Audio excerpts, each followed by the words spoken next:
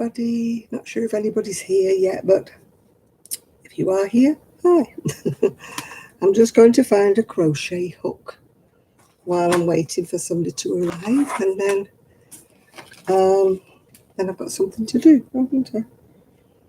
I'm looking for a 4mm. Oh, hi Nathan, hi Chrissy, hi Denise, hi Jill. Just let me find found a 4mm. Hi Lisa. Hi Nathan, and happy birthday to Leon. Anybody who knows Nathan, his eldest son is 16. So yeah. Hi Jill. Hi Jane. Yeah. Oh, I had to find something to do. For all of the, oh hi Ian.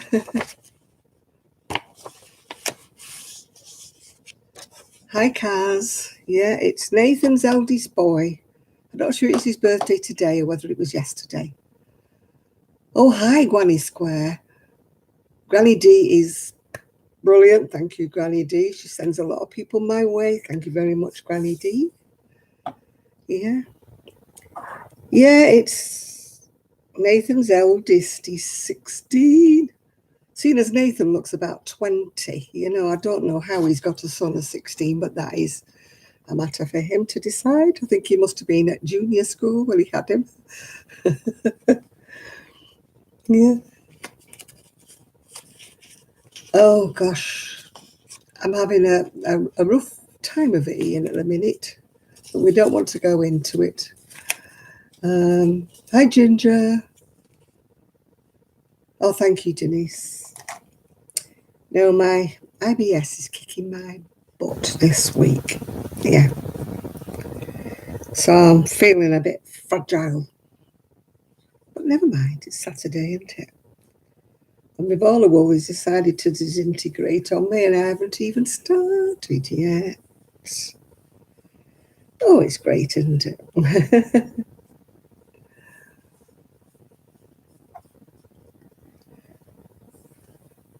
No, it's 17 in the UK, but sadly, Nathan's boy has a couple of problems, so he won't be able to drive, yeah. He just drives you all mad, doesn't he, Nathan? Lovely lad, but he just drives them mad, yeah. But as for driving an actual car, no. Oh, hi, Eason. Have I missed you coming in, Eason? Eason, where's Eason?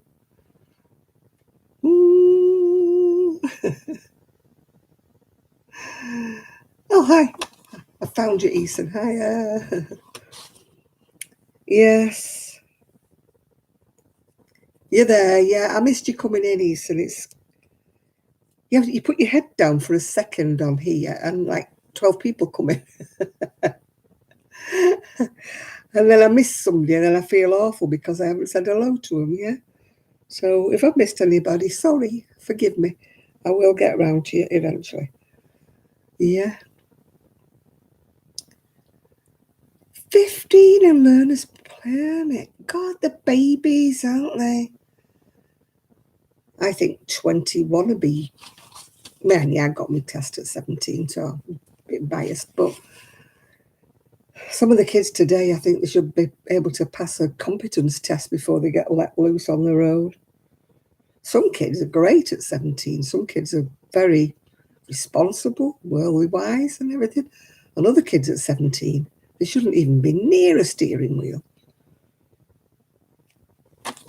Dear, dear. When I passed my test, my dad said to me, "You've passed the state driving test, but you haven't passed mine."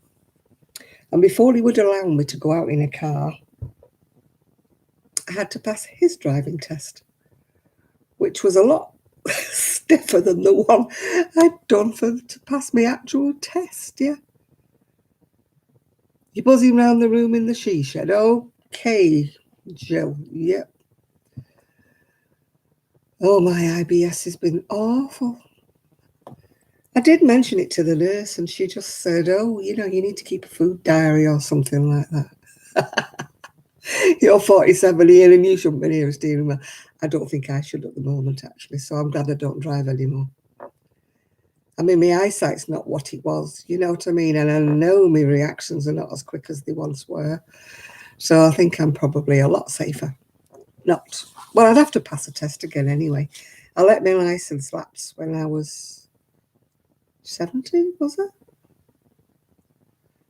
You know, when you had to renew it, I think it was 70. And I didn't renew it because I thought there's no chance of me ever getting behind the wheel again. So I didn't feel safe. Yeah. So, no, I don't think I want to ever. I'd have to go and get you say pass a test again, and I don't think I'm ready. Oh, I'm okay on my scooter because I go slow so I can see, and my reactions are, you know, are quick enough for a scooter, but they wouldn't be quick enough for, you know, for a car. No, you have to have your wits about you for a car, and I don't have any wits.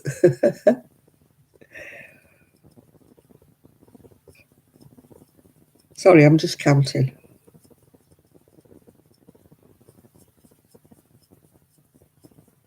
Should have done this before I came on.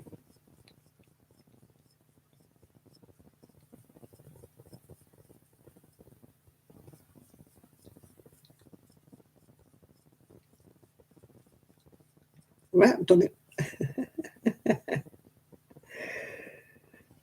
I finished the top, by the way, that I was doing, was it last week? But if I did it again, I would alter the pattern. You know me. Definitely alter the pattern. I did it to the measurements they said, but it's too short. That's it. You do it in two pieces and you seam it up the front and up the back, yeah? It's too short, and I don't like that fake rib, which you add on as you're going along, not afterwards. So, of course, it has no, what I would call bant, what you maybe call elasticity. We call it bant. We have no bant, yeah. And it's too short. It definitely needs to be longer. So if I did it again, then I would leave off that ribbon. You do so many stitches at the beginning of the row and so many stitches at the end. But as you can see, it's very sloppy, very slack. So I would do it longer.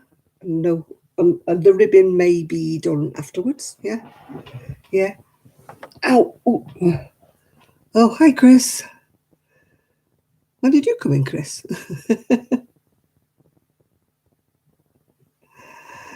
Yeah. Well, you should have told Nathan. Nathan's after a scooter. Yeah. Yeah, I saw Brandon was 18. I did put a message on Facebook wishing him a happy birthday. So if Brandon comes in, folks, wish him happy birthday belatedly. Yeah. You came in earlier. I am so sorry, Chris. I missed you. I told you. I miss people.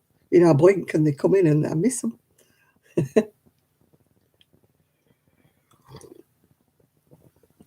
And I haven't watched Miguel's latest video with his chickens.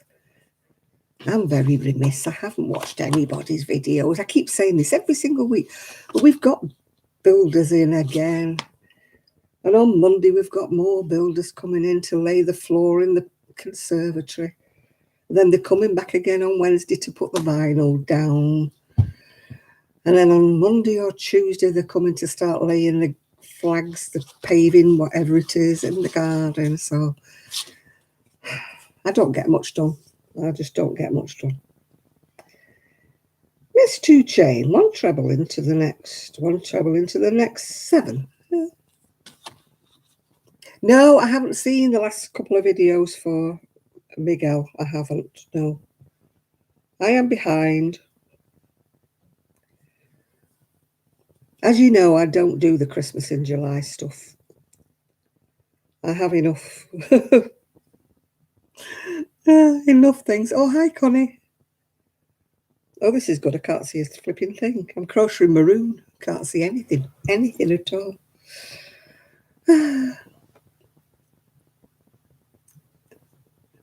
Oh, and the Christmas is in December to me. It's not in July, it's in December. Yeah. Miguel was trying to explain to me what it was all about. I said, thanks a lot, Miguel, but no, thank you.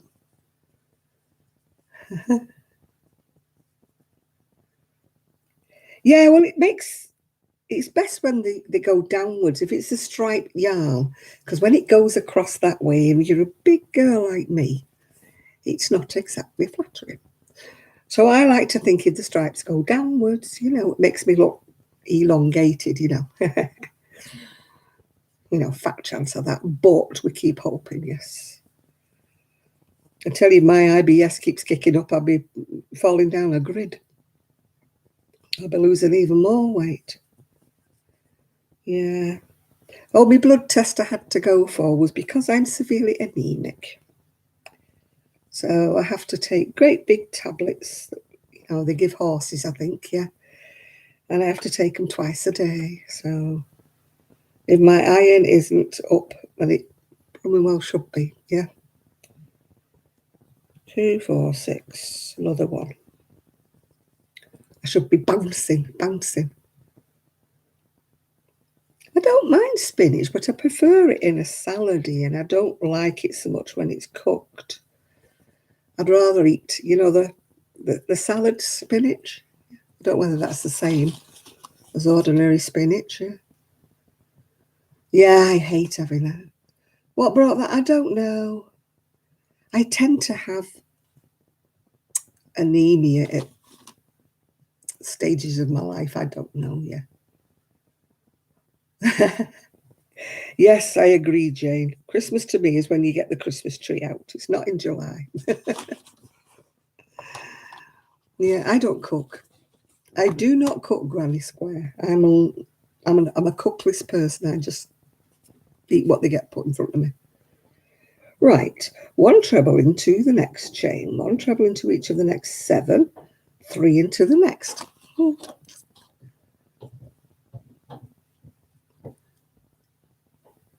Oh, yeah. Well, with me having the IBS, that isn't happening at the moment, Denise. I could do with that happening, actually, to be quite truthful with you. Why is my yarn splitting? I am not happy. I hate it when the yarn is not twisted enough. You know what I'm saying? Not twisted enough. Oh, I don't know. We'll see what happens. I've got to go back for another blood test. Just wonder if I've got any blood left in my arm. 2, 4, 6, 8. So we'll see what happens when they do the next blood test. They've only given me a month's supply, yeah. Oh, yeah, if it happens the other way, Denise, I might see an improvement in my IBS, yeah.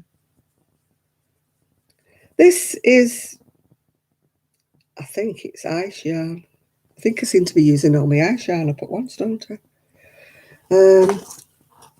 Yes, it's ice yarn, yeah. Yeah. Did everybody see that Kelly's got a video up? Yeah. She's in cahoots with a company that make like templates. If you're a knitter, templates, so you can make your own pattern up, design your own pattern up. I would be glad if they did it for crochet as well. Yeah, but we'll see. Hi, Valerie. I'm making it looks a bit, ooh, you can't see it very well, can you? Baby cardigan. I made it, baby dress. I've made it many, many months ago, yeah. You've watched the Kelly video, have you? Yeah. So I just hope that this company that, I hope you have watched her video, because she's been sponsored, and it would be nice to give Kelly a little bit of a boost, because the more people who watch, hopefully the more money she might get, yeah. I mean, I get nothing for mine, but never mind. I am not bothered at all. When I do these lives, they're not monetized. I don't get anything for doing them, but it doesn't worry me, because I don't do it for that. So, oh, 3 treble into the next, 1 treble into the next 20. No, that's not right.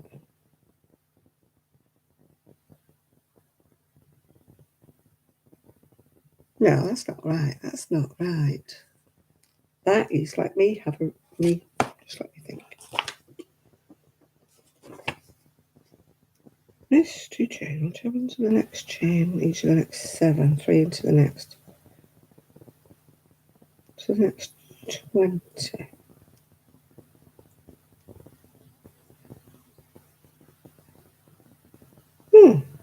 Oh, of course, it's in 2 halves.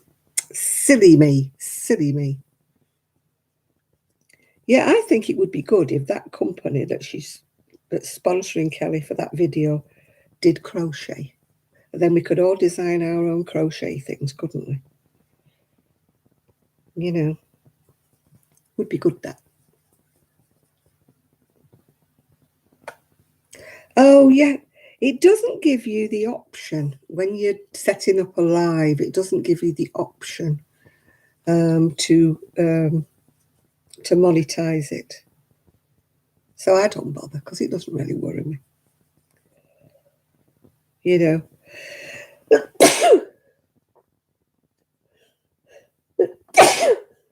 Excuse me.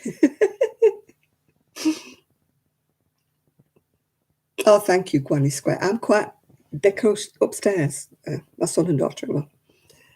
They cook for me, so I am very lucky, yeah. Yeah, I've got my lovely niece. My lovely niece has got COVID. She's been double jabbed. And yet she's had COVID. She had COVID when I had COVID, which was not this February, the year before. We had COVID together. So I don't know why she's got it again. So I don't know.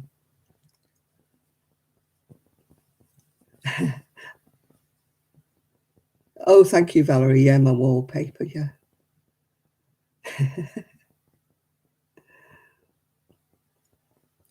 Oh, super. You know, they have super chat. They have all this Patreon, whatever it is. I can't be bothered with all of that, to be quite truthful. I don't mind if my videos are free. I don't mind at all. You know, I'm not in it for the money, if you know what I mean. I'm just in it because I like doing it, you know. I'm not going to make a living out of it, let's face it. So it doesn't particularly worry me. Yeah.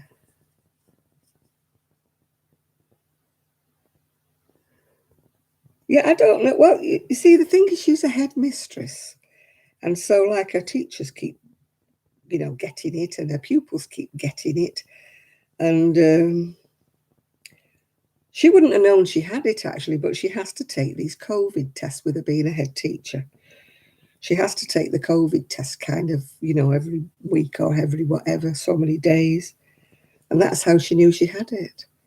So she's in self-isolation. She's done about a week now, so she's not got much longer, yeah, to do. Hi, Mary. Anybody I've missed? Hi. Oh, they take the kids out of school, Chris, yeah. If one of, not all of the kids, just the class. And it makes it really difficult because, you know, if the mums are working and, you know, they can't keep having time off, they're going to be losing their jobs, aren't they? You know, it's just awkward. It's really awkward. But if you've got no childcare, what do? You know? Hi, Patty. You know, it's hard enough. I mean, I can remember when my son was small, it was hard when he caught measles and mumps and stuff like that, you know. You know, it was just very difficult. Luckily, I worked for my parents, so they actually understood because, you know, they didn't want me bringing their grandson into work whether he got measles or something. Yeah. Can't count. This light's terrible. Can't see a thing. 10, 12, 14, 16, 18. Oh, there we are, 20. I forgot to do 20 or 22. 20. Oh, Sue's husband's come out of hospital. He's had a spinal operation. And he's doing fine, except when they came home from the hospital after driving him like 3.5 hours from Edinburgh, they had no power. And she's got an electric cooker and everything, so they'd no heating. They did have some heating because she's got a log fire, but they'd no lights, no anything. They're there with the candles, and poor soul's just come home from hospital. Yeah. Yeah.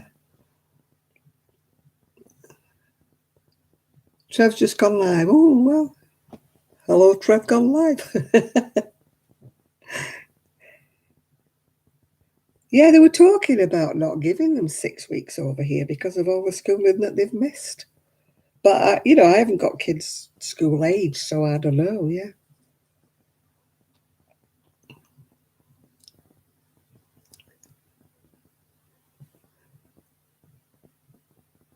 Yeah, I hope John... She said he's not too bad in himself. It's... obviously, the journey back, from Edinburgh Hospital wasn't very much fun because some of the roads in Scotland are, a bit bumpy. I'd said to her, make sure you take plenty cushions, to put around him because I only had like a half-hour drive from hospital when I had my spine done. And believe me, I felt every single bump. Along the way home, it was like bump, bump, bump, bump. It was awful. You feel like the person who's driving's doing it on purpose. They're not, but you feel like they are, yeah. You feel like they're getting every bump in the road, yeah. Yeah, I don't know when kids break up because, like you say, you lose track when you're not, you're not got kids in school and that. Hi, John. It's just, right. I've done it. And I've got a split stitch, which is going to bug me, so it's going to have to come back. Can't do with a mistake. Cannot do with a mistake. It drives me bonkers when I've got a mistake. I have to go back. I know some people just carry on going, but I can't. 6, 8, 10, 12, 14, 16, 18.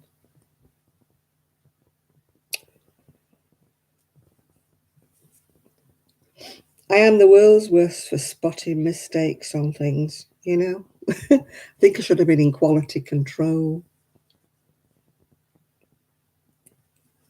I made C&A, if you remember C&A. It was a shop that sold clothing. They had to take a whole range of clothing off because I spotted a mistake. And I went in and I said to them, do you realise, I said, that the front of your T-shirt is upside down. The stripes are going the wrong way. And they're like, oh. And they went and had a look and they said, oh my gosh, you're right. Yeah. And it was a whole range of like sweatshirts. And it was like 3 different coloured stripes, but they were different sizes of stripes, if you know what I mean. So the back and the 2 sleeves were done one way and the front had been cut out upside down. So they had to take the whole range off. I bet they loved me. I said, well, your quality control wasn't doing very much of a good job, was she? But of course, as soon as I'd pointed it out and as soon as they'd seen it, they had to take the whole range off.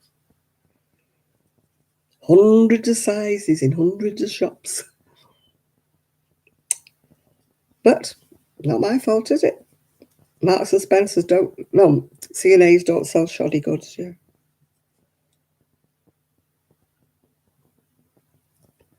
It was like T-shirt material, Nathan. But they'd cut the panel out upside down on every T-shirt. Well, sweatshirt it was, yeah. So, well, it was the firm who'd made the t-shirts for them. They'd done it wrong, hadn't it? Not my fault.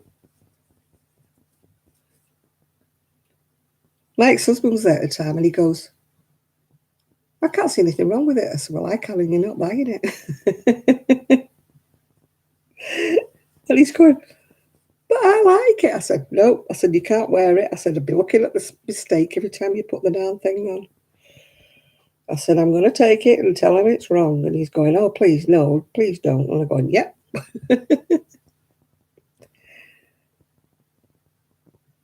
That's what my dad used to call it, coats and hats, yeah. I'm supposed to be crocheting a little baby dress, but I can't get my count right. 2, 4, 6, 8 at one end. 2, 4, 6, 8, 10, 12, 14, 16, 18, 20. Then 3, and then 8. 2, 4, 6.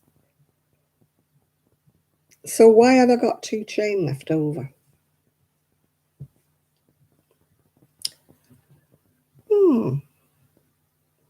Oh, I'm spot on. I can see a mistake. I once finished a sweater off, and there was a mistake right on the front. And I'd finished it off, sewn it all up, put all the edging on it, done everything, and then I saw it. So my friend came and she said, "Oh, that's gorgeous." She said, "That's beautiful." She said, "You made such a lovely job of that."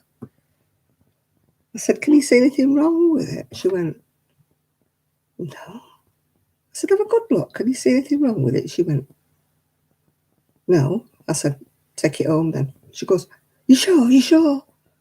You sure you don't?" I said, "No, I can't wear it."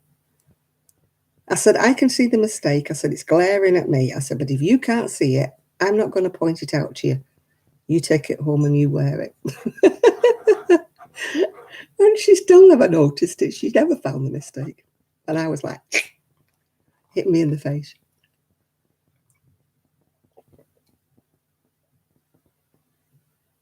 I don't mind what you do, Jane. No, this is a fun channel. I'm going to have to put the light on because I'm crocheting maroon and I can't see a dicky bird. So you'll have to excuse me while I heave and waddle my little self over to the light switch.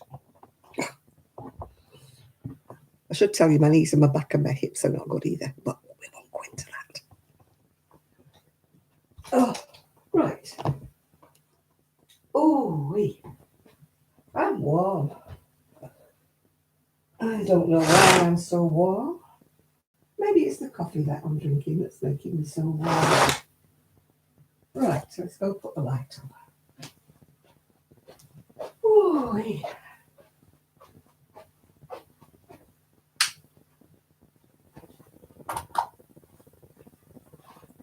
I'm going to have to take my cardigan off for a little while I stop having my hot flush. Ooh. Ooh. Ooh, that's better. Maybe it's the coffee. Oh, there's me frills on my dress.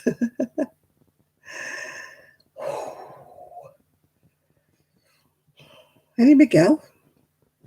Any Miguel, or has he gone for his coffee again? Or has he seen to his chickens? One never knows with Miguel, does one?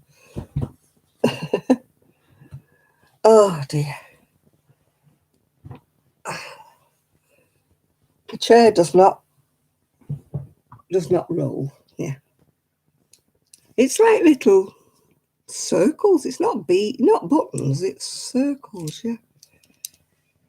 Oh, I staggered down to the charity shop this week. Well, I didn't stagger, I put them on my scooter. 6 bagfuls like that of beads. 6 bagfuls. I said to the woman, "Can you help me with this?" Well, I said, "I can't get it off my scooter." So she's like, lifts the bag up with them all in. You know, there was some dresses in there and some shoes in there. And she's like, she said, What's in here? Lead weights. Oh, I had too many, Ian. I had far too many. Many. I thought, this is ridiculous. I had thousands and thousands of beads. I just picked out the ones I'm going to wear. I just don't have the room for them, Ian. I just don't.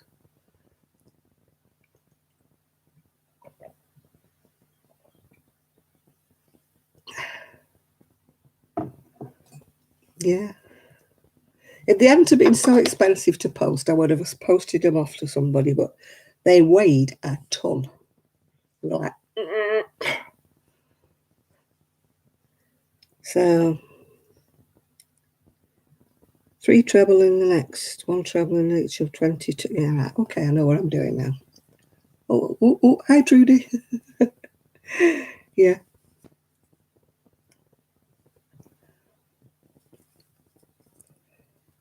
Yeah, I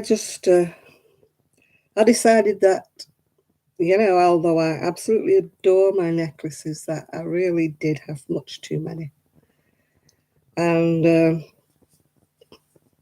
I just thought and there was about 3 or 4 dresses that I was a bit iffy about. I mean, I'd got rid of piles of stuff, as you know, before I moved here. But there was, well, that's my trouble. I've been a hoarder, Kaz, and I just got to the stage where you can't keep on hoarding. I haven't got the space here that I had at home. When I lived in, by myself, I had a big house to spread out in it. And Chris, don't you mention Christmas in July or I'll dot you on the nose. I do not subscribe to it, and I don't like even thinking about Christmas in July. Whose stupid idea was that, anyway?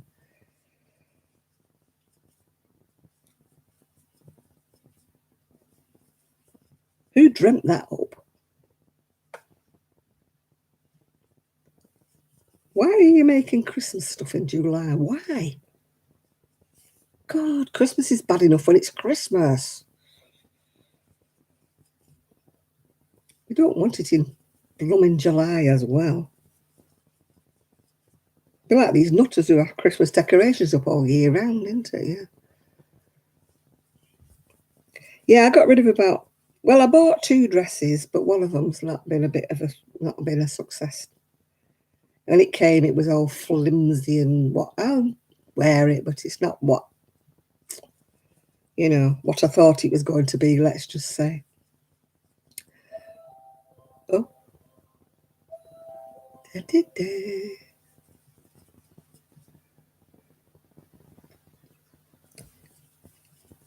Yeah.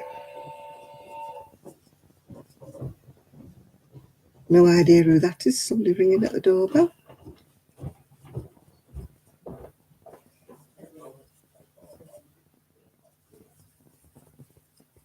Surely they can't be eating again.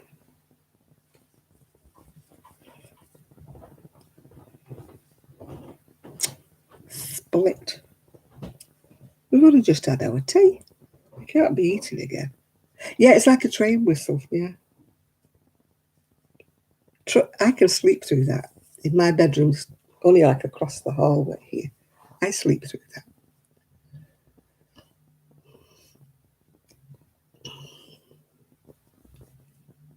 I sleep through that, and I sleep through the dog barking. I think because I know it's Poppy, and I think, oh, she just barks, she doesn't really bark for a reason. She's just that kind of a barky dog, she sees a cat or she hears somebody in the street, she's a bit of a barky dog. So I think I just tune out. So it rained here today. Did you see the fancy cars that were there for a wedding when I was on my way to Cleveland's? Was it yesterday? Yeah, yesterday. Yeah, somebody was getting married. It's a good job it wasn't raining. It was one of those fancy old-fashioned cars. With the open top, yeah.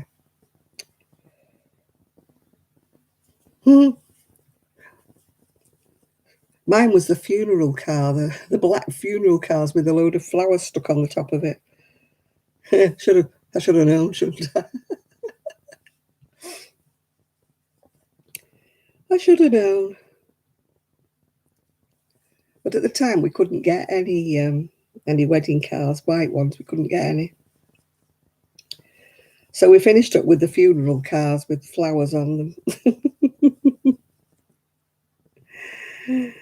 Oh, it should have been an omen.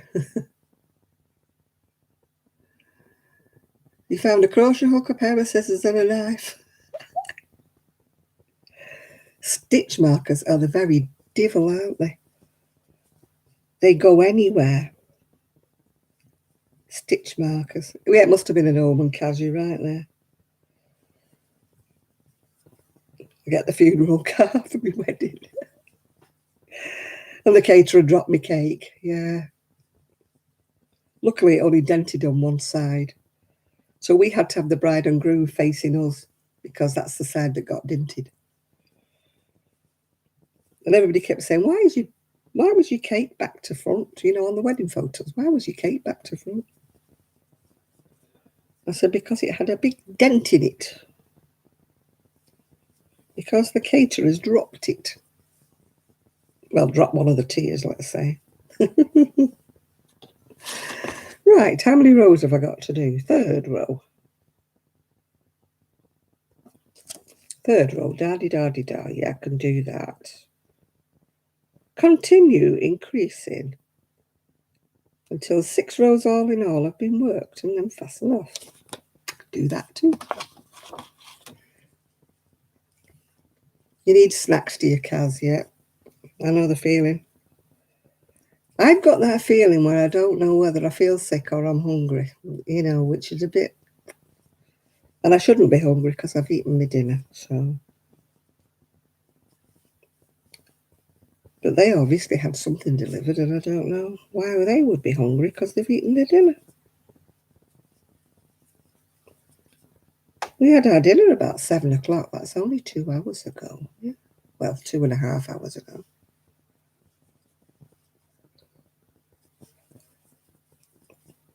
Maybe they've got a hungry head on. I'm the opposite. I just don't feel like eating at the minute. Usually when I go down to Cleveland's, I treat myself to an ice cream, but I didn't even do that. That's strange for me. I did have a hot chocolate instead.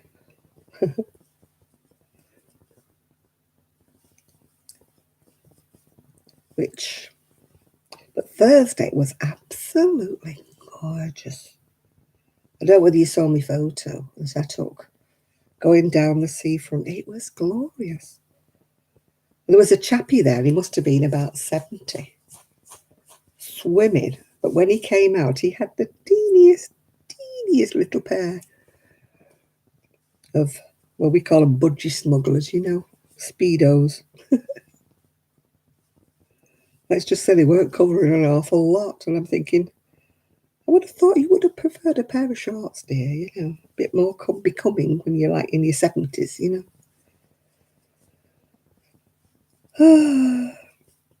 He said hello, so I said, oh, is the water cold? He went, no, it's summer. Trust me, the water is still cold here, even in summer, yeah. Oh, I've got an itchy back now.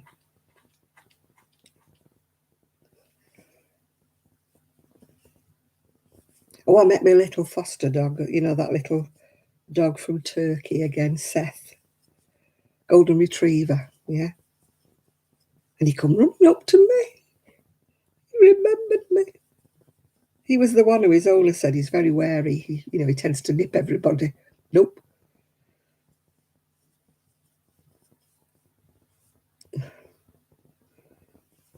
Yeah, why did he wear? Well, the water was cold, so I can't tell you whether he was a big lad or not. I think the water cooled any of his ardour, But, his trunks didn't leave much to the imagination, let's just say.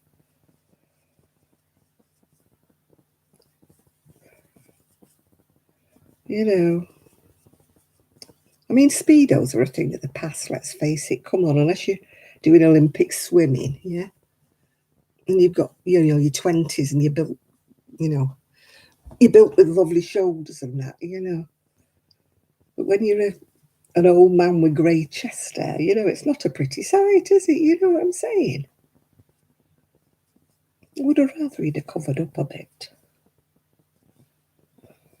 Well, I don't know whether he had harder or not, Ian. Let's say you certainly couldn't tell from his Speedos. But the water was very, very cold, in his defence, yeah.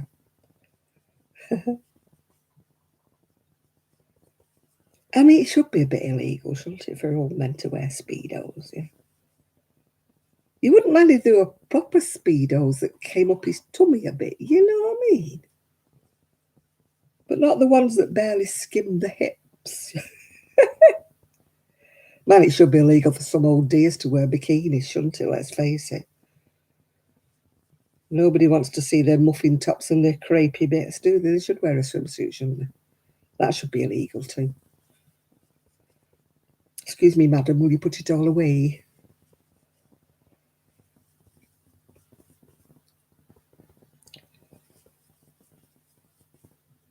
Why do fat lasses always want to wear a crop top and a pair of shorts that don't fit them? Yeah? That look like they've been poured into and there's a lot left over. I don't mind seeing a lass with beautiful figures and stuff like that, but my channel is now live, it's telling me. You're a bit late with that. A bit late. You've got Vimto and popcorn. I've got coffee and crisps. Hi, Magali.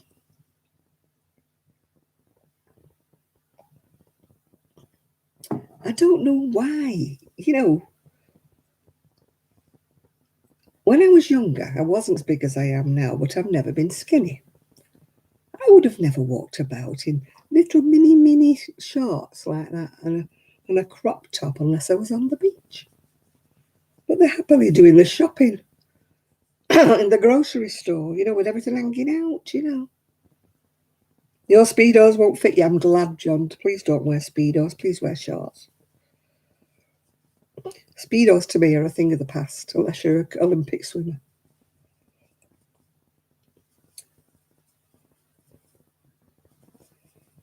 Yeah.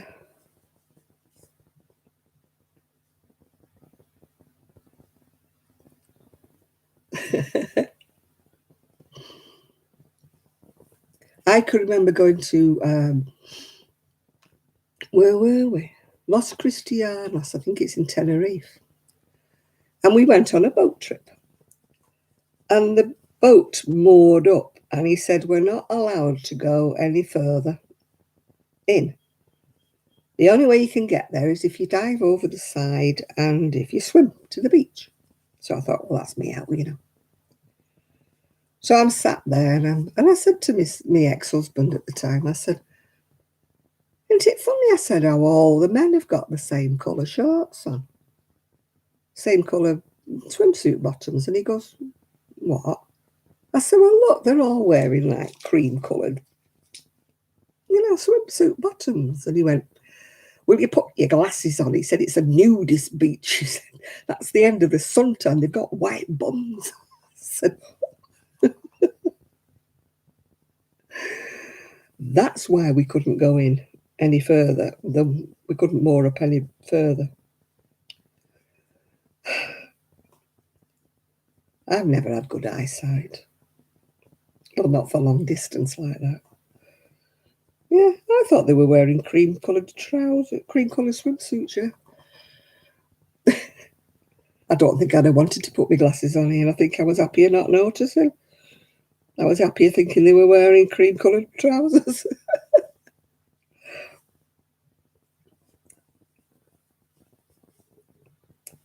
Oh, dear. I can remember my mum and dad, they must have been in the 60s, going for a walk up a beach and accidentally walking into the nudist bit. And my mum's saying, turn back, John, turn back. And my dad says, no, we'll keep walking. It's bound to go somewhere. My mother were trying to drag him away. She said, there should have been a sign. There should have been a sign to warn us.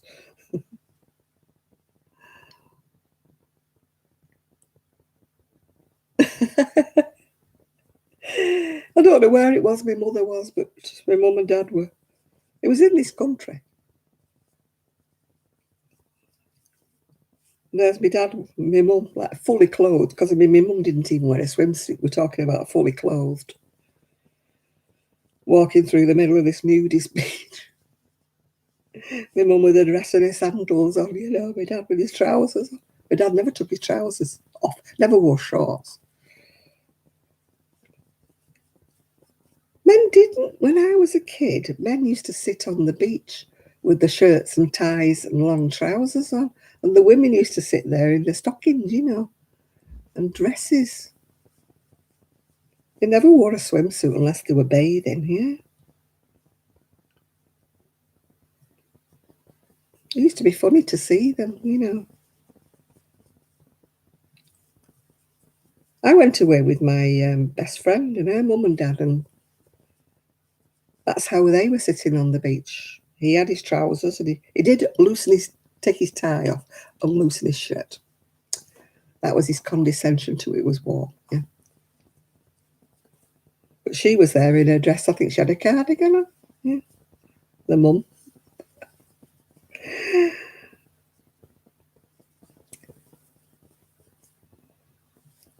Thank goodness those days are gone now.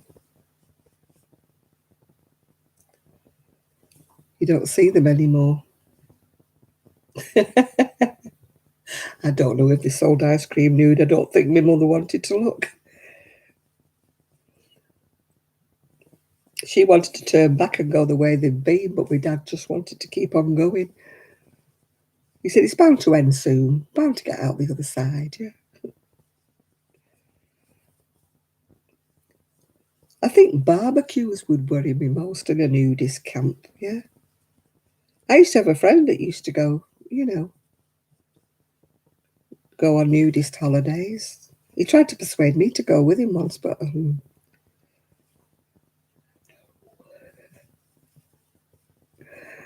no, thank you.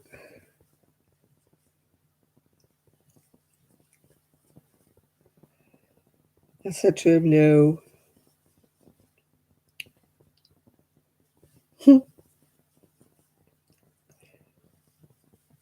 Mainly when he got married again, his second wife just wasn't into it. So I said to him, what do you do?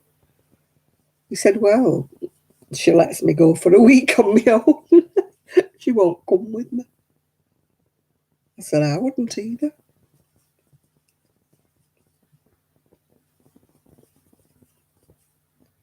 You can imagine doing barbecuing. I mean, you'd have to put an apron on, surely, wouldn't you? You couldn't have bits of fat spitting at you, could you, when you're in the nude? No, no.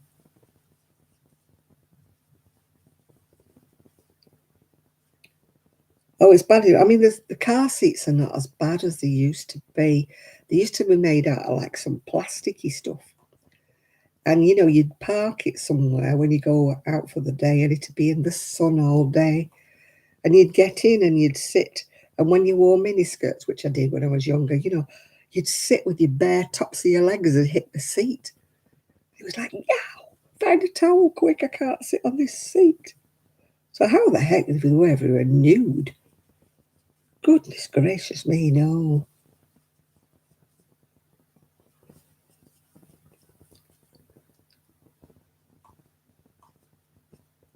Man, it used to be like that, Nathan, when everybody used to go topless on the beach, yeah. They don't do it as much these days, do they, huh, Pajoli? It was kind of fashion to go topless at one stage. I think it was in the 70s, maybe, 80s, where everybody used to go topless. I mean, some of the sights should not have been seen, you know. It wasn't an enthralling sight, trust me.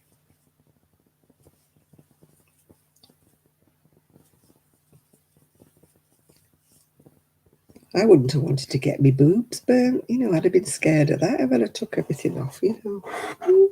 No.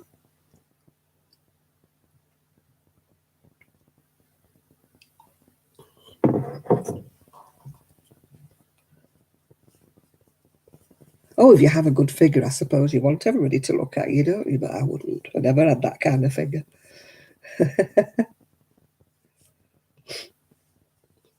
Yeah, they've gone the other way. I mean, at one time I think it was the 80s, maybe the late 70s, 80s. Every beach you went to, whether it was topless or not, they used to just walk about, you know. It was just the dumb thing. There were some beaches, I think it was in Greece, where you had to keep your top on. They used to have big signs at the beginning of the beach saying no topless sunbathing. Yeah.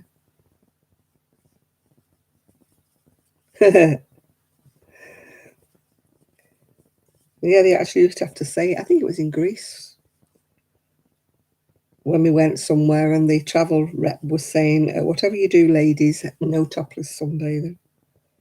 Unless you're on your balcony in the hotel where you can't be seen.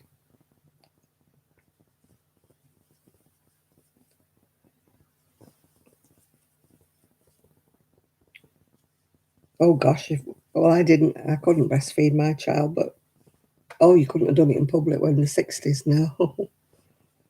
The swinging 60s, ha ha.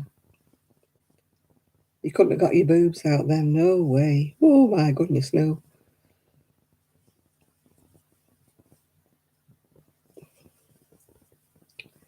You had to wrap a shawl around your shoulders if you were doing that. Put the baby underneath.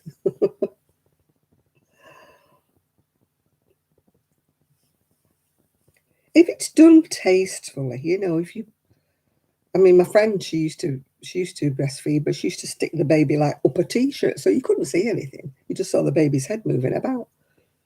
And then another of my friends used to always carry like a very fine shawl she used to put over herself and the baby. You know, I think it's sort of common courtesy to do that, really. But there are some women who are like, you know, I will do it and nobody's going to say anything to me. I'll lob it all out, you know.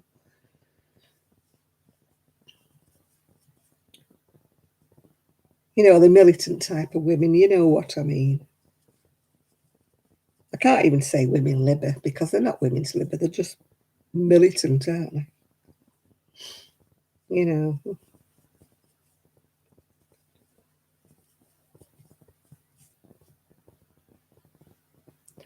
Oh, God, can you imagine, yeah? Sitting on the sand? Oh, no. It was the same for me, Teresa, yeah, and it didn't work. Poor little sausage was as hungry as can be. I had to give him a bottle because he wasn't getting enough, so I gave up and put him on a bottle altogether. No, I wouldn't have wanted to be nude sitting on sand. I can't think of anything more painful.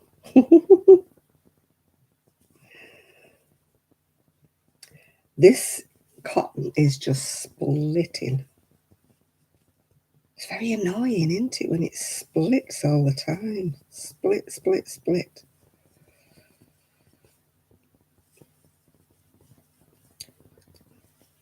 Well, we've still not got Miguel. I don't know. Yeah. Oh, I remember thinking there was a thing on one of these hacks that nobody knew about was like taking talcum powder on the beach, you know, to put on your feet and like dusting it off. I thought everybody knew that. I thought everybody knew that.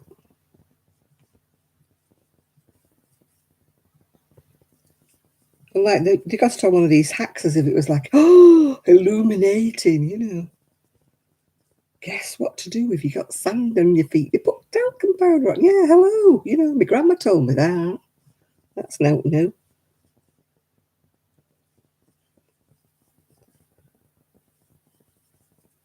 You didn't know that? Yeah, well, if you get on the beach, take your talcum powder with you. You sprinkle talc on your feet and it just gets rid of all the sand, yeah. It works, it works. But don't wet your feet first. We're just talking about sand. We're not talking about wet sand.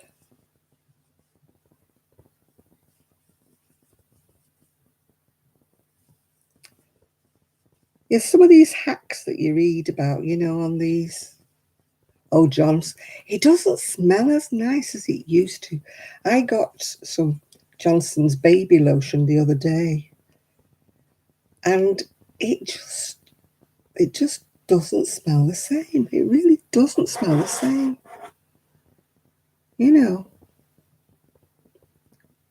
Smell of new babies. I don't mean the smell of new babies. I mean newly bathed.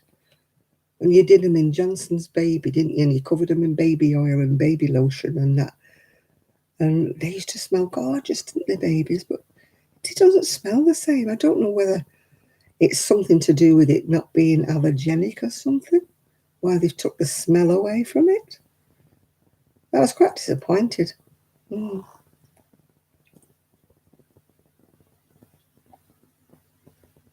No, that's your grandma's talc that smells a lily in the valley.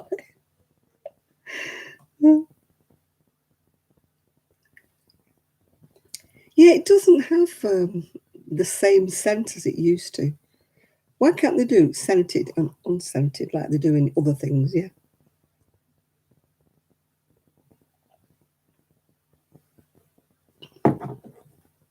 I've never really heard of anybody being allergic to Johnson's baby lotion. Maybe I don't know anybody. My back's itchy, excuse me. My back is itchy. I know why. It's because there's a drawstring. It's got a V-neck, this dress, at the back. And there's a drawstring that goes across and ties in a bow to stop it falling off your shoulders. And I think it's the bow that's making me back itch. 1, 2, 3, 4, 5, another row I've got to do. I use the baby lotion to take my makeup off. And I also use it on my arms, after. A bit like after sun, yeah, whatever. I don't use it instead of suntan lotion. If I'm going in the sun, I don't use it instead of. God, when I was younger, we used to use the baby oil, to get a suntan. It's a wonder we didn't frizzle. It's a wonder we didn't come out like chips. Yeah. I used to love coal tar soap. Oh. And Pears soap as well. Do you remember that brown see-through bar of soap? Pears, it was called, I think. Yeah. The only thing I could never use was, do you remember that Camay stuff? Was it supposed to be loads of suds and stuff for your face? My God, it used to bring my face out in rashes. That was all full of perfume, yeah. Yeah, we used to do that, didn't we? Put olive oil on your skin to go and sit in the sun. Oh, honestly. It's no wonder, it's a wonder I haven't got skin cancer or something. Yeah, my ex-husband can't sunbathe at all now because he got skin cancer. But he was a sun worshipper. Any bit of sun he was out there, top off. He used to change nationality, if you know what I mean, without being sounding as though I'm going ethnic here. He used to change nationality in the summer because he was that dark.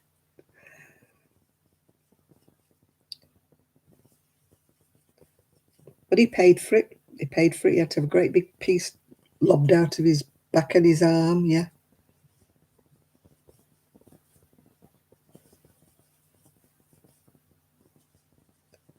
Oh gosh, everybody used to smell of Brut, didn't they? My dad used to use Old Spice. He used it forever and a day, my dad. He always used Old Spice. He never used anything else.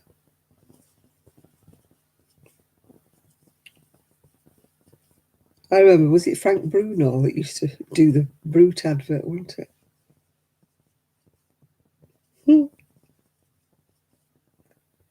Oh, Brill cream, that was disgusting stuff, wasn't it?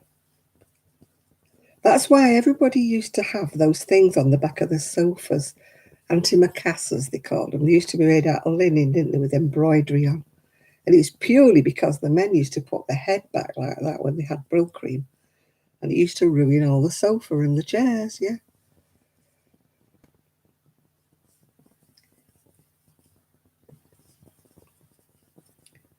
So that's what they did. No, they used to be called antimacassars because years ago the men used to use a oil on the hair. I'm talking about 1800, called macassar oil. It was a bit like the forerunner of Brylcreem, and it used to make such a mess of all the chairs, yeah. I get quite a tan. You know, you can see, well, you can't, but you can usually see the difference between the colours. Oh gosh, my dad never wore Brylcreem because he was as bald as a badger. Well, he had like the Bobby Charlton, you know. So my dad never used Brylcreem, no. My mother went mad because she always said my brother spoiled his hair by using Brylcreem to make a quiff. Do you remember the quiff, the teddy boy quiff? He was blonde. He was white blonde, my brother, until he started using Brylcreem. And then his hair went like darker. And my mother always swore blind he ruined his hair with Brylcreem. He probably didn't. He probably went brown anyway, but he was white blonde. I've got photos of my brother when he was, you know, even up to a teenager. But when he started doing the teddy boy quiff thing, he was never a teddy boy man, but he just used to have that quiff thing going on. And he used to use Brylcreem.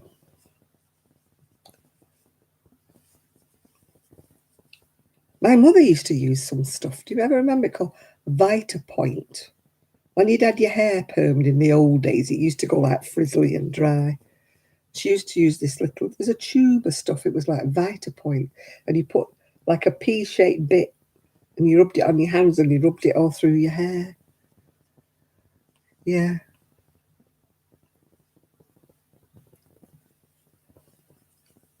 Well, they used to always use the Vitapoint, yeah.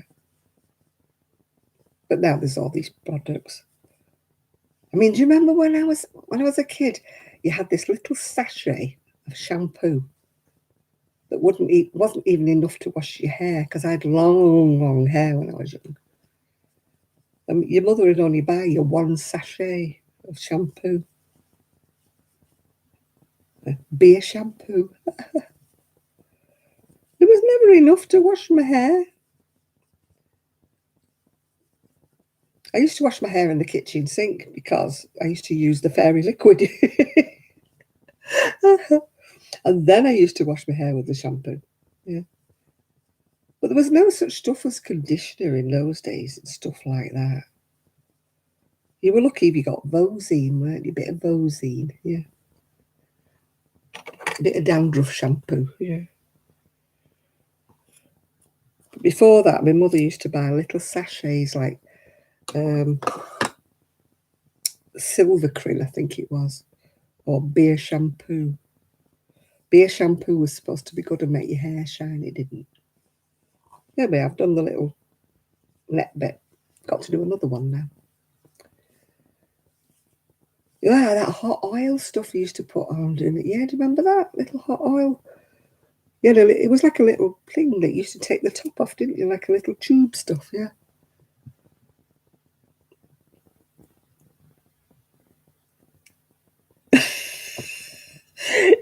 That was what my ex-husband used to go, that colour, yeah. Yeah, VO5 hot oil, yeah. It was a devil to wash out, that hot oil, yeah. I remember once reading something that if you had dry hair, to put mayonnaise on it. I had to do about 10 shampoos to get rid of this mayonnaise. It was like, never again.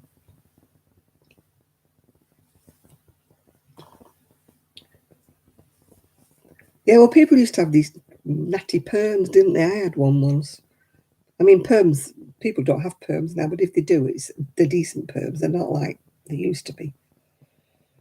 Home perms, oh God. You used to smell people on the bus, didn't you, with the home perm? It used to stink.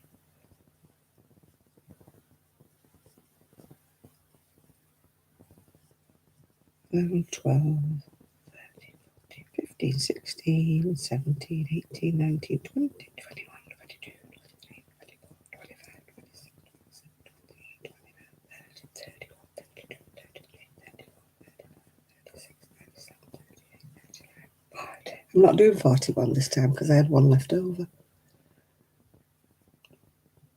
Do you remember that advert? Is she wearing Harmony? She'd be shaking her head. Is she wearing Harmony hairspray? Woohoo! I used to have my hair permed. Mind it was before I bleached it blonde. Because my hair's very thin, doesn't do anything. So I used to have it permed to give it some kind of body. They used to call it a body perm or a light perm. Just to give you some body in your hair. It wasn't to make it curly or anything. I used to have that, yeah. At least I could do something with my hair then, yeah. I always envied my friend. She had that long curly hair. I don't know whether she used to perm it or whether it was natural, but she had long curly hair, a bit like, you know, him out of Queen, Brian May. I used to be so envious because my hair was so weedy, so thin. You know, in order to do anything with it, I used to have hair pieces and, you know, like buns and stuff like that, fake bun things and stuff to make anything in my hair.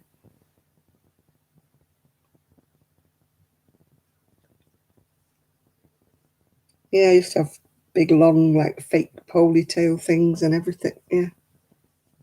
Those were the days. I mean, they're doing it now. They have hair extensions, don't they, now?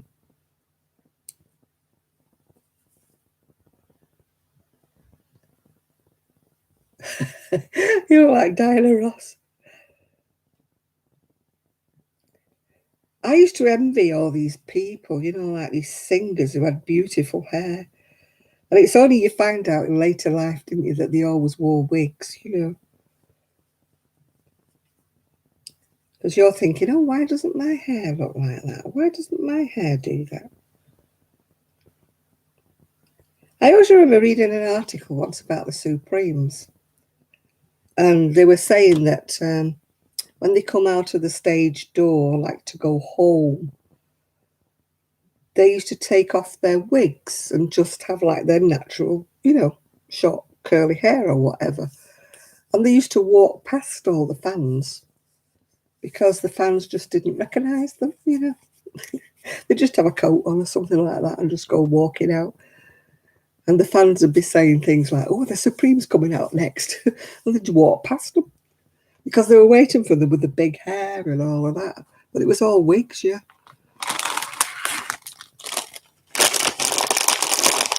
One way of coming out the stage door, isn't it? And not being recognised.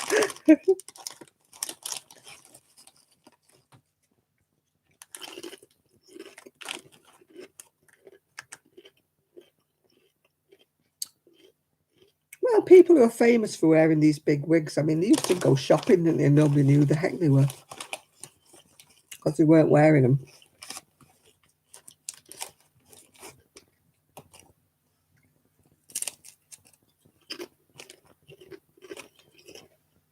I used to buy wigs for Paris. Do you remember my mannequin?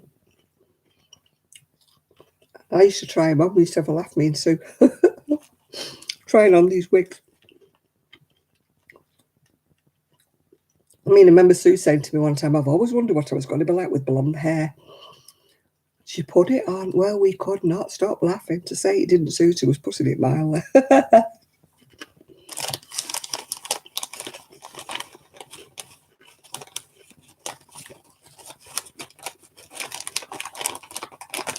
I remember in the green fruit shop that lived next door to us, there was a lad there. Hi, Shad. There was a lad there he was called Trev, and he always wore a cap when he was working. And my dad said, "Oh, that's because he's bald." He was only in his 20s. He's bald, yeah, that's why. Anyway, one night the doorbell went, and he said, days before mobile phone, this bloke said, "Can I use your phone, Jan?"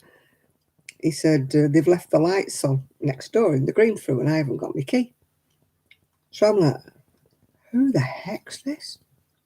So I'm like, Dad, there's somebody at the door. So he comes to the door and he went, "Oh, hiya, Trev." Well, apparently he paid a fortune for this wig because he's only in his 20s. It was a brilliant wig. I mean, you see some, don't you, wigs, and they look like wig. It was brilliant. Because I'd never seen him, wearing this hair. I didn't even know it was him.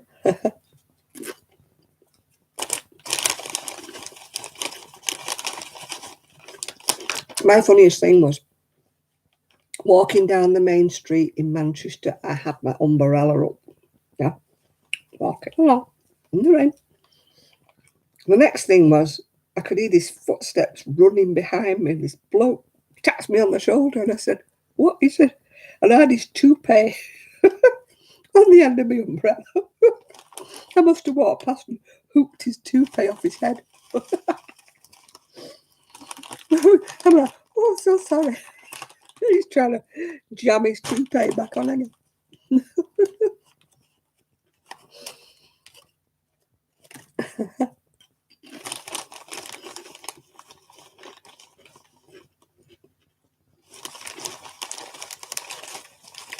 Obviously, his toupee tape wasn't working too well that day.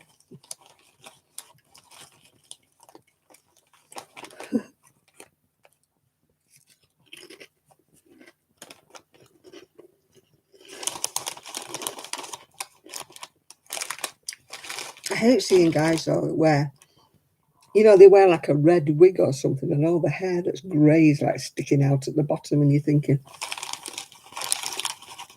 you're so wearing a toupee. It's just so obvious you're wearing a toupee. Yeah.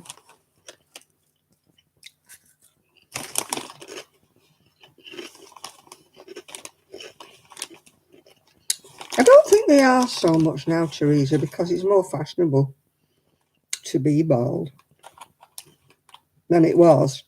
When my son first went bald, he was in his 20s and he got quite upset about it because it wasn't really all that fashionable. But now every other guy you see in the streets shaved their head, haven't they? They just got it and they look okay.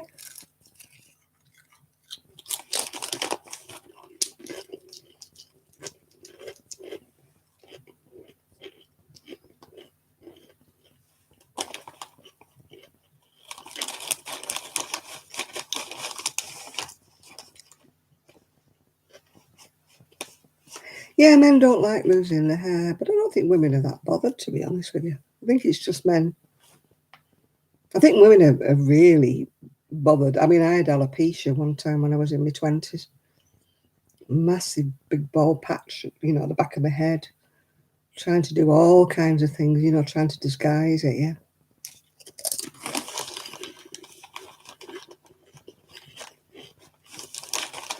I'd rather see a man bald than when he tries with these few wisps to, get some stupid haircut, like, combing it from back to front, Hi, Amelia.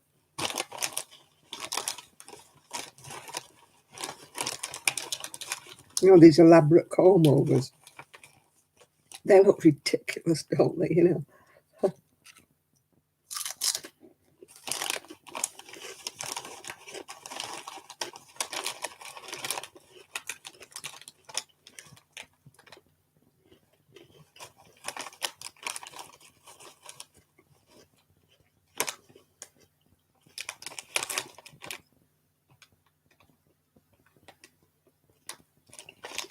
Yeah. Mine was alopecia. It did pass. That's all I can say, Denise. It did. It was awful when it was happening because I had a bald patch at the side and one at the back. The back one was like that big. You know, I was having to comb my hair over it and spray it, you know, because I was terrified of the wind blowing and showing me bald patch. Yeah.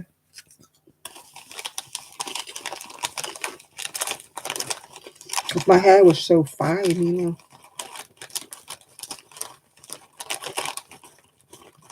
My hair's never been thick, as you can see, it's really wispy.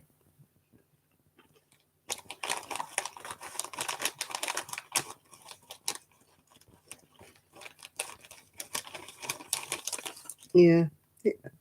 I mean, with some people, it's just something like a nervous disposition, yeah. I don't know what brought mine on. I think maybe it was, you know, to do with my marriage and stuff like that.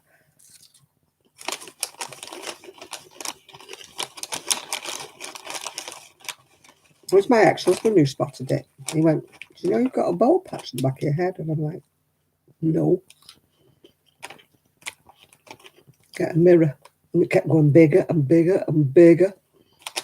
I was like, "Oh my God, I'm going to be bald." My dad, you know, he kept saying, "Don't worry about it. You know, if you lose all your hair, you know, you can get a wig." And my mum used to be saying, "It'll come back lovely and thick and curly when it comes back." It never did, you know.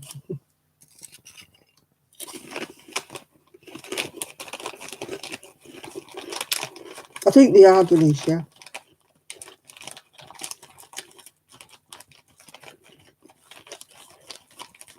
But I was in my 20s at the time when I lost my part of my hair.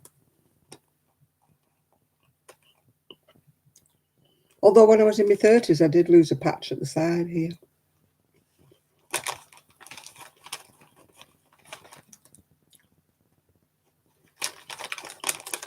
Yeah, my hair went thinner. Definitely. When I was on the menopause, my hair definitely went thinner then.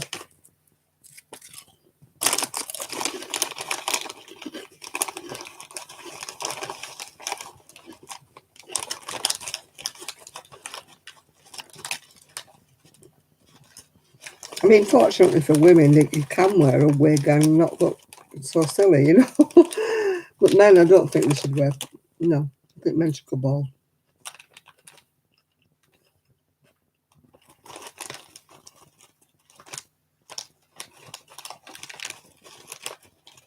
Yeah, thankfully, I mean, the death rate, Denise, does seem to be fading away now, doesn't it? They say it's only the people who've had not been jabbed that are getting it. I mean, my niece has got it, but she's not that poorly with it because she's had double jabs, yeah.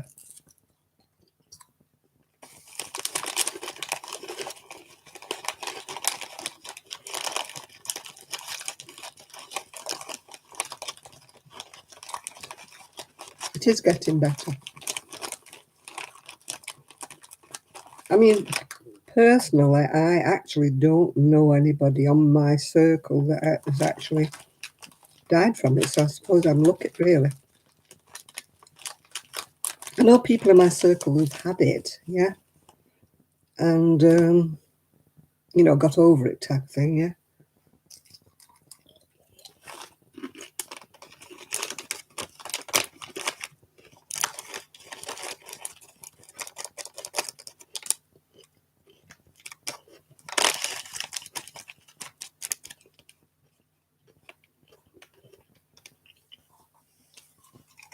Mm.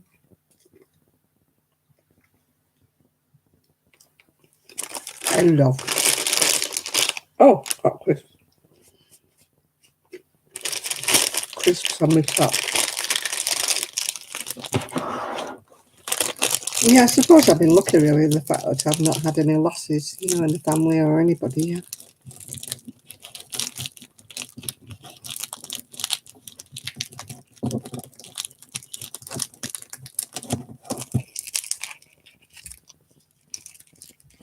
Hello, Lisa J. Right, I've made my little bow with my little bag of crisps.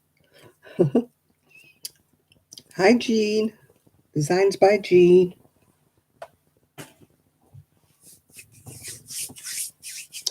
The necklace is all circles. I thought about you in the week. I took 6 bags like that full of necklaces down to the charity shop.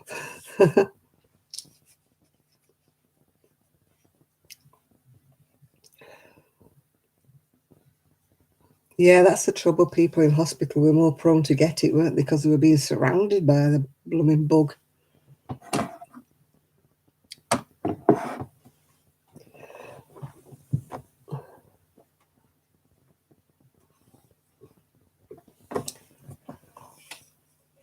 No, I had it once, like last year. And that was enough for me. Don't want it again.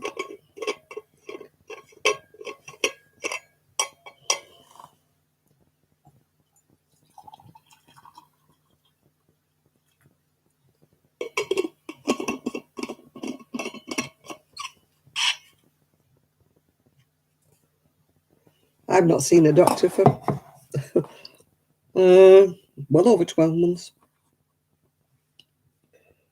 You can't get to see one these days. Seen the nurses. But doctors, no. I mean, it's like all this like IBS and all my stomach issues I've been having for the last couple of weeks. I mean, I talked to the nurse about it, and she's going, "Oh, it's probably your IBS. Keep a food diary." But you can't see a GP. Oh, look, lipstick. Oh, lipstick. I must have drunk out the wrong side of the mug.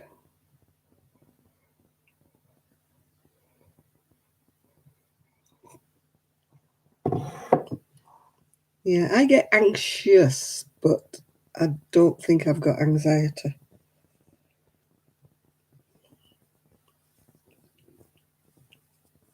I think it's a different thing. We were talking about this the other day, me and Sue.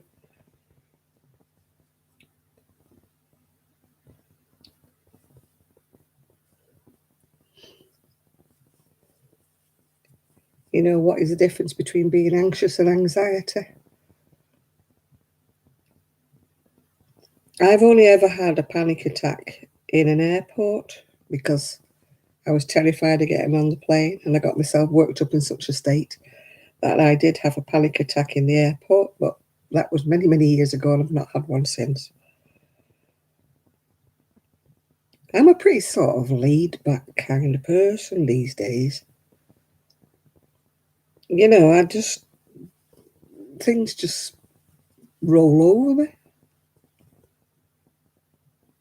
I used to be more anxious or more whatever when I was younger. But I don't know whether it relaxes when you get older or what. But I'm pretty laid back. I just don't worry about anything. I just don't have worries anymore, you know. I kind of think, oh, well, you know. Yeah, it scared me, the panic attack. I thought I was going to pass out, thought I was going to die. But I only ever had the one. And that was because I'd got myself so worked up about getting on the aircraft. I still don't like flying, but I wouldn't get that worked up anymore. I'd got myself into a bit of a tiz, as they say. But now, you know, I'm just so laid back, I'm horizontal. Nothing really frets me these days. Things annoy me.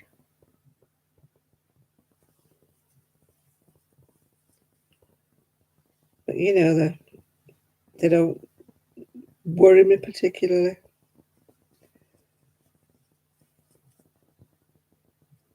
Things upset me sometimes, yeah. You know, people say something that upsets me, and I go off on a tangent for a few minutes, and then I just forget all about it after that.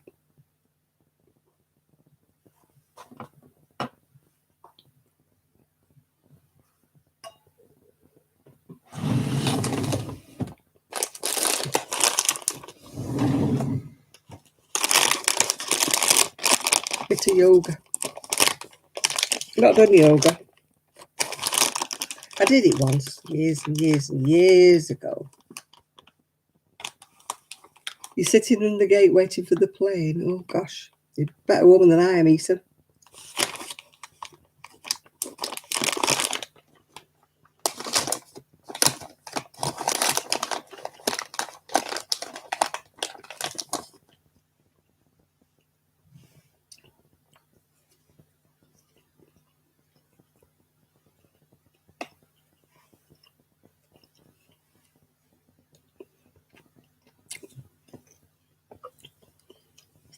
Maybe yours will improve with age as well, Kaz. Because I certainly don't worry anymore.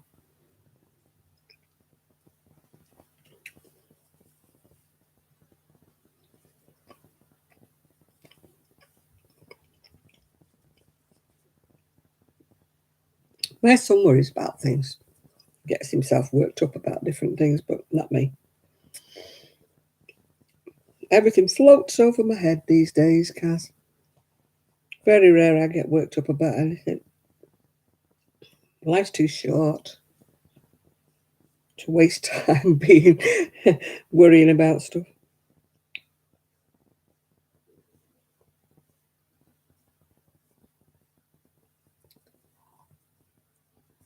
I've had some worrying times in the past, worrying when my shop ended, worrying when my dressing up in tinsel is a very good idea. I recommend put your makeup on, put your best dress on, even if you're not going anywhere. Yeah. Works a lot for me.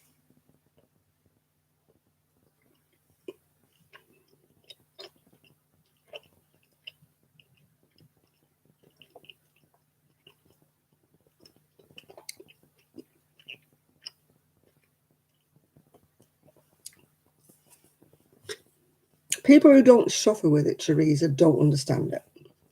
Because I really don't get it. It's not that I'm not sympathetic, I just don't get it, yeah? If you don't suffer from it, you don't know. Hi, Venus.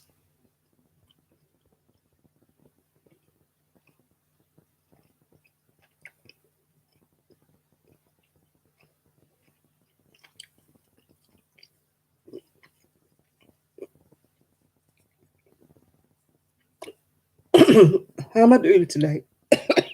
Choking on a toffee. I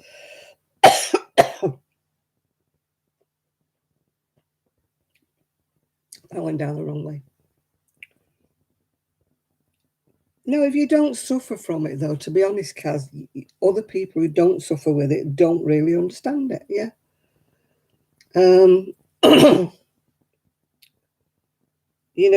We kind of don't understand why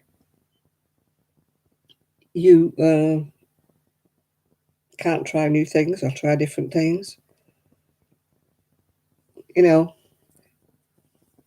I have one friend, to be quite honest, I think she enjoys being depressed. I know it sounds a horrible thing to say, and you're going to shout at me for saying it, but it's on her mind every waking minute of every day. And I'm like, why do you wake up knowing you're going to be depressed? Why don't you wake up and think tomorrow I might be different? No,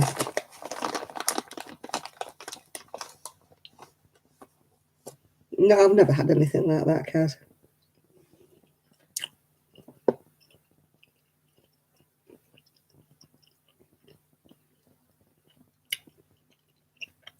I would rationalise it out, see. I would think the chances of that happening to me are very slim. Believe me, I choke over water. I choke over nothing. I choke over spit. I choke over water. I've got a problem with my swallow. Really, physically, I've got a problem with my swallow. But I rationalise it out and think, well, the chances of it happening to me are quite small. So I'm not going to think about it.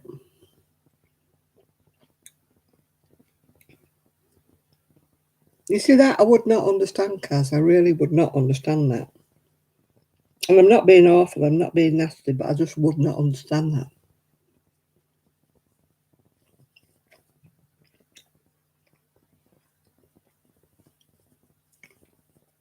I would have to say, in my mind, well, what chances of that happening to me?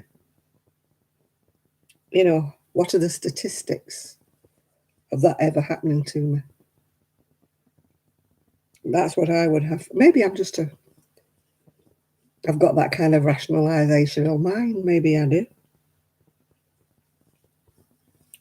It's like people who say, I can't go out when it's thunder and lightning, might get struck by lightning. And I'm like, yeah, The chances of you being struck by lightning are about 1 in so many million. So why would you think that?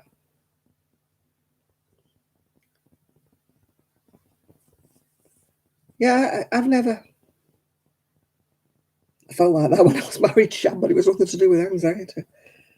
I had no control then. But that was absolutely nothing to do with anxiety. That was physical. I didn't have any control. No, you see, when you don't have it, you don't understand. You know, that's what I'm trying to say. Is I'm not belittling anybody. You know, or anybody who has it. It's just when you don't have it, you don't understand it. Like, people are not being horrible when they say do something about it or whatever. People are not being horrible, Kaz, and that they just don't understand it because they obviously don't suffer from it, yeah? And I don't suffer from it, thank God.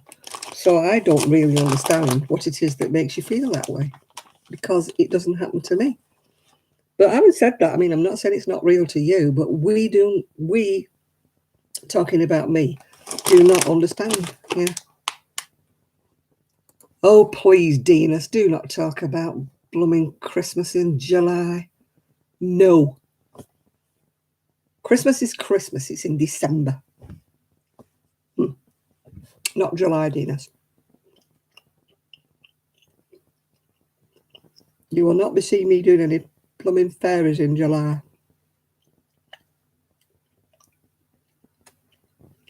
Hi, Jeannie.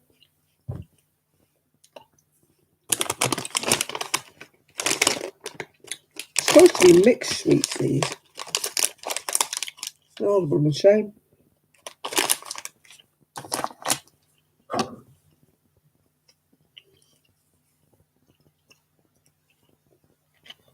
Yeah, this is what we can't understand, Kaz. It's not that we're being horrible. It's not that we're being nasty. But we don't understand.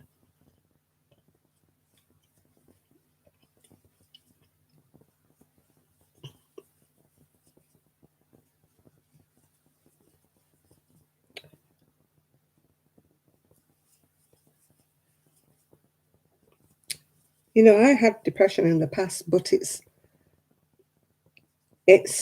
for a reason. It was for a reason. And the reason is now gone, yeah? So therefore I don't have it anymore.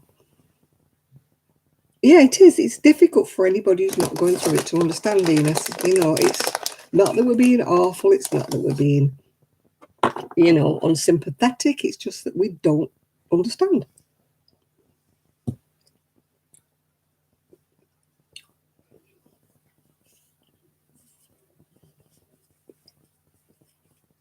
I have no idea what it feels like to be like that. No idea.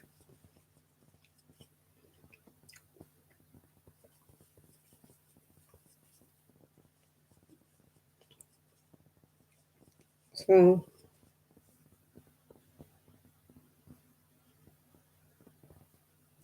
yeah, that's what I mean is I didn't understand diabetes and I don't understand why I got it. How you can live your life, and still eat the way you always have, and then all of a sudden you get it. I don't understand it myself. I don't understand why I've got it. I don't understand, it's just, as you can say, everybody is different. And, if people are not sympathetic to your cars, it's because they don't understand. They have no knowledge of it. So therefore you don't get the sympathy that you think they should show you. Is not because they're being nasty to you, it's because they don't understand it. You know.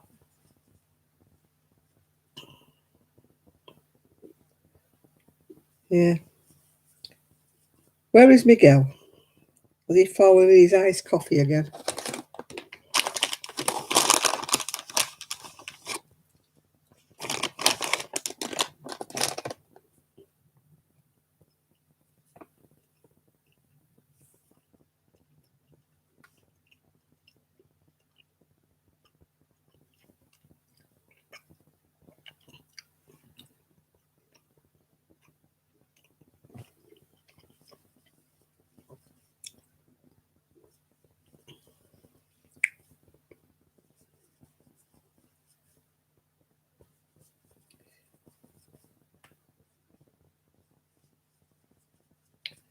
Oh, Miguel's got a migraine. That's probably because it's thundering, yeah.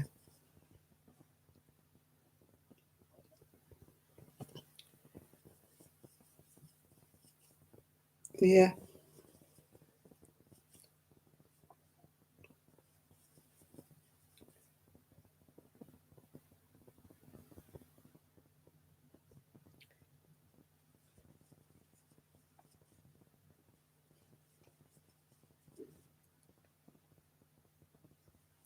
We had a bit of rain today, but it was nothing like anybody's rain.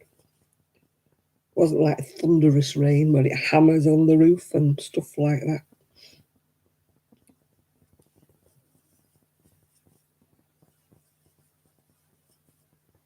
that. Chris is flashing again. You not got your speedos on, have you, Chris? Like the old chappie on the beach.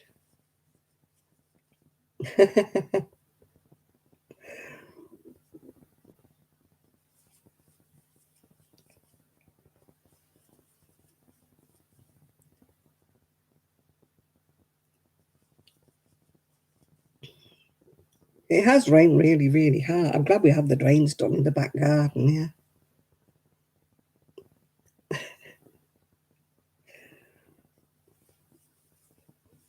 Well, if it's going to rain really hard, you might as well put your swimwear on, Chris. You know, you can't get your swimwear wet, can you?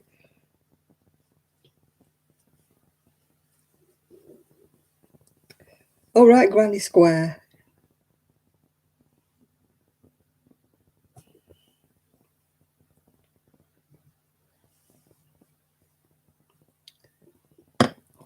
Our garden hasn't loved the rain because there's nothing in it yet. Nothing growing yet. Except a few weeds.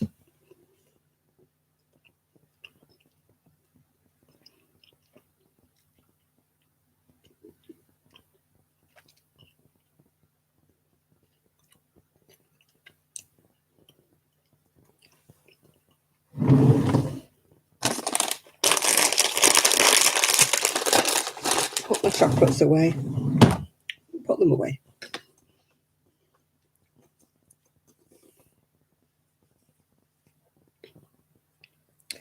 I'm not keen on storms. Not that struck on them.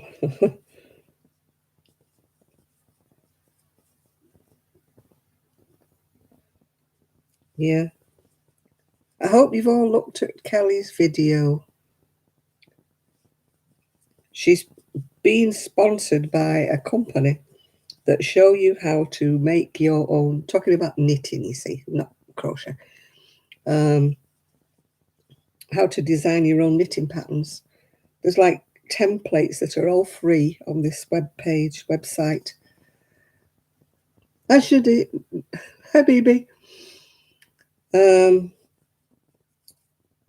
if you're into knitting, you know, you need to have a look at Kelly's video. I hope they do one for crochet because I like designing crochet, as you know, yeah. But Kelly's hoping to work with them and then she can design her own things. She designed her own pair of socks using their like template. But you know, as you know, I don't really knit much, yeah. I prefer to crochet. It's easier on my shoulders and my arms.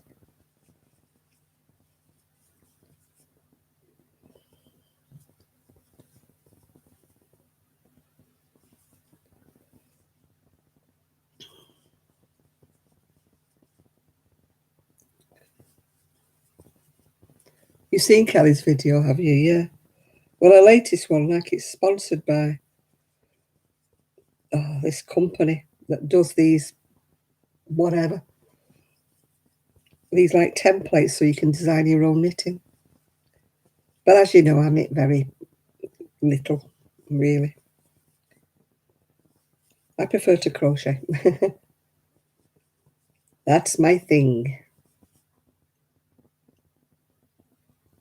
She hasn't done much recently. She's hoping to start going again. She's been, you know, sort of doing a revising for her exam and that. She's got to do it again. Uh,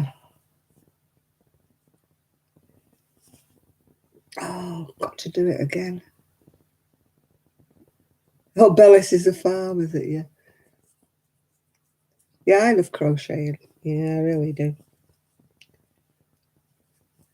I'm having a bit of a thing with my knit group. You know, they're going, oh, we'll do this and we'll do that. But they've got no idea about pricing, you know. One woman, they got this like fun fur yarn given to them. And one of them is knitting a scarf and she goes, oh, I could sell it for £5. And I went, what if somebody wants another one in a different colour? And she goes, what? I said, it's going to cost more than £5. It's just to buy the wool. Oh, I didn't realise that.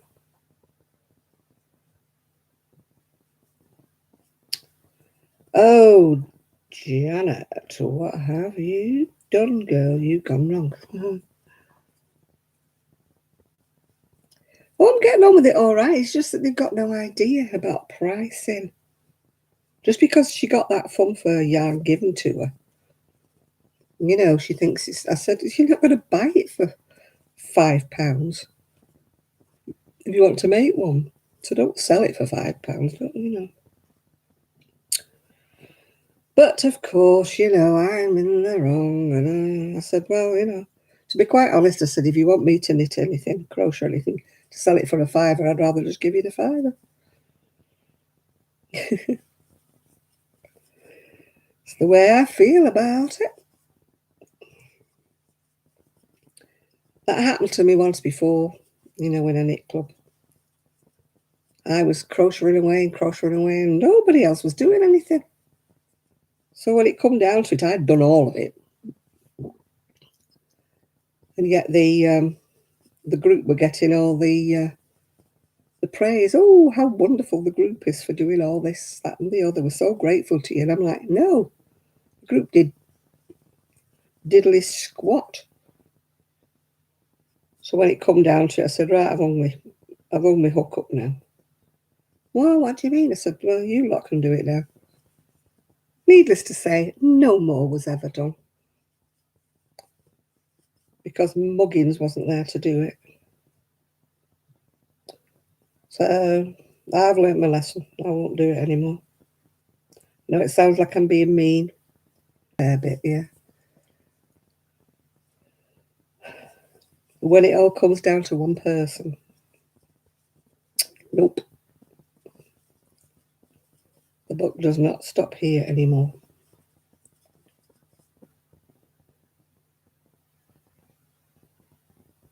Yeah. I mean, just because they got wool given to them doesn't mean you can sell it for peanuts, yeah?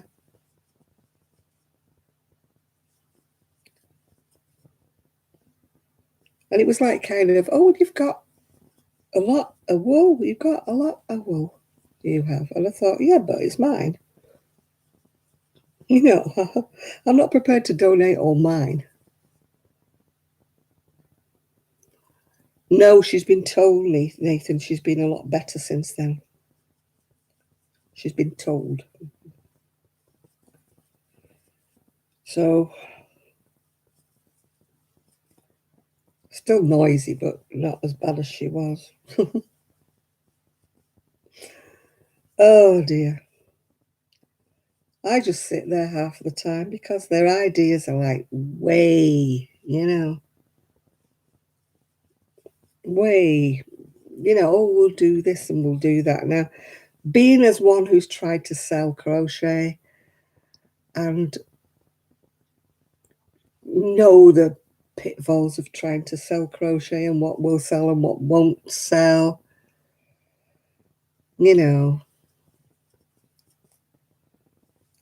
I just won't do it anymore. Yeah, they've got their head in the clouds. They've obviously never tried to sell anything before. You know, are they going to really sit there, you know, night after night, hour after hour, knitting a scarf for £5 when the wool's probably cost £5 to do it? No, that's not profit. That's not helping your charity. You might as well just put £5 in the pot and have done with it, you know.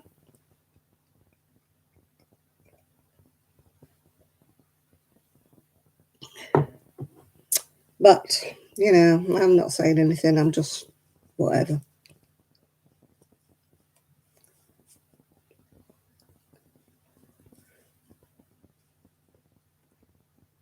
Yeah, I got asked, what are you going to be doing, Jan? What are you going to be contributing? And I thought, yeah, most of it by the sound of it. Oh, dear. But the others are not competent knitters or competent crocheters. I'm not being mean. I'm not being horrible. It's a fact. You know, they're beginners, you know.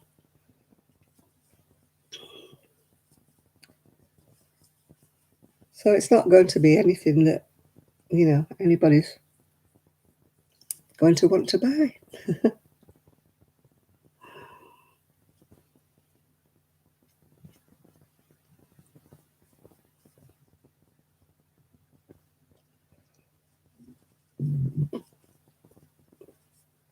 How's my garden? It's everything's been delivered.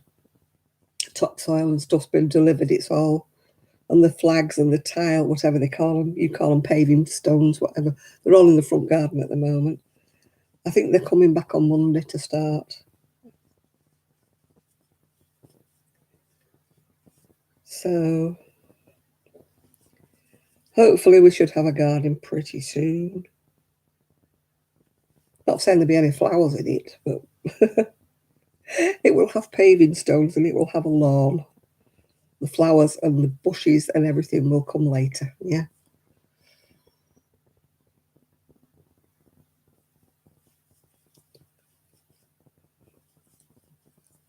The summer house is finished. That's finished. So quite what is going to go in the summer house, I don't know. But the summer house is finished.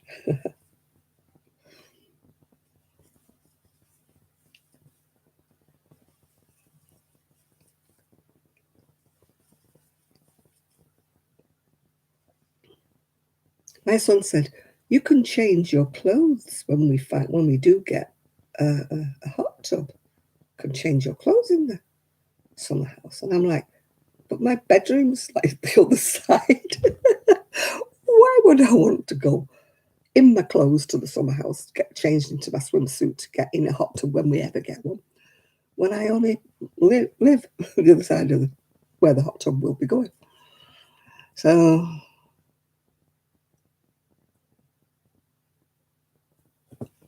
hmm,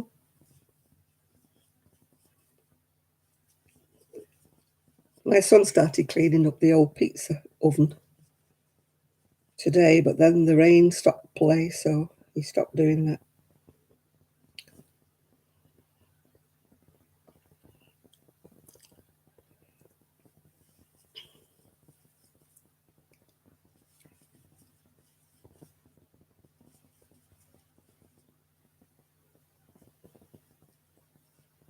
I fell asleep in the chair today. When I woke up, I said, "Oh, I'm glad to waken up." And my son said, "Why?" I said, "One of the builders was asking me £460 cash." And I said, "They're not in." And he says, "I don't care about that. I want £460 off you now." And I'm like, "Oh." And then I woke up.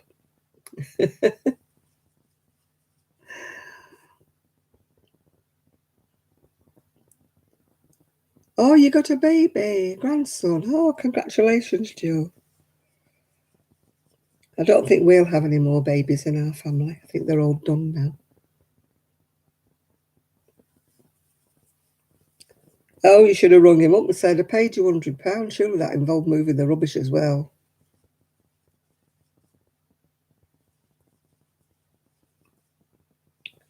You should have said, "I'll pay you when," Kaz, you should have said, "I'll pay you when you've shifted the rubbish."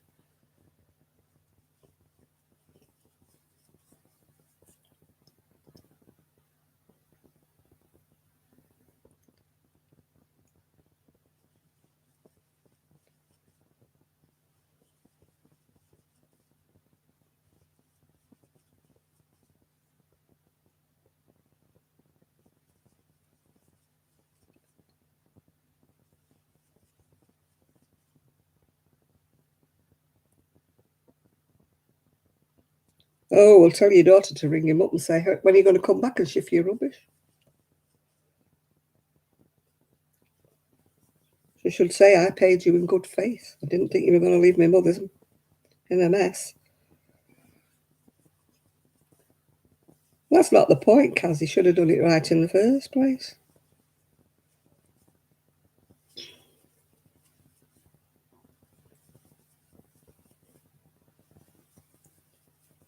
Cowboy. Kaz, he was a cowboy.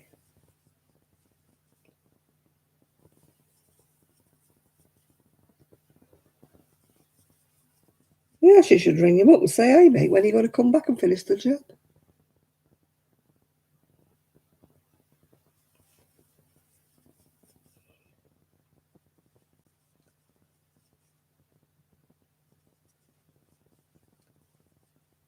If he's on Facebook, leave him a bad review.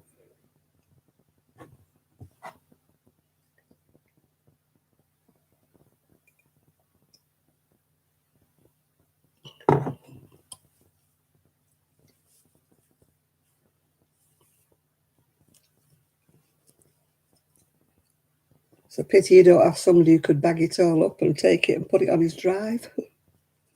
So there you go. Send it back to you.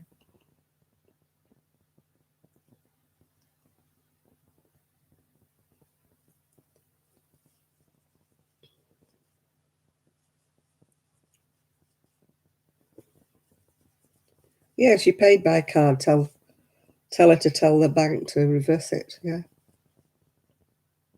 That he hasn't done a good job and she doesn't, she wants the money back.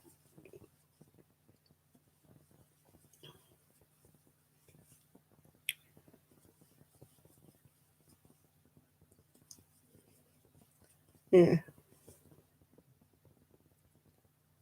She paid cash. Oh, silly girl.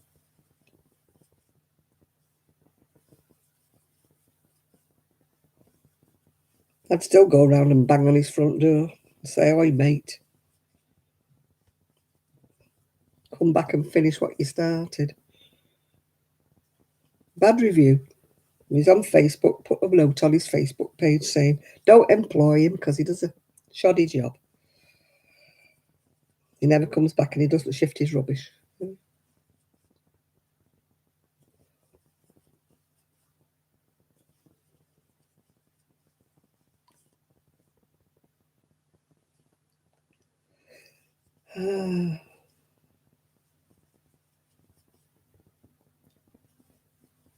One of our builders left behind a mess.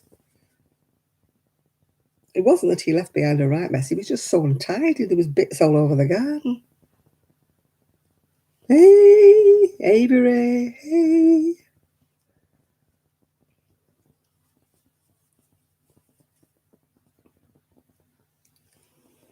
My back is addicted. Oh.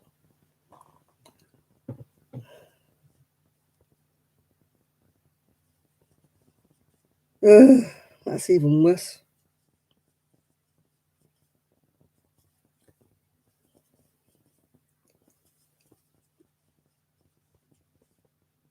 It's a pity you can't get somebody to put it in bags and go and dump it on his front doorstep.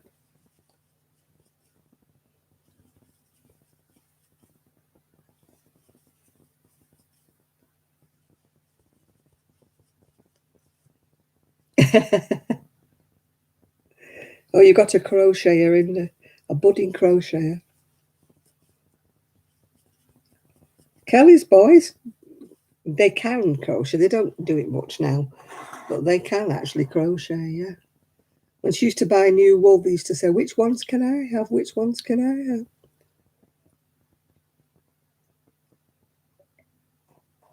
have? When she came to my house, she used to look, I used to tell her to look in the oddments and pick one of the odd balls, for the lads to use, because they like fancy yarn, they don't like plain.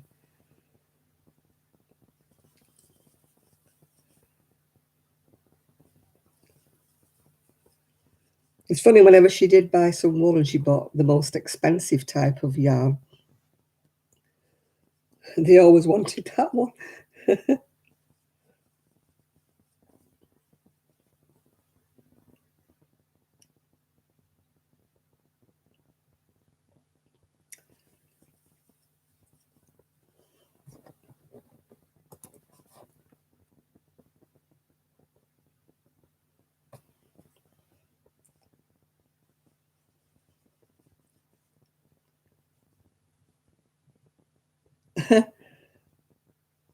Yeah, we've got all girl. We've got one boy. We've got 2, 3,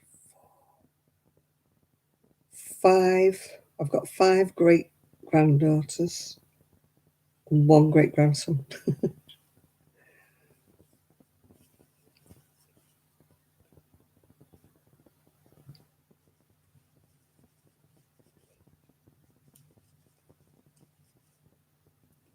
I think my son was so relieved when the last one turned out to be a boy. He was like, "Oh, boy!" Yeah, if anybody lived near, they would come round and sort him out. I'm sure they would, Kaz.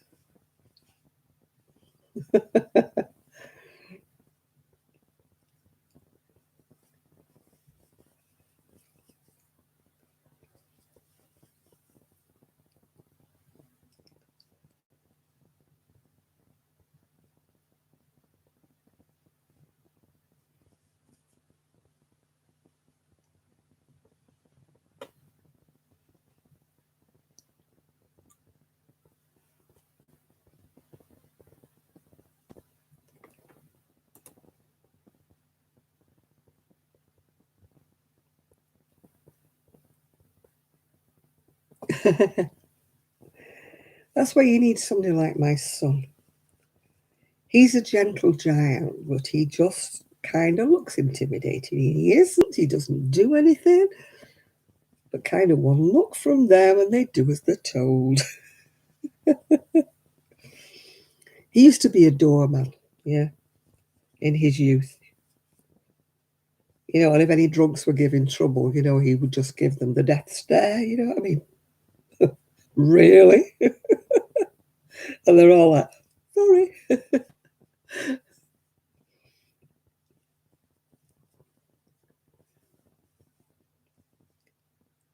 You know, he's never had to, you know, use his strength. He's not one that goes around beating people up or anything like that. I don't want you to get the wrong impression. But, you know. Oh, I meant to take a photograph. When I was on my way to Knit Club, somebody had yarn bombed a post box. And I forgot to take a photo. And I meant to do one on my way back, and I forgot all about it. Well, if you haven't got a man, just borrow somebody else's, Kaz, you know. It doesn't have to be yours. Just borrow a friend's.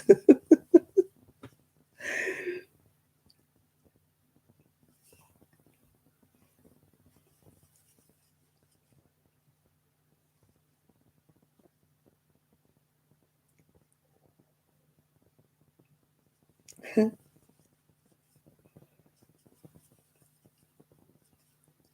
you know anybody who's got a big husband or a big boyfriend, you know, that can just go around and, you know, knock on his door and just look a bit menacing, yeah? Oi, mate, back.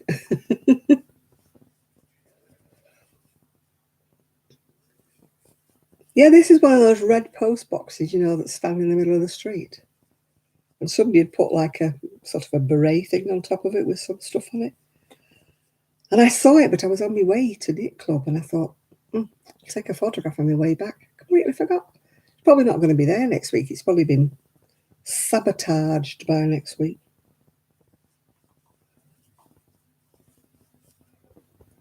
Okie dokie, Shad.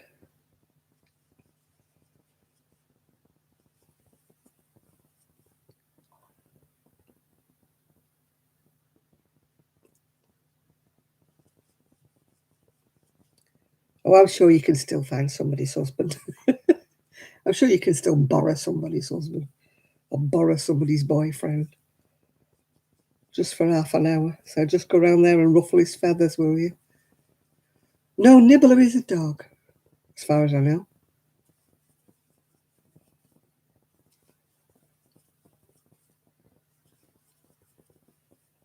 I don't know what kind of a dog, but I think it's a dog. Yeah. I'm almost certain it's a dog. Yeah, rent a husband. Rent a thug. Not a husband. Rent a thug. Yeah. Rent a heavy.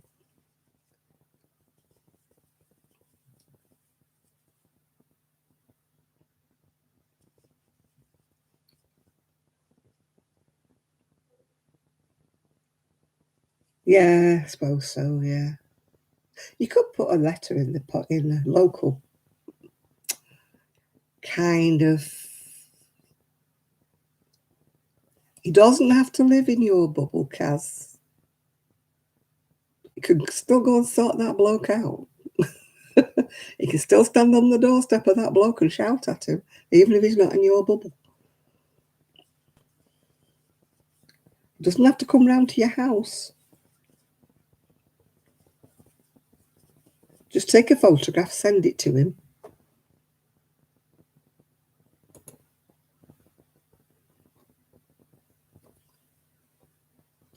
And show him what he's done. And just say, will you go to this house and sort him out, please? Yeah.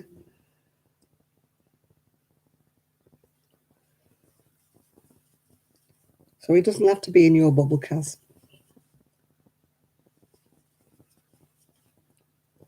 All this guy wants is somebody who'll stand up to him, yeah? Somebody will go around and say, come on, this is not on. Get back there and get it sorted, mate. Otherwise, my mum is going to put a letter in the local newspaper. Usually, if you threaten to call the press, they usually don't like it, yeah?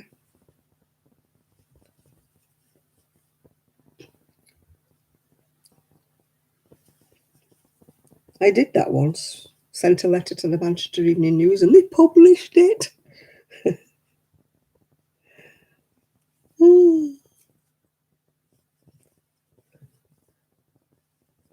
People don't get past me too easily. You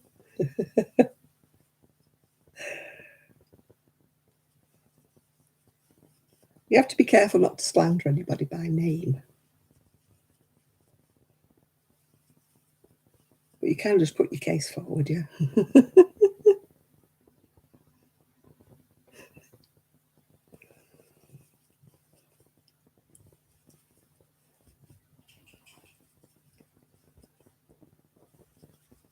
I think I'll go up and down the seafront waving a scarf or a shawl behind me. Stop me and buy one.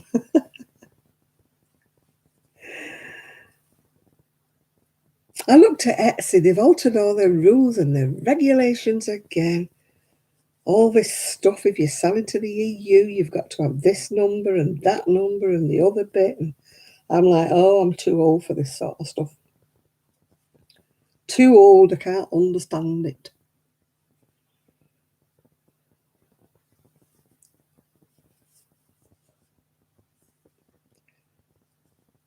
Nathan sent me a thing to New Monday.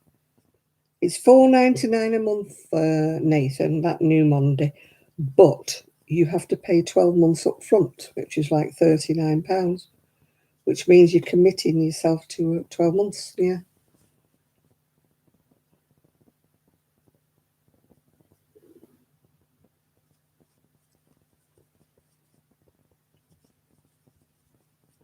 Yeah, I should put a little cart on the back of my scooter, shouldn't I? You know, like the kind you put a little dog in. Stop me and buy one. Oh, hello, Poppy. Hello, Poppy. What do you want, darling? You come to say hello to everybody? Hey, you coming in? What you doing, Pop? Hey, what you doing now, Poppy? Where is she? There she is. There's my beautiful girl. Hello, baby. You going again? You staying? No. She's going again. So now I have to go and close the door. She's gone upstairs now. Ooh, ooh, ooh. Every picture tells a story. Ooh, ooh, ooh, ooh. Ah.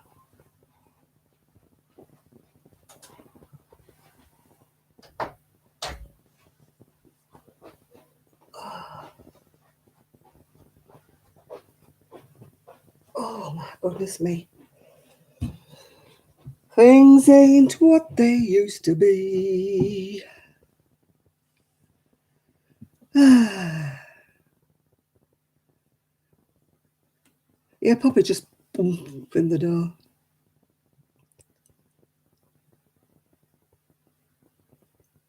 Yeah, we could do that, couldn't we, Chris? Yeah. Yarn bomb his house.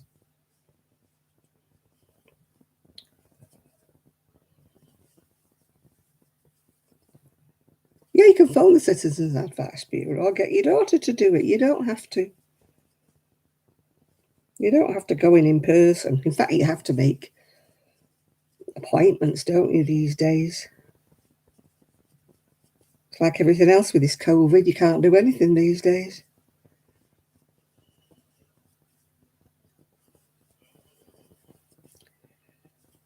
Yeah, you see, once he's been paid cash, all he has to do is deny it. He should have took his photograph while he was doing it, and he couldn't. He couldn't deny it was him, could he?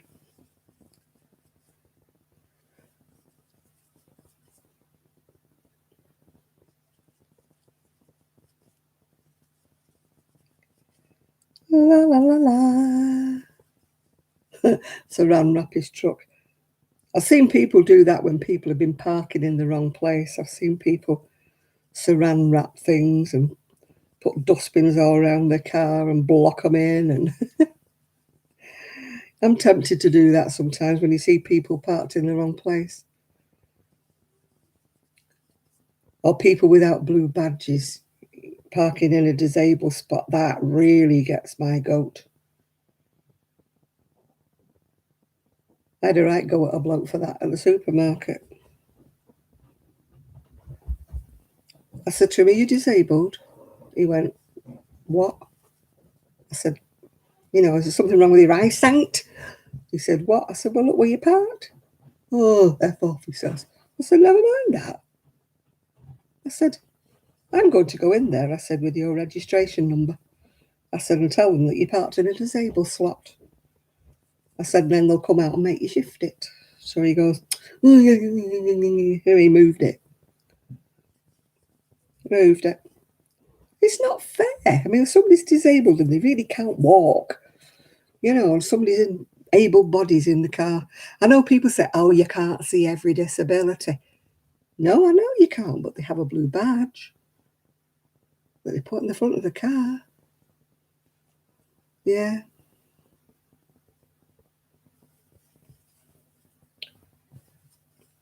Yeah, we used to have the naughty boy squad, Kaz, that used to go and clear up the churchyard, but they used to make a right pig's ear of it.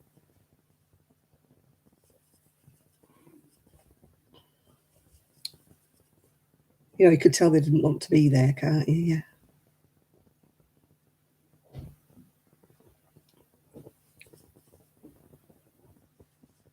You're picking some green beans for your stir fry, yeah?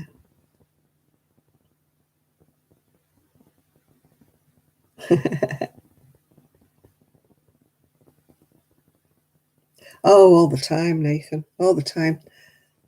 The number of times I have to go back and reverse and then go down somebody's driveway because I can't get out because they're parked over the drop curbs, yeah.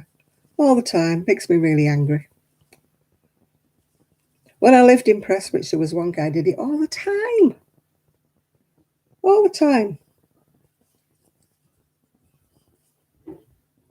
He parked over the dipped bit in the pavement all the time. So really makes me angry when people do that. Well, because he wouldn't walk 2 more yards and park further up the street. I said to one guy, "Can you walk?" He went, "Yeah." I said, "Well, you're very lucky then." He says, "What do you mean?" I said, "Well, think about the rest of us that can't." No, no, no, no, no, no. I said, "Do you think I love being in this scooter? Do you think I ride it for fun? If I could walk, I would."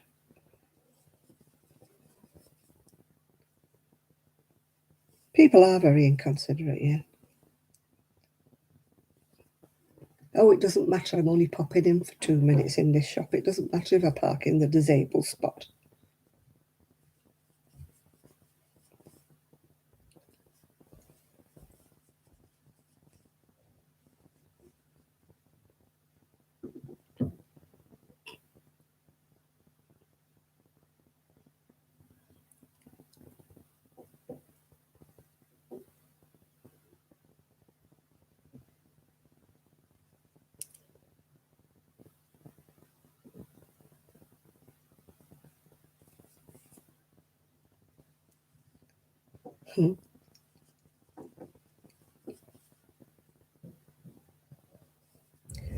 I tell you what annoys me, you see vans, don't you? And on the back of it, it says, please leave 6 feet, because the person in this car is in a wheelchair and there's a ramp. Words to that effect. And people park right up to it. And I'm like, what is it you can't read? This person obviously needs one of those lifts out the tailgate to get the wheelchair or whatever up and in the van. And yet people think, it doesn't apply to me. Yes, it does.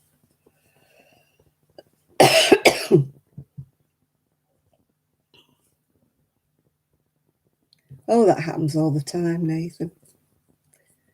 The number of times I have to go down people's driveways into the road and then back up again because I can't get past. I feel like getting a key, going go down the side of the car.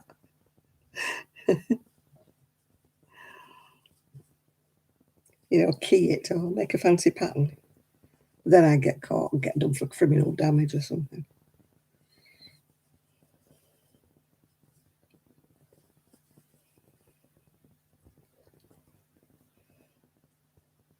But it makes you feel like that. It makes you feel angry. Yeah.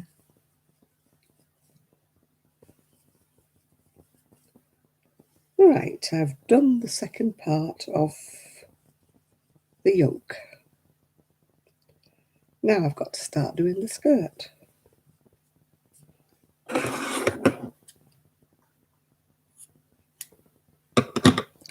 But I need a larger hook for that.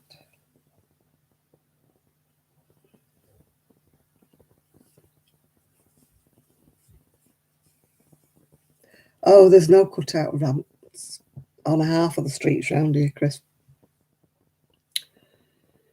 You have to go down. My scooter does not do curbs very well at all. It doesn't like curbs. Right, I'm looking for a 5mm hook now in my little supply. What colour is a 5mm, people? Is it a blue one?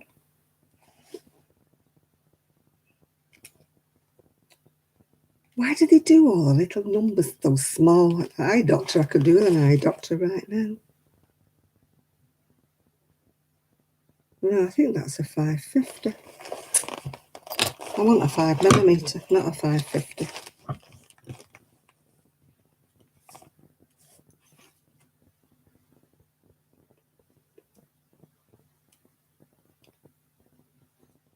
Can't see. I do from time to time, Jean. I haven't done it at the moment. I posted a pile off the other day. So I have my moments where I want to do baby things and where I don't want to do baby things. I can't see what this is. It is a 5mm.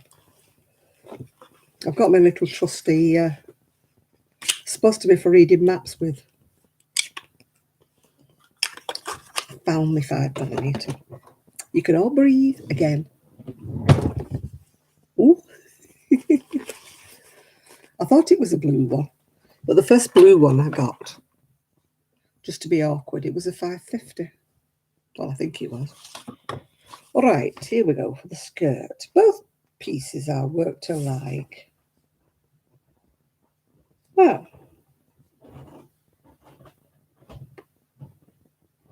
why can I not do it all in one? Why do I have to sew it up the side?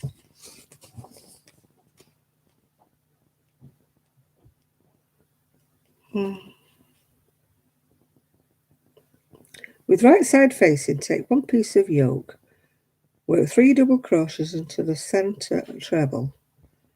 Now work 2 double crochets into each of the next 33 treble. 4 chain turn. Well, why do you work 3 Oh, Poppy, stop coming in and leaving the door wide. What are you doing? Either come in or don't come. Oh, she's gone again. Poppy, you're a nuisance. Oh. Oh.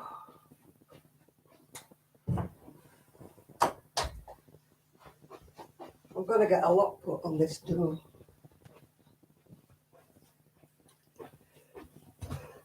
I don't see why I have to put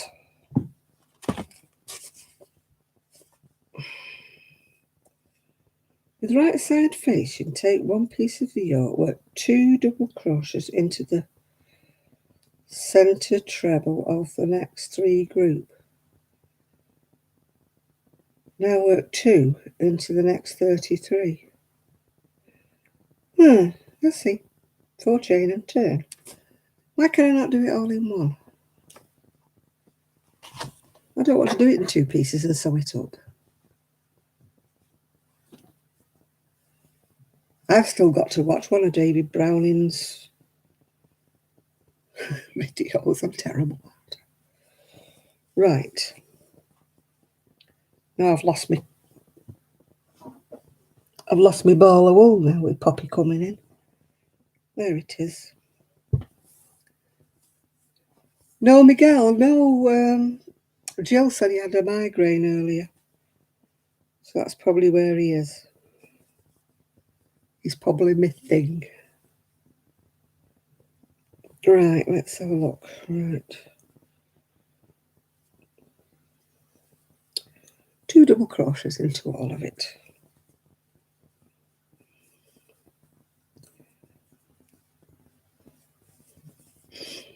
I'm going to do it all in one. I'll go round and round and round just to be a rebel. 1, 2. Yeah, I want to be a rebel. He's probably asleep, knowing Miguel. Do I have to do anything after I've done that?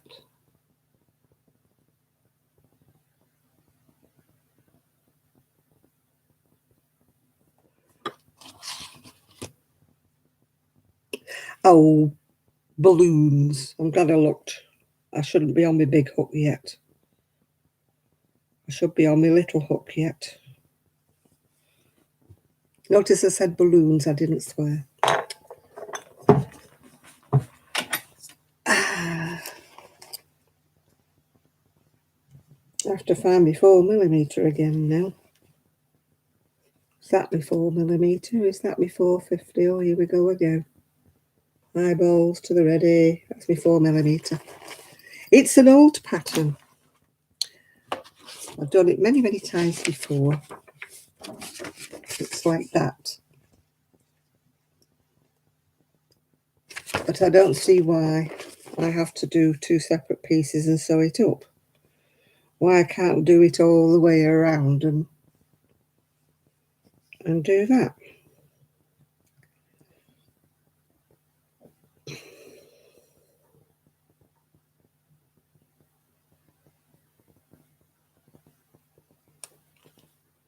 Then I got to change to number 6. Right.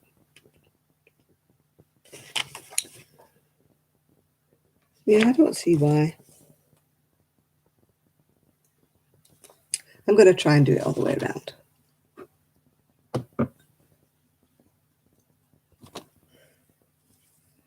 I'm going to be a rebel. I'm going to do it wrong. I don't like sewing seams up.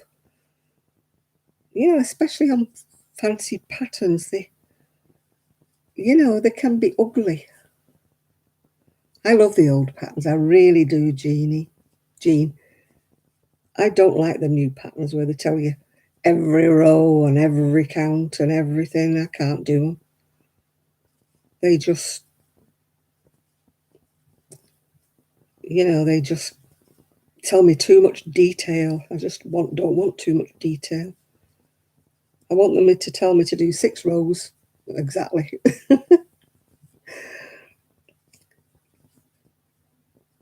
6 rows working in the same way as before. That's what I want to do. I do not want to know every single row and every single row count. I don't want to say row 2, row 3, row 4, when they're all exactly the same except you just increase. So why not say that? This one just says work 6 rows in the same method until you get so many stitches, and that is fine by me.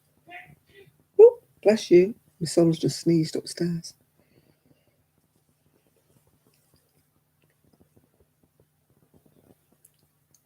I don't remember doing this row before. Still, I shall do it and carry on doing it. My yarn is splitting and it's...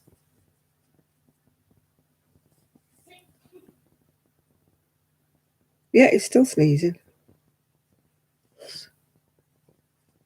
Don't know what's made him sneeze.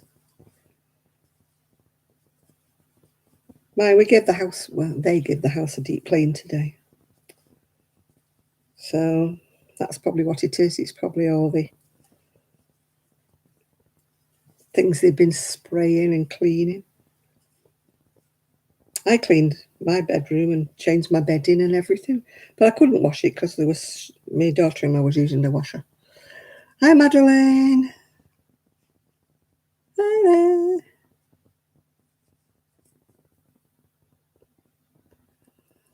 Oh, you won't see any more from me, Shad. I'm not buying anything. I don't watch the ones that the yarn is from America because I can't buy it. So what's the point of me looking at, you know, balls and balls of American yarn? You know, to me, it's not interesting because I can't actually buy it over here, so... Oh, hi, Madeline. You can have a laugh again.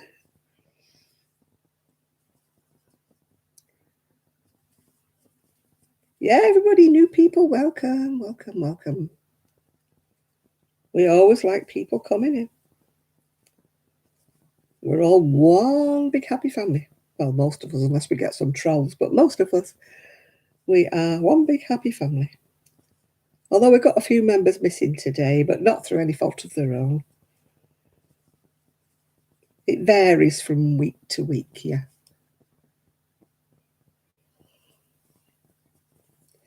The thing is, you see, when you buy, I fell in this trap. When you buy yarn, when you buy books and stuff, people watch you, yeah? So if you were like monetizing your videos and stuff like that, the more people who watch, the more people you get more money from, yeah? You know what I'm saying? So that's why they do it. And I fell into the trap of I'm so popular, people. And then you realise you've got a shed full of yarn that you've bought and bought and bought and you haven't used it. So now I thought, nah, end of story. Stop not doing that anymore. If people watch me, they watch me. If they don't, they don't. You know, I'm not falling into that clickbait trap, like, you know, that people will only watch me if I buy yarn. People will only watch me if I buy patterns and books and stuff. You know, so I'm not falling into that trap anymore. I mean, that secret yarnery, all the stuff she buys. I know she crochets a lot of it up. She really does. But I wonder if she's ever going to get through all of that. Mine's bad enough.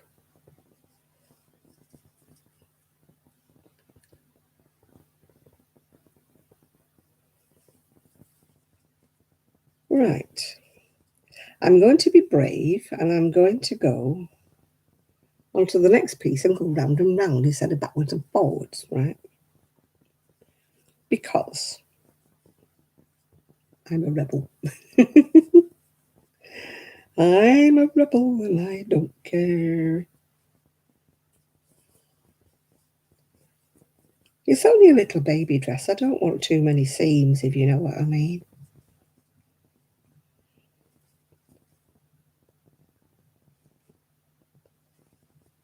La, la, la, la, la.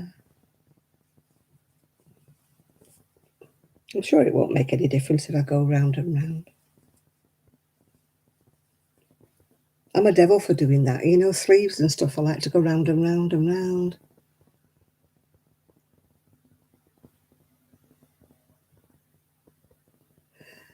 Yeah, yeah.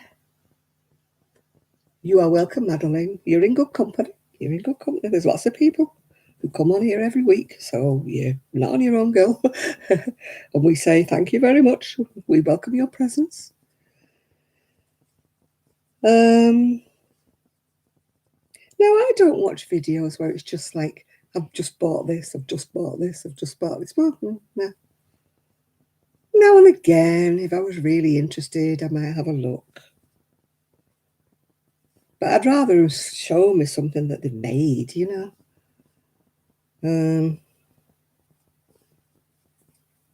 You know, showing something that they've done. Especially if it's a free pattern.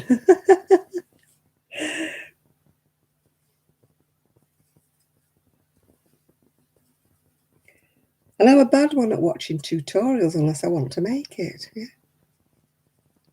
If I like it and I want to make it, I'll sit and I'll watch the tutorial. But if I don't like what they've made, I'm not going to sit there watching a tutorial, yeah. You know, I might think, I quite like it, I'll watch it later. And then I put it on my save list. You know, and then I watch it when I want to do it. Or sometimes when I look at it again, I don't want to do it. I don't follow the herd. You know, when somebody makes something and they show it on a video and like 95 people have to make it.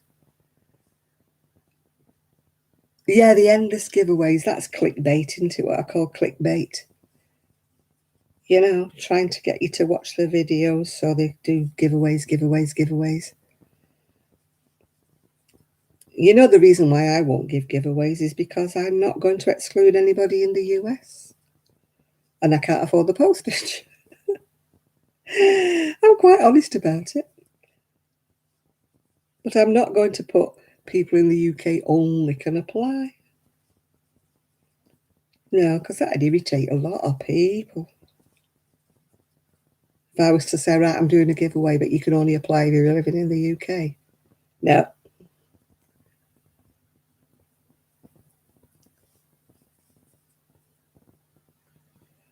Well, I'm not buying any more for quite a long, unless I have to do something and I need a particular colour. I know Sue doesn't watch my videos, so I can say Sue liked a jacket that I made, and I don't think I've got all the colours for it. It's one of those like in different colours, so I may have to buy some particular colour, you know, or a couple of particular colours. But by and large, I'm not buying any yarn. I'm using up what I've got. But as I say, if I want to make this jacket, when I find the pattern, if I want to make this jacket for Sue, then I might have to buy a couple of balls. But it's for a reason, isn't it? For a reason.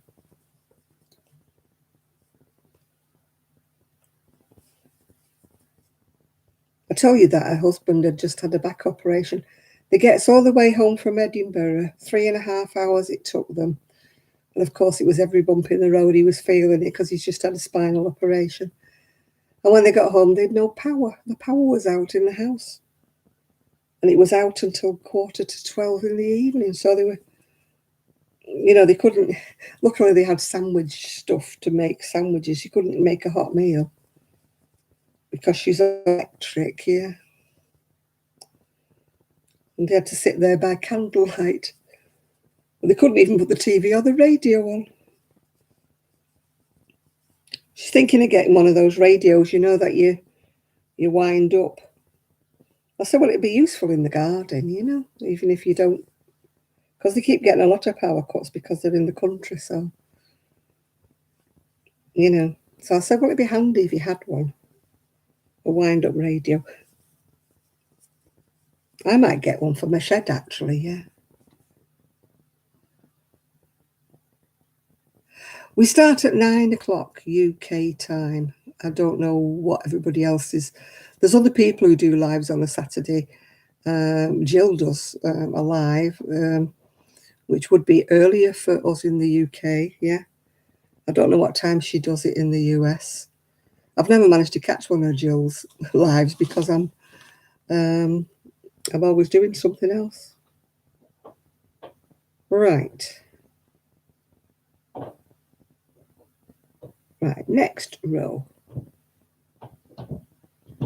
2 chain. Hang on, next row. 2 double crochets all the way across. Yeah, I've done that.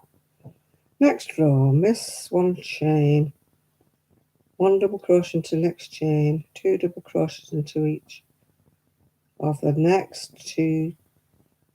Oh, God. It's getting complicated, this is. Right, read it again, Janet. Miss 1 chain, 1 double crochet into the next chain, 2 double crochet into each of the next 2 chain. I haven't got any chain. Ah, I know why. I should have had chain under each arm, but never mind. It won't matter.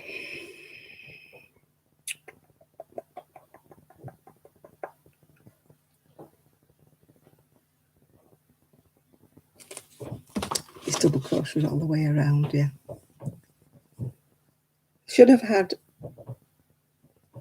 4 chain, sorry, under the arm. I can do it on one side, but I can't do it on the other. Ooh.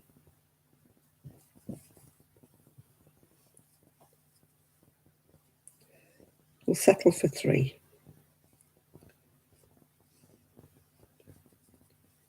Right, so I've got to do double crochets all the way around.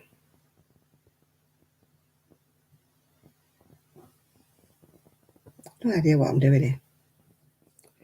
No idea what I'm doing.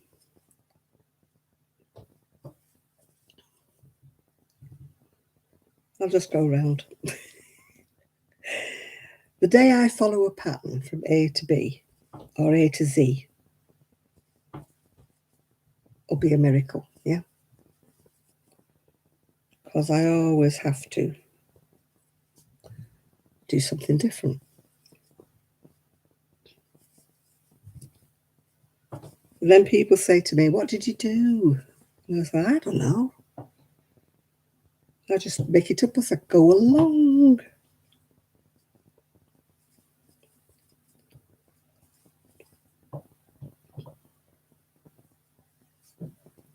How do you go on? You know, you've got this Central Time and Eastern Time and Western. If you're catching a train or you were catching planes, and say you have to change trains or change planes, how do you work out what time actually your train or your plane will be if you've gone across a time zone? You know, or when you're doing a long train journey, do you have to keep changing your watch?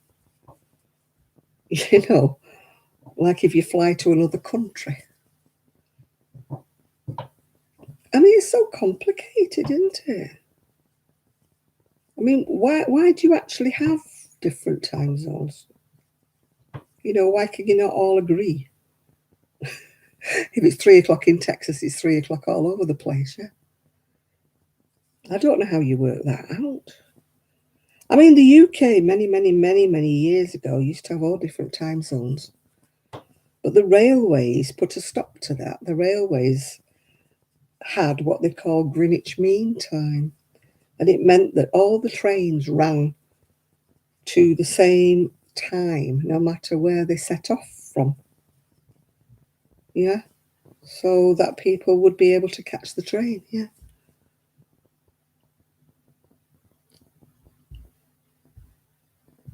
You go by the sun. Yeah, well, I suppose it is a huge continent, but it's very confusing having all these different times.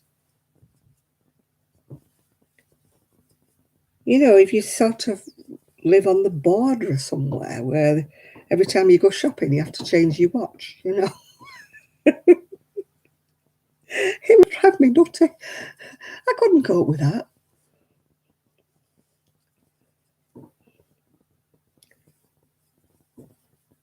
Well, Sweden and places like that have got very long days and days where they don't have any sun stuff. Oh, it would drive me potty. It's bad enough of changing the clocks by an hour over here. That drives me mad every year. Hate that. So annoying.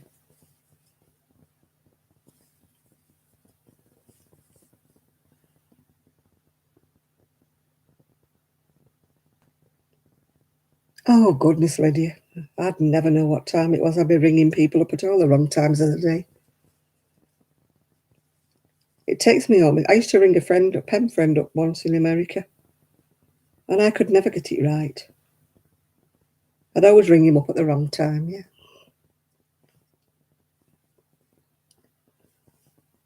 Yeah, why do we have all this spring forward and fall back?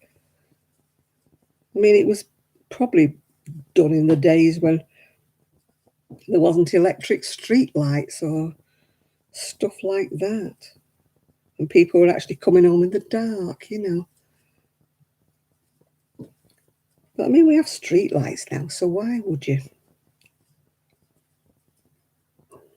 Oh, I'd just give up completely, Amelia. I would, honestly.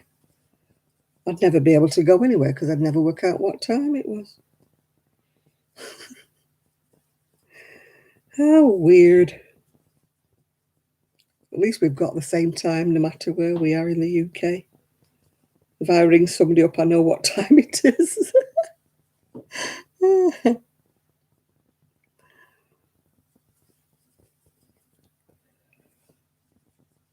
I don't remember doing this last time I made this dress. I'm sure I must have made it wrong.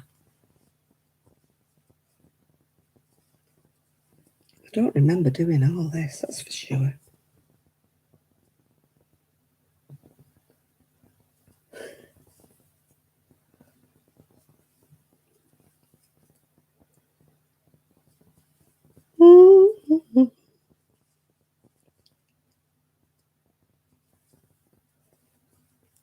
I really should have had a stitch marker.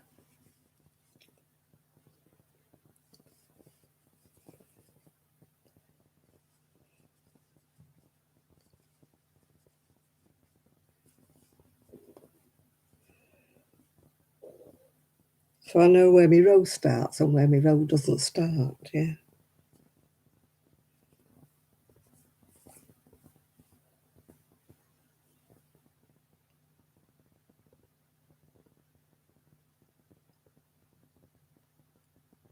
Watch my love heart throb taken in known. What's in known?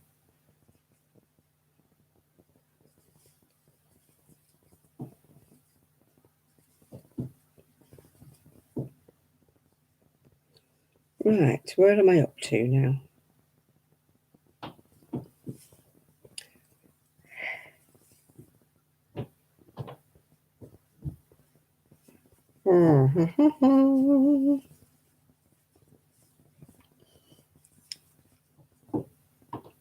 Liam.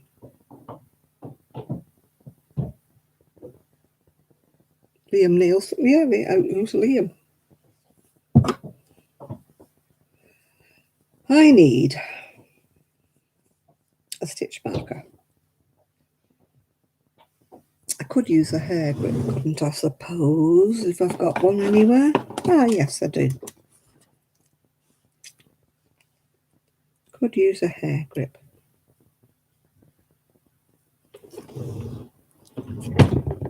Oh.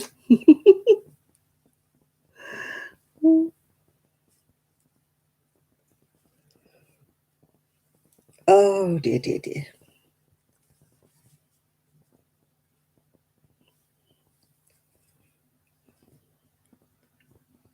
Why do I keep getting notifications when I never normally get them? It's funny, when I'm on YouTube, I get notifications from other people's videos. When I'm not on YouTube, I don't get them. Weird, isn't it?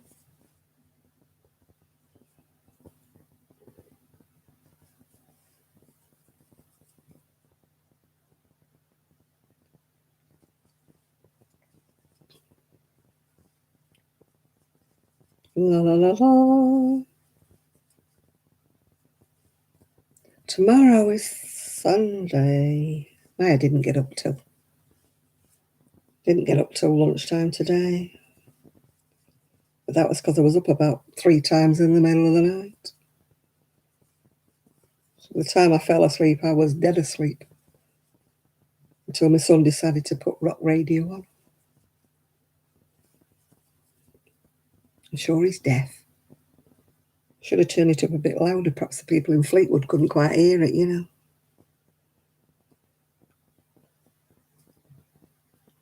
I've heard of Liam Neeson, the actor, yeah.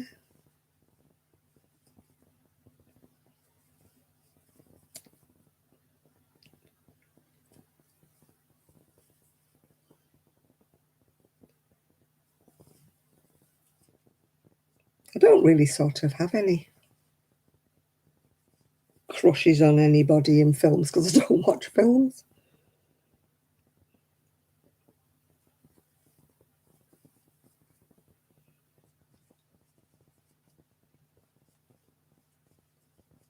I'm not a film lover. I get fidgety sitting down through. I can't sit 3 hours or whatever it is through a film. I get fidgets. I have to walk around and walk away. And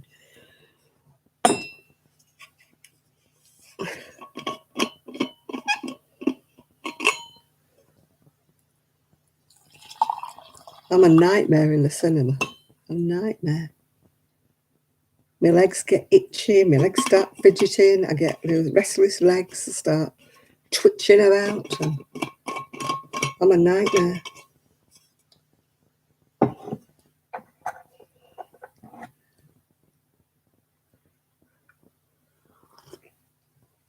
Oh, wow, that is hot. I'm still ploughing. I'm sure I don't remember doing this.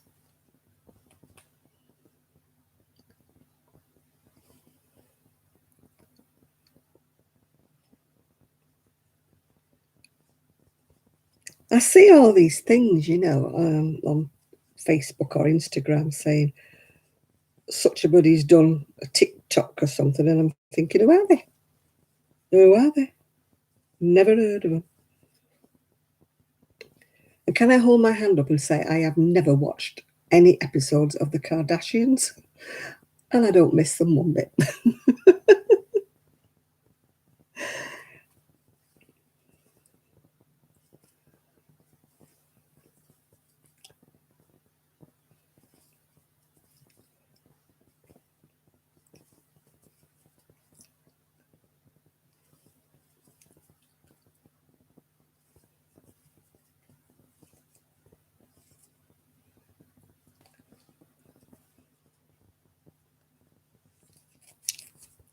I'm making a baby's dress.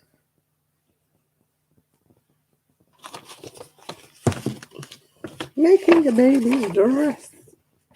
There. I can't be coping with them Kardashians. All you see is there's trouble in their marriage, and I'm thinking, who cares? Who cares?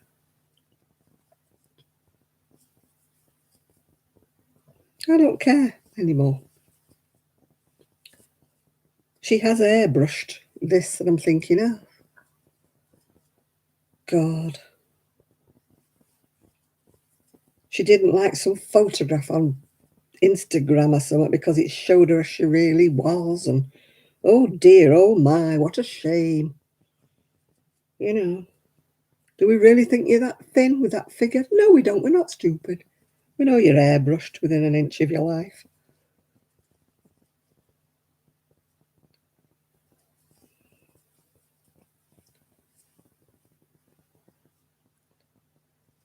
Yeah, I can't be coping with them.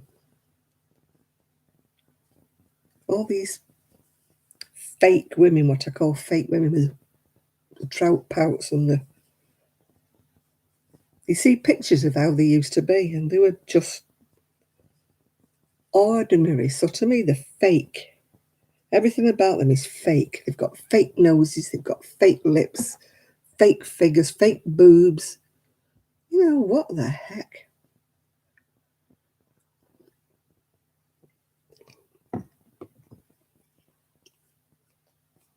They're so totally fake. What bit about them is original?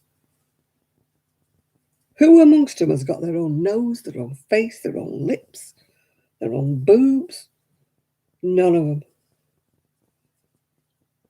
Then they wonder why the kids are plug ugly. You know? Genetics, dear, genetics.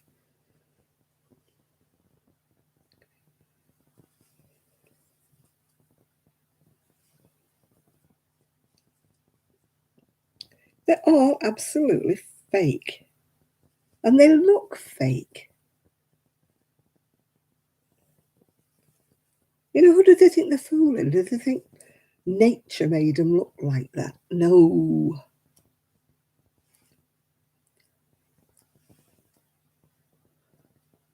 It's hailing now, is it? Oh, gosh. The thunder is coming your way, me Shad. Right. I've done another row. Now, so let's see what I've got to do next. When do I get to change my hook? You've got an old lady crush, have you? Better behave. I used to get crushes when I was younger. I used to think, oh my God, he's so gorgeous, or something like that. They're not right. They're not right in the head, are they? Well, tell me how many people in Hollywood have messed up their faces.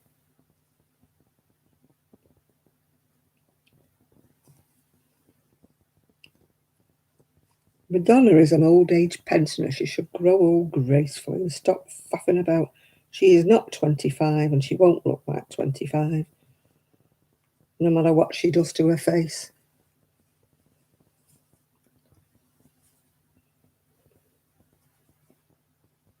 Why do they think they can't grow old?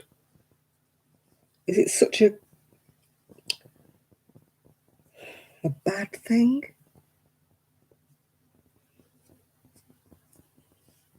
You know, I put face cream on and try to, you know, control the old wrinkles and stuff. But, you know, I wouldn't, if I had a load of money, I wouldn't want to do a facelift or anything like that. No. You know, it's, no.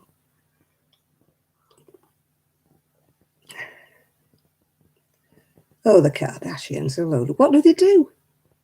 What do they do?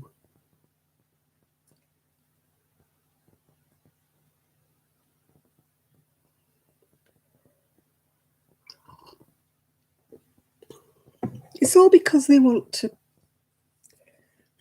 look 25, and Madonna's what, 60 something? She's not 25. She never will be 25. So what's the bloody point, you know?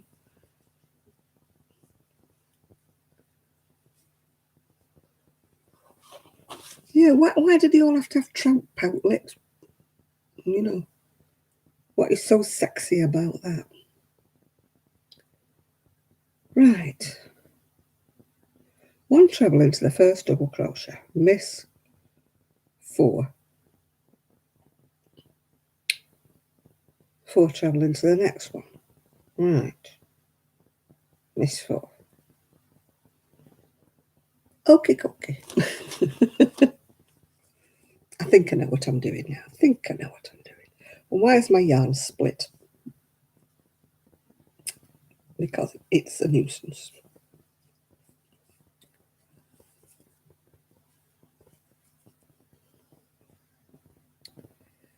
I mean, you see them, don't you? They can't smile, they can't frown.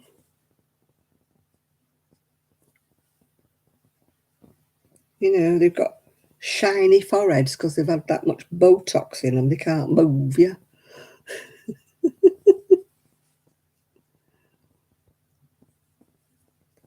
I haven't looked at Cher lately, so I can't tell you that, Nathan. I just wish they'd all leave themselves alone. Just be what they are.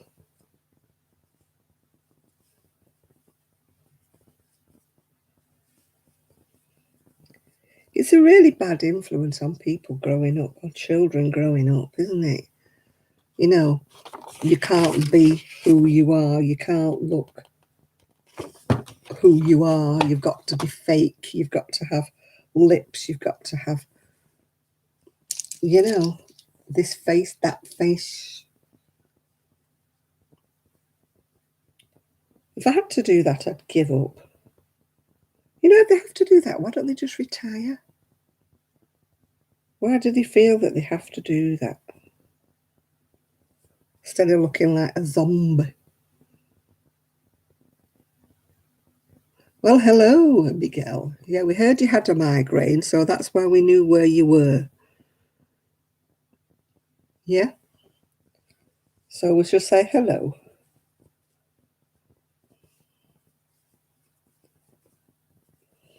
Shad said there's a storm coming.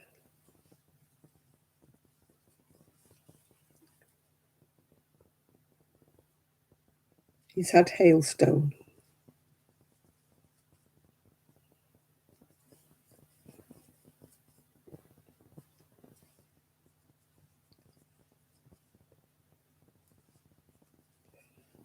Yeah, we all said hello, but we knew where you were because somebody had said you had a migraine and you were lying down. It could have been Jill.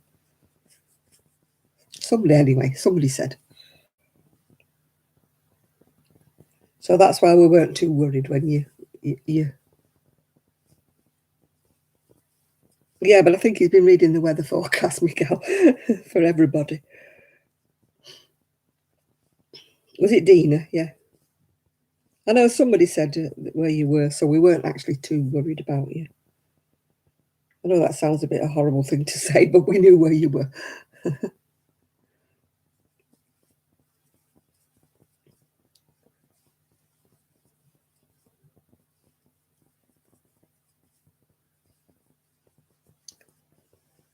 Hey. 2, 3, 4.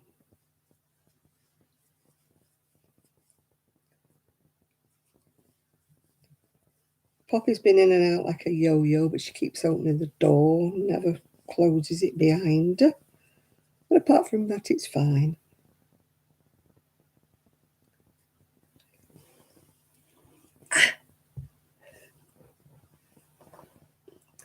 Oh, I don't think Nathan would want to do that to himself.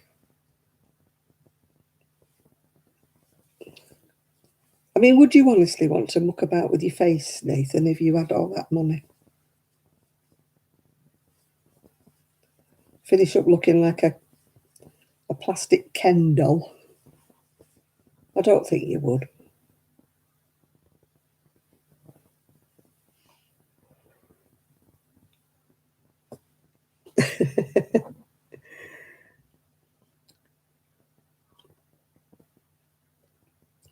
No, we've not heard anything yet, Miguel. We've not heard any more news about boy, girl, what, when. Yeah.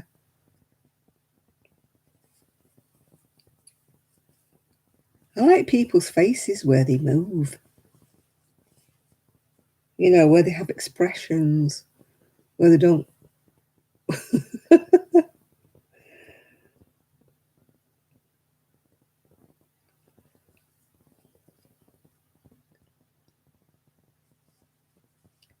I grumble about my little marks and my wrinkles and that. We all do. But that doesn't mean to say I want to do anything about it. Obviously, I'd like to not have many wrinkles, yeah. Ian's been on here. I don't know if he's still here, but he has been on here. I haven't watched it yet.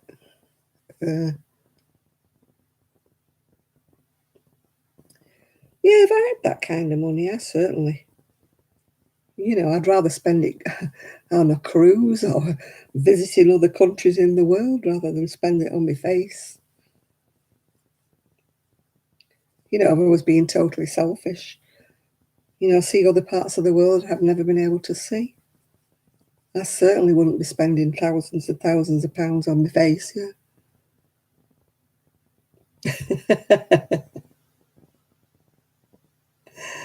Eh,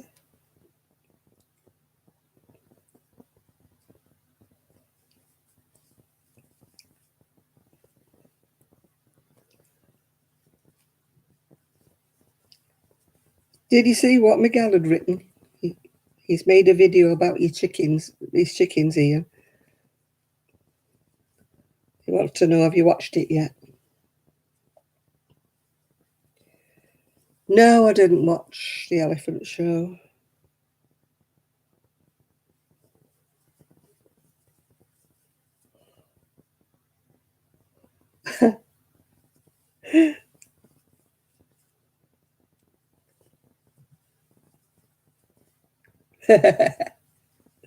He's winding you up, Miguel. You know he is.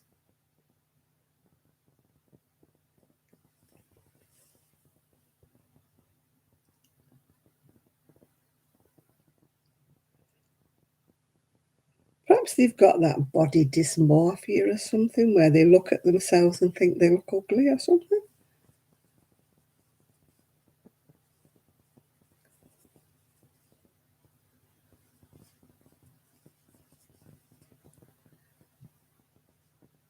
Oh, David's on, is he now? Righty-ho.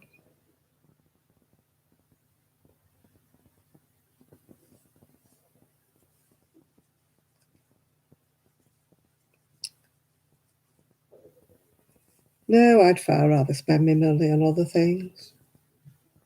I wouldn't want fancy cars, and I don't particularly want a big fancy house. I'd just like to travel, see a bit more of the world before I die.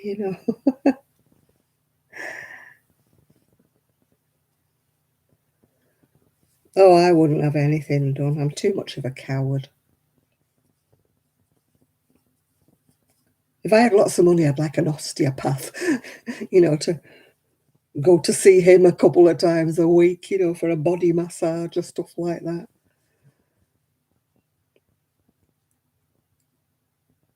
They say money can't buy you health, but it can buy you a lot of comfort, can't it? You know what I mean? Yeah, Helen Mirren, if she has had something done, it's very subtle. She looks really good for her age. It tickles me that Jane Fonda does all these adverts for face cream. I like to think my wrinkles, and I'm thinking, hang on a minute, Jane, you've had an umpteen facelifts there. It's got nothing to do with your wrinkle cream.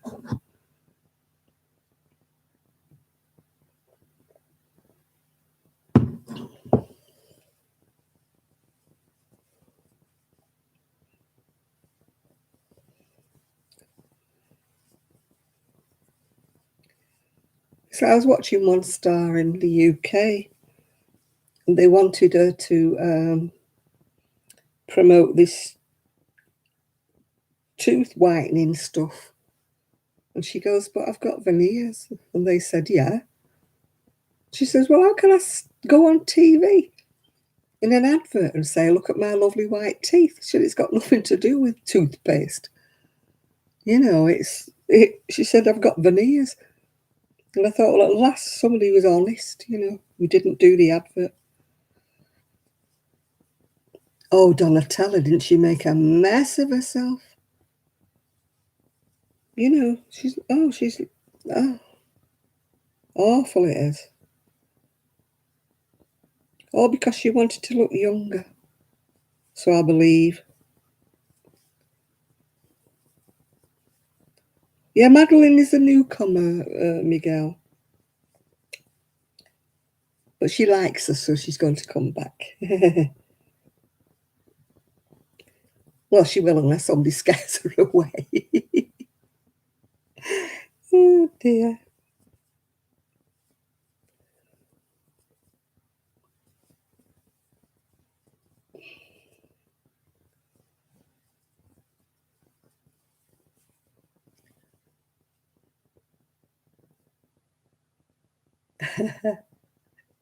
Yeah, we talk about different subjects every week. It's got absolutely nothing to do with crafting usually. We cover a wide variety of things on one of our Saturday Night Lives.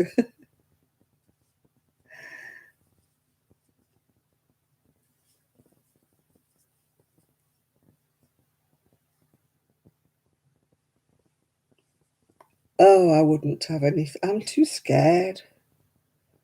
You know, what if anybody slipped and you lost your eyesight? You know, oh, Madeleine, you're right near Miguel. He's not too far from there. He'll have you joining the knit club.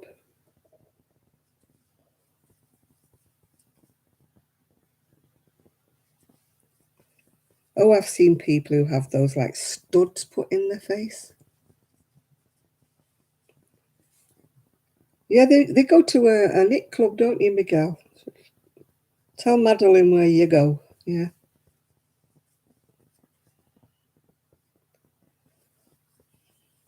You might have a new convert for your knit club here, Miguel. Well, I say knit club, it's knit and crochet, really, isn't it?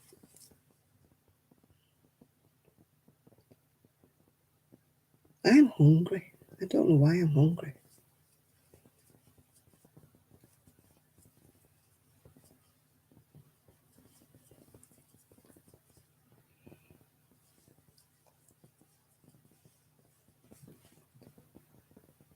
One, two, three, four.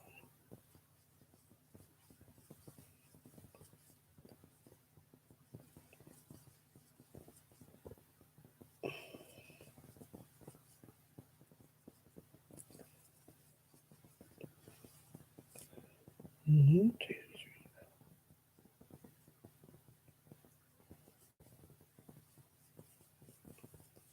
There you are, Madeline. See, you're going to make some new friends. There's quite a few people go, I believe, yeah.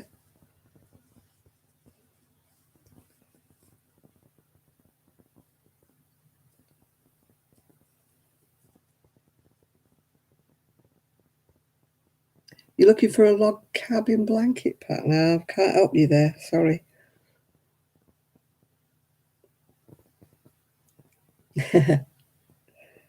It's our space, Trish, you know it is. It's not mine. I'm just in the chair. Yeah. Oh, it's at a different time. Miguel's always back.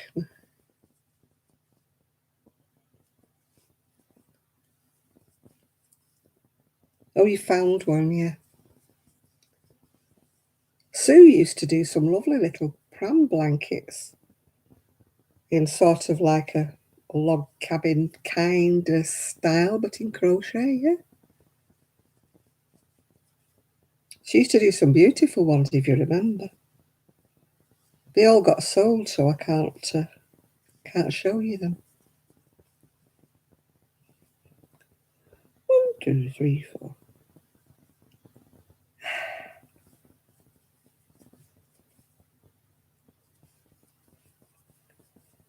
Right, I've got round. Now I'm on to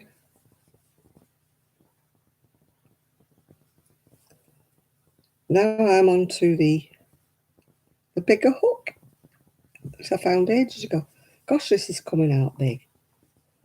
This cotton must be thick.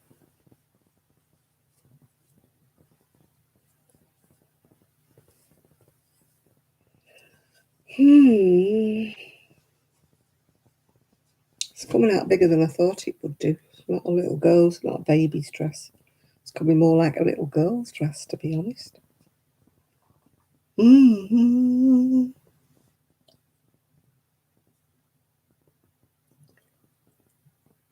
I've eaten my bag of crisps, Lydia. I'm hungry now. I've eaten them. The trouble is, you see, I feel hungry and then I just feel sick afterwards, so.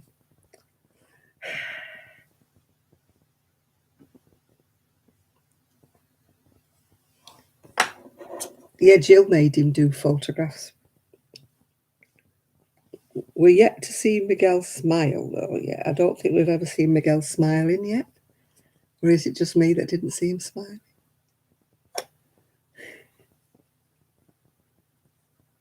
He sort of goes, oh.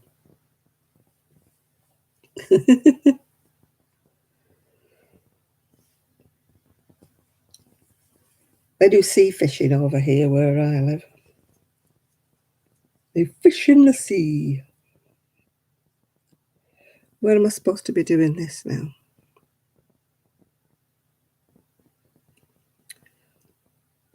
Ah. Jill spent about half an hour apparently trying to make him laugh in time to have a photo took, but she gave up in the end.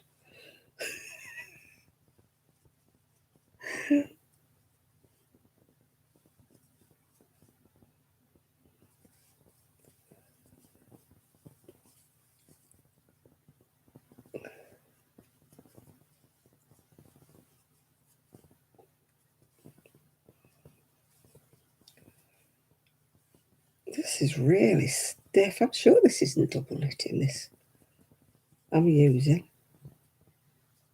It's blooming thick. It's supposed to be double knit. Cotton Bamboo Light. Who are they joking? This is never Cotton Bamboo Light. What hook am I supposed to be looking using?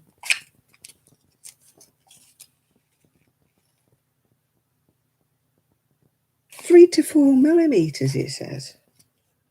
60% bamboo, 40% cotton. It's as thick as anything. It's more like an Aran. It's so thick. That's why it's coming out bigger, because it's thick. Yeah.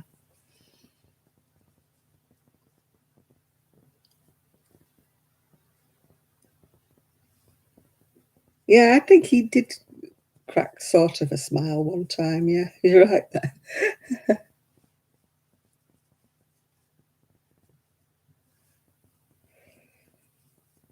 You've been told often enough what, Ian?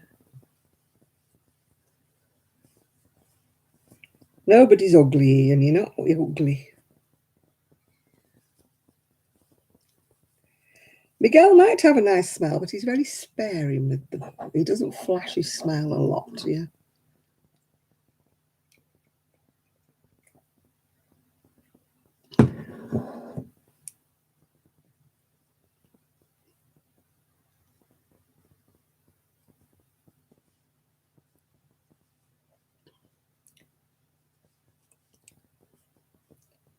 Now, I think if people say things bad about you, you tend to believe them, don't you? But if yet people say something nice, you think, oh, they're just being nice. I used to be like that when I was younger. You know, if people said anything about me that was nice, yeah, I used to think, nah, I'm just saying that to make me feel better. Oh, you're back now from David's shout out. Did he say hello from me? Because obviously I can't go on a live shout out, can I, when I'm over here?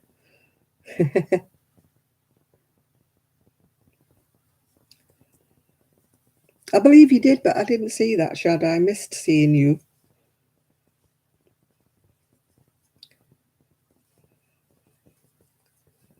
I'm very bad at doing lives, yeah. Oh.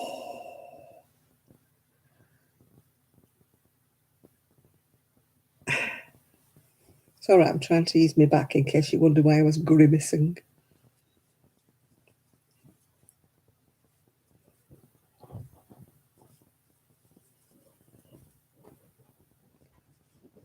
Oh, Poppy's coming downstairs again. She comes in here again, I'm going to throttle that dog. We'll be dogless if she comes in here again. She comes in, looks around like that, and then goes out again. What does she think she's going to see? What do you think she's going to do? Whatever it is she thinks, she's disappointed. Oh, don't you start. We have enough with Ian saying he's not much to look at. We've had enough Shad. Everybody's beautiful in their own way.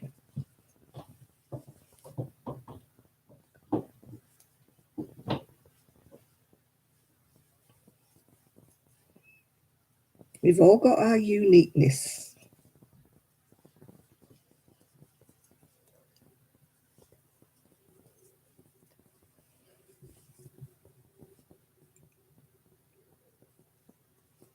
There's no such thing as ugly. Yeah, we'd like to see what Trevor looks like, wouldn't we? Whoa.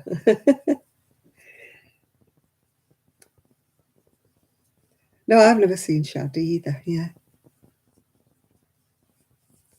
Have to tie an elastic band around it. Get one of those, you see them in schools, don't you? One of those things overhead on the door that when you open it, it goes back again. The door springs back. They have them on fire doors, don't they? So you can't leave them open. I'll have to get one of those, yeah. Oh, good. I'm glad you did, Granny Square, because I can't leave here to go and say hello to David, can I? Yeah. I don't subscribe to this people are ugly business. No. We're all unique. We're all made differently. We all look differently. That doesn't mean to say anybody's ugly, and I don't think people have got the right to say that about other people. These nasty people who apparently go on. David Brown, and he's, I don't know whether no, I don't think he dies, Jan. That's Daniel, isn't it? He does very, very long lives, very, very long ones, yeah, like whatever. He does his marathons. Sometimes he's on for 12 hours at a time, yeah. So, yeah, I haven't watched him yet. You all know how bad I am at watching lives, yeah.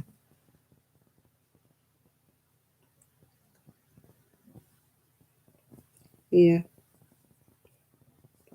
Yeah, I mean, I don't like this, how poor kids get trolled, by their schoolmates by saying, oh, you're so ugly, you're so this. And I'm like,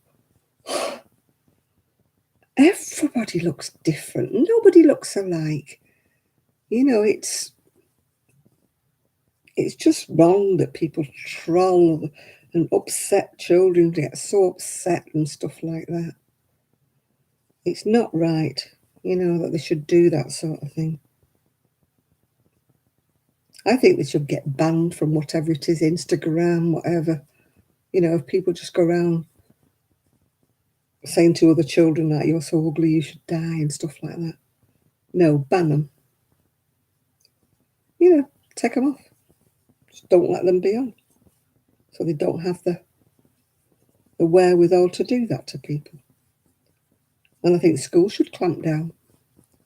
Never mind about all this, they're just from a different home. No, just tell them straight. You stop doing it or you're out, yeah. I can't be doing with hate campaigns.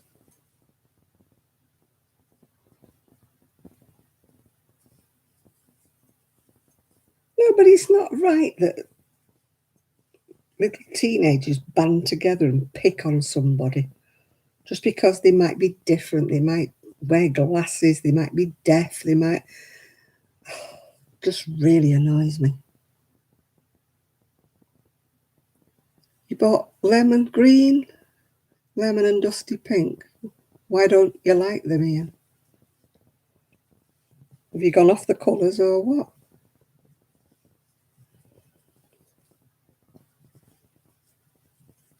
Well, bullies are cowards. They hide behind. But, I just think it's so wrong. And schools should do more about it. I'm sorry, but they should. They know it's going on. So, Oh, you've gone off the colours.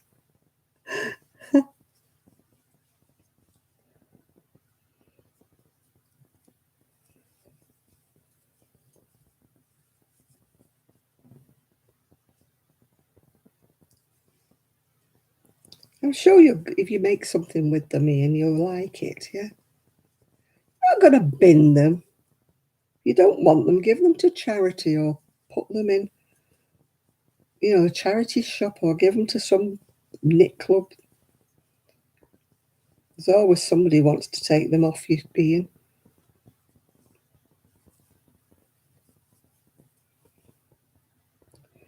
I don't know what shad looks like, so I can't answer that one, Amelia.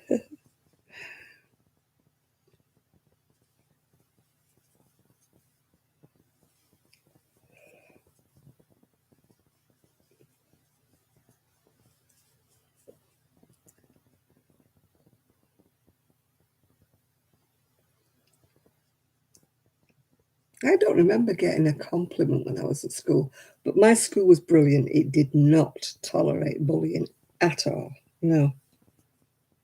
So I never grew up with any bullying, and I don't think any bullying went on because it was very strict, and they wouldn't have stood for it if it happened.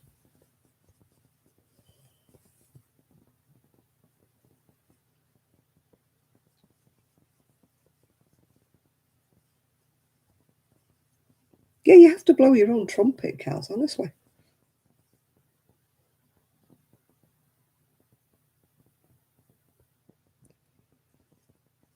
Well, donate it then, Ian, if you're not going to use it. Don't put it in the bin, for goodness sake. Donate it to somebody who'll use it.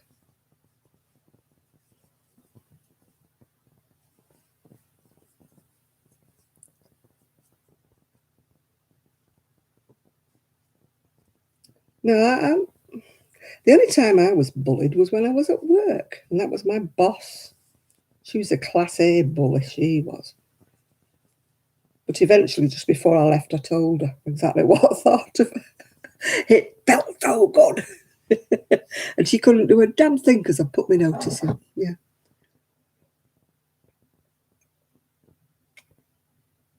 Yes, you can't put it in landfill. You're right, Jeannie. You can't put it in landfill. He's got to donate it to somebody who'll make blankets or something with it for charity.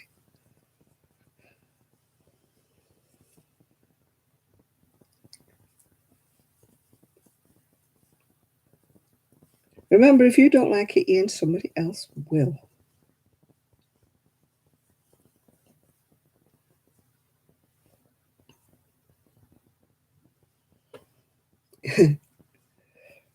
My friend's little boy, he was bullied all the time. And he used to go to judo or whatever, taekwondo or something or other. And I said to him, just stand up to him. And he goes, well, we got told by, like the teacher, whatever it was, not to use our skills in the street. And I said, look, it comes, desperate things means desperate measures. I said, if you have to drop kick somebody, drop kick them. Anyway, these kids started having one day and threw his school bag in the middle of the road and stuff like that. He got ran over by a bus. And so he just, the bully, kicked him in the face or something like that. And they all ran away and left him. And then the following day they were all, are you okay, Michael? They're fine, Michael. And they left him alone after that. Sometimes you have to do desperate measures.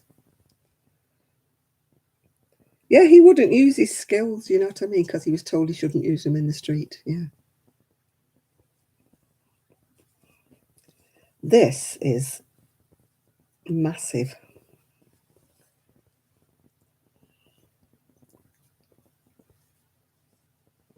Yeah, this is what I can't understand is when we was kids, lads will always fight. Boys will always fight.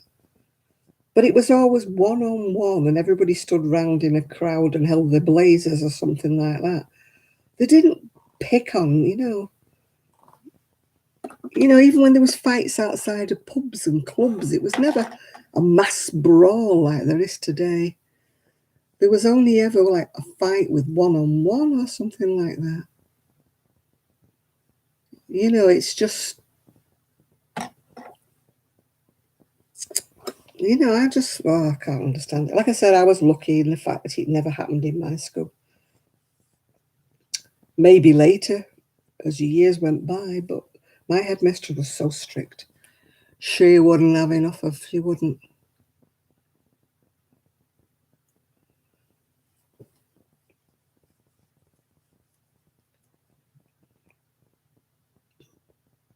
There was a guy across the road, a young lad, used to pick on my son, throw stones. I don't mean stones, I mean bricks at him and things like that.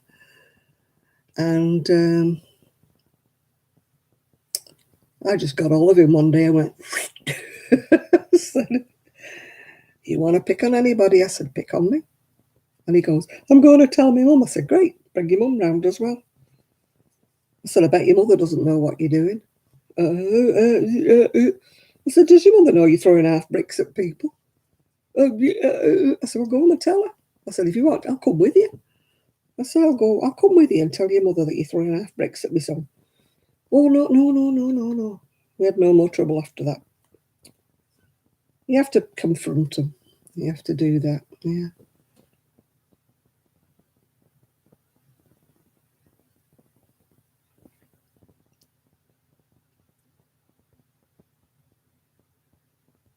Oh, you've got a double rainbow now, have you, Shad? Yeah.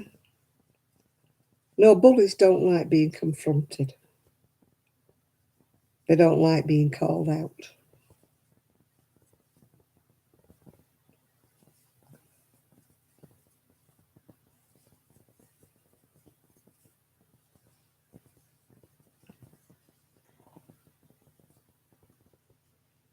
Oh, God. Here we come.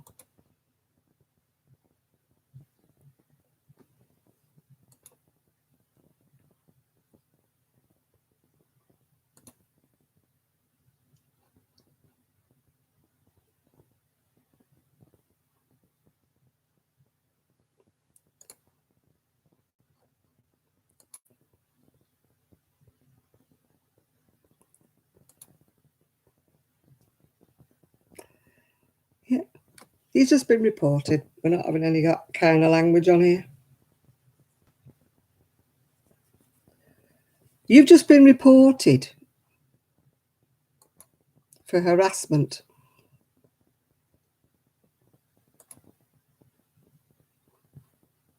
So don't bother coming back. I've just reported you to YouTube, so don't worry about it.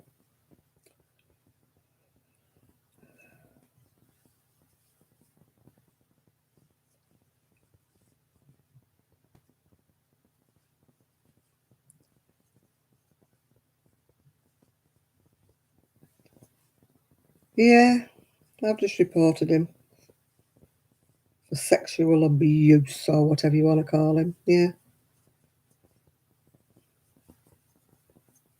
Can't be coping with that.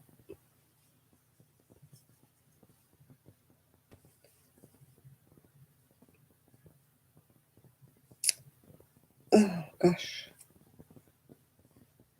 No, we don't want any of them. I'm sure you guys have got them, but I don't mean, I mean, just whatever. Listen, Eggy Bread, you think you're funny. We're all rolling about laughing here. Not. You're gone.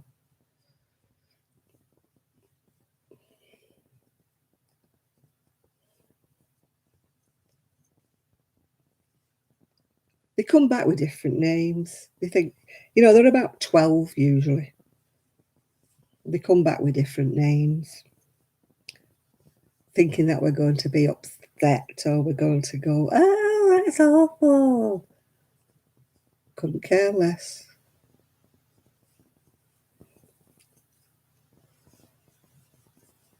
I've heard it all. You don't look in a job centre without hearing it all. Oh dear, I've been called every name under the sun. Just because I've asked them why they're not looking for work, Oh dear. So little boys coming on here trying to annoy me. Don't worry. They make up fake little names and think they come on so clever. Immature is the word, yeah, absolutely. Probably about 12. Going, snigger, snigger. I'll go on there and make them laugh. Yep. We can all do that, sunshine, yeah.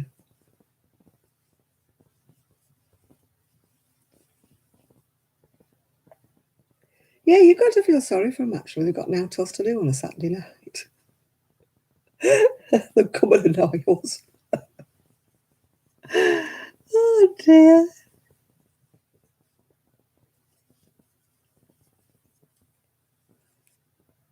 You got your heart started. Why did it stop, Shad?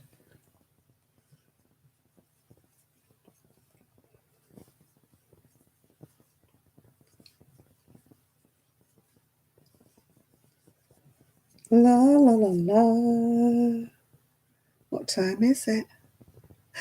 12:30. And all's well.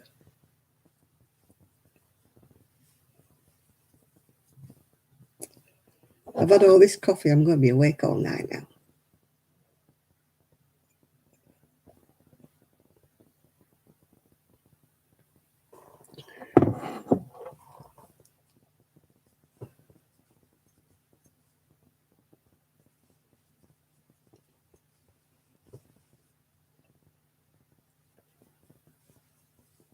Yeah, I'm a firm believer in karma. It's usually worked out in my lifetime. Might take a long time before it happens, but it does.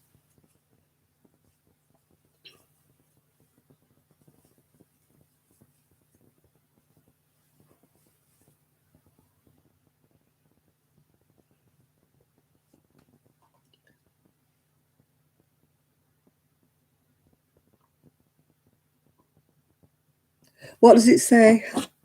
It says, today is the first day of the rest of the miserable week.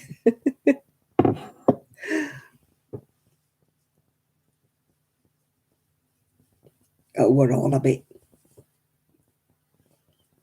dare I say it in whispers, we're all a bit crazy on here. Because it helps. I think anybody who says they're totally sane is a liar. Yeah. And besides which, if you were totally sane, wouldn't life be boring? It would. It would be boring. Oh, you do, you fit right in. There's not one of us. Right, come on, hold your hand up if you're totally sane.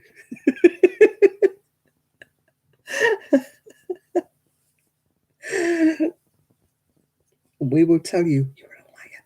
Yeah. I like being. My dad used to always say to me that I marched to a different drummer than everybody else. Yeah. And I think it's true. Yeah. You're only in trouble if the walls answer you, Kaz, yeah. You know, I talk to myself the whole time. I don't do it quite so much since I moved here because then they say to me, what? What did you say, Mum? What did you say? So I can't really talk to myself like I used to. But I used to say I was having long conversations with Gigi, yeah. I mean, Gigi couldn't have cared less, but I mean, I used to say to him, what are we going to have for dinner today, Gigi? What are we going to do today? Shall we go over there? Shall we put the TV on? We used to have long conversations with the dog. But, I met a little boxer puppy called Winston the other day. It was so gorgeous, yeah. It was so gorgeous. And they'd done the same thing that we are going to do. They'd got this puppy so that their elderly dog could train it. But instead of which, the little puppy was teaching the old dog bad tricks. So the old dog, instead of teaching the other one, was picking up the naughty tricks off the puppy. So,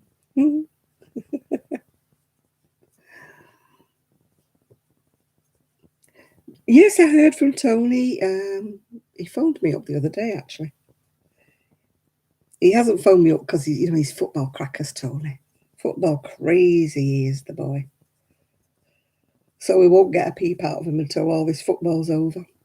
This England's coming home and all that jazz. I mean, I don't watch it, so I don't know.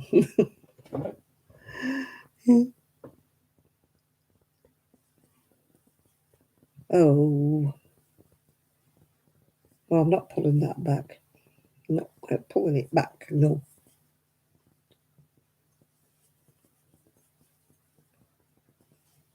If I feel the urge, I'll put a fake treble in.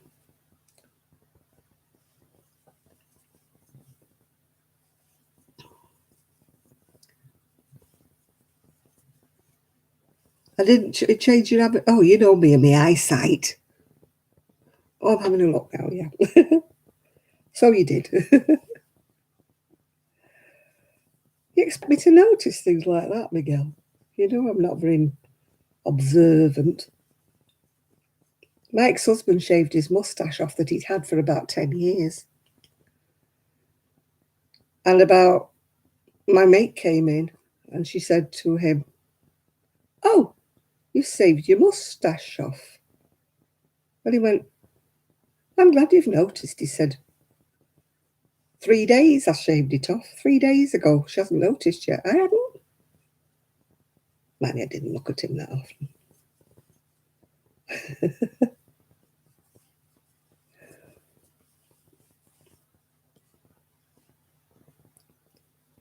Once I get a garden, I can talk to my plants, yeah. Talk to the seagulls because they stamp all over my roof and my she shed. You're in there and it's like you've got big mice, with clogs on. And it's seagulls that walk up and down on the roof.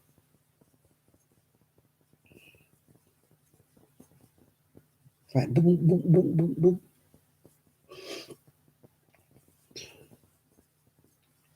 This dress is going to fit somebody going to school, let alone a baby dress.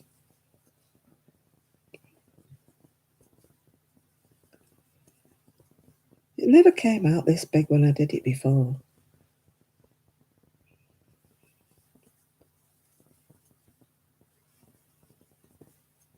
Honestly.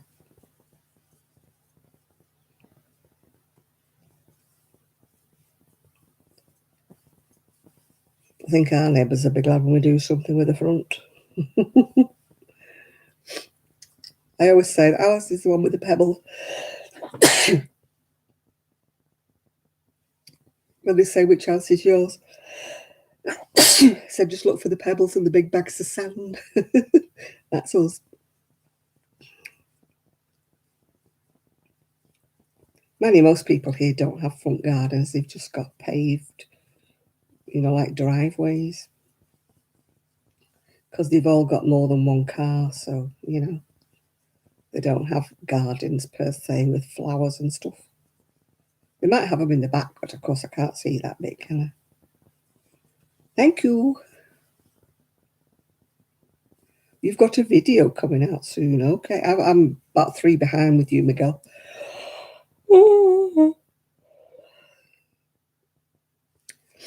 Kelly's made a video, by the way, people.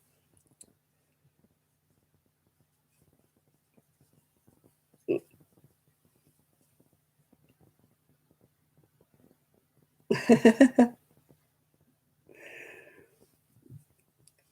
you're a knitter, she's promoting she's been promoted by somebody who makes these, so you can make your own patterns up in knitting. I hope they start doing them in crocheting because you know me. Template, that's what I mean. It's like a template.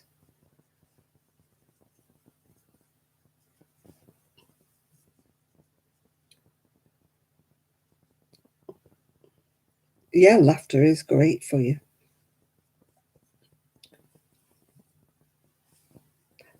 Well, I don't knit a lot, but, I'm just saying anybody on here who does knit, if you go and have a look at Kelly's video and support her.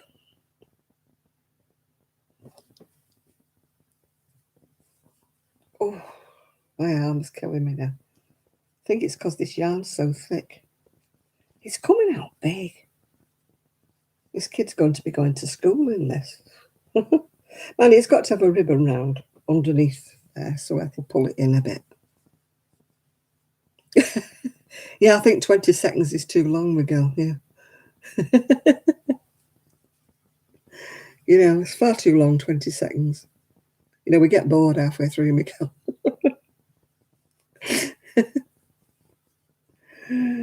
God. Hi, Daniel. Hi there. How are you doing?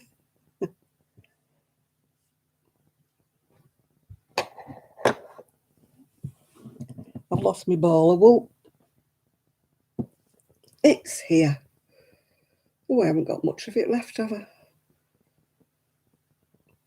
Oh, God, it's falling apart. Oh, oh, oh. Everybody say hello to Daniel. Mr. Pawply, who makes lovely yarn, hand-dyed.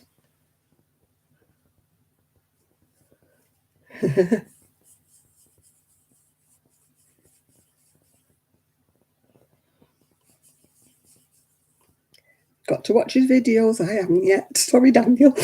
I will. I promise I will. I haven't done any TikToks. Anybody done TikToks? I don't understand them. I know Nathan does them. I wouldn't know where to start with a TikTok.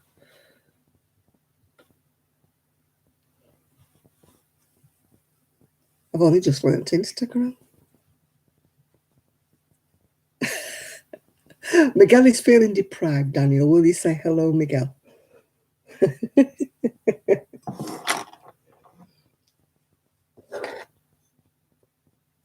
You know what he's like? He has to have a hello. Well, that's a bit thick, that wool. Yes.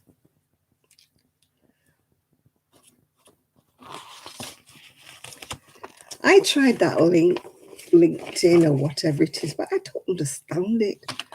All these people from everywhere want me to be their friend, and they're not knitters or crocheters. What they want to do is sell me something or whatever. You know, I'm head of this department or something. We want to join, man. I'm thinking, I don't want to join in. I don't want them, thank you. You know, I don't understand TikTok. What do you do in TikTok? I don't know. Do you go, that's it? Anybody do TikTok? Anybody understand TikTok?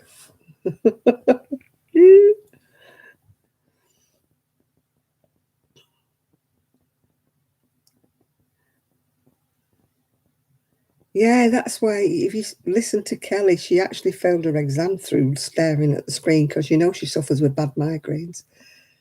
So she thinks that's what happened is with staring at the screen, the numbers were jiggling about and, you know, I don't get TikTok either. Yeah. Everybody's going to TikTok and all that. And what would I do in TikTok? What would I do? It's like Candid Camera. What would I do on TikTok? I don't know. You can't hear a clock, Shad, because there isn't one. Shad and Chris have got this thing that I had a clock that used to tick. And I haven't had the clock that used to tick for about 3 months now. But Shad always says that it's ticking. It's not ticking. Oh, dear. I don't know what TikTok is, really. I don't know. If I had TikTok, what would I do? Anybody on here on TikTok? What do you do? My life isn't that funny, Nathan. How can you watch them? How can you make it funny? You're only on for a few seconds, aren't you, I believe, with TikTok? I think I'll leave it to other people. I think that might be the best thing to do. Oh, dear. I get confused anyway. It takes me all the time to post a photograph onto Instagram. Snapchat, oh, I've not gone there. I never heard the clock ticking when it was in here. It's now in my shed, you'd be happy to know. But it's not got a battery. Well, the battery's run down in it, so it just tells the same time. All the time, so it's not ticking at the minute. But I will put a battery in. I keep forgetting when I go out to the shed to take a battery. But actually, I don't think I can reach it to put a battery in. I think it's over the top of my table. Or Ian put it up there, and of course he's nearly 6 foot, so he's like inches taller than me. Yeah.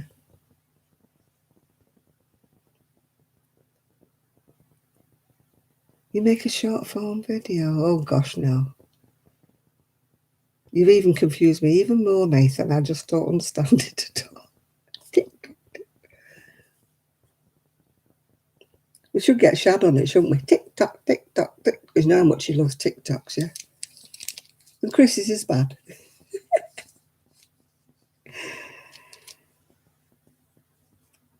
Dance, comedy and education.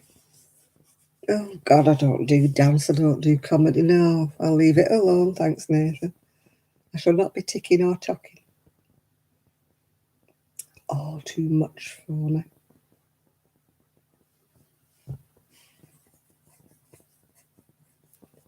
I always forget that, like on Instagram, you can't just put something. You have to have a photograph, yeah.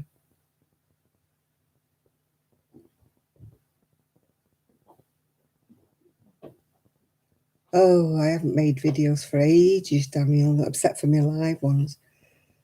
I just don't know what to say anymore. And it's more difficult now because I've got the family here. So before I could just put the camera up anytime I wanted, just stick it up, and have a chat, yeah. But like somebody would walk in or a workman would walk past and wonder what on earth I was doing, you know. So maybe I'll know. Maybe I'll get back to making videos. Maybe I will. Maybe I won't. I don't know. Yeah. I don't feel I'm interesting enough. Oh, I think upstairs having a clog dance. Considering they wear slippers upstairs, you know, and socks, it still sounds like, you know, it's the clog dancers coming across, yeah. Did you see I'd finished my top? I haven't worked out this little gadget yet. Bought it at Christmas. And I haven't got Kelly. So I don't know how it works.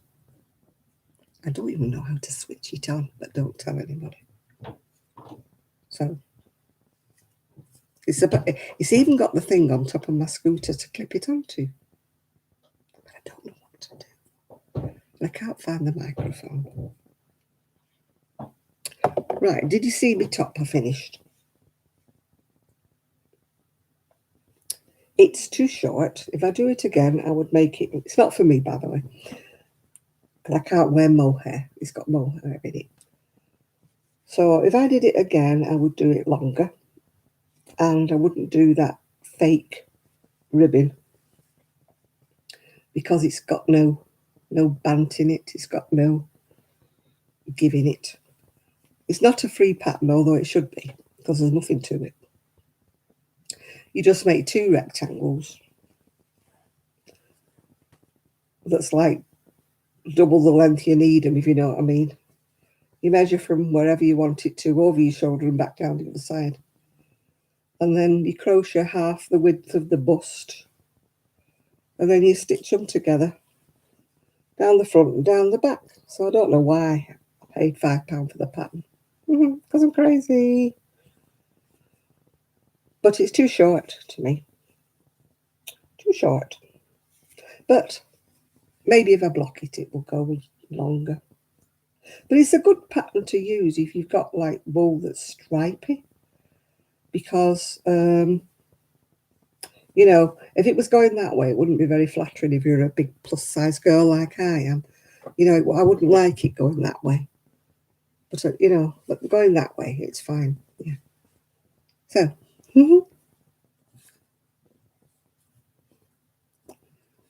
oh, GoPro. I can't understand it.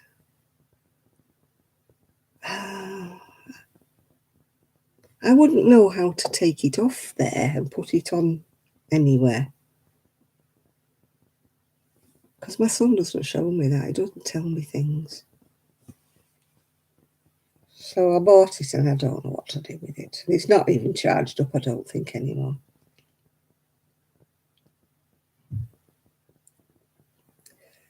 Oh, do you know I can look at YouTube videos and it goes in one ear and out the other? You know, Kelly was the one, she used to say, right, this is what you do. You do this, you do that, you do the other. And he said, now I understand. But I was thick as a plank when it comes to... I can't even charge the thing up. I don't even know where you put the thing in. Ah, there it is. It's charging now. Right. Charging. Now, I don't know whether that... Oh, going auto sleep. Well, I've got it connected up this way now, and I don't know whether that little red thing at the top means that the battery's empty or the battery's full. I don't know.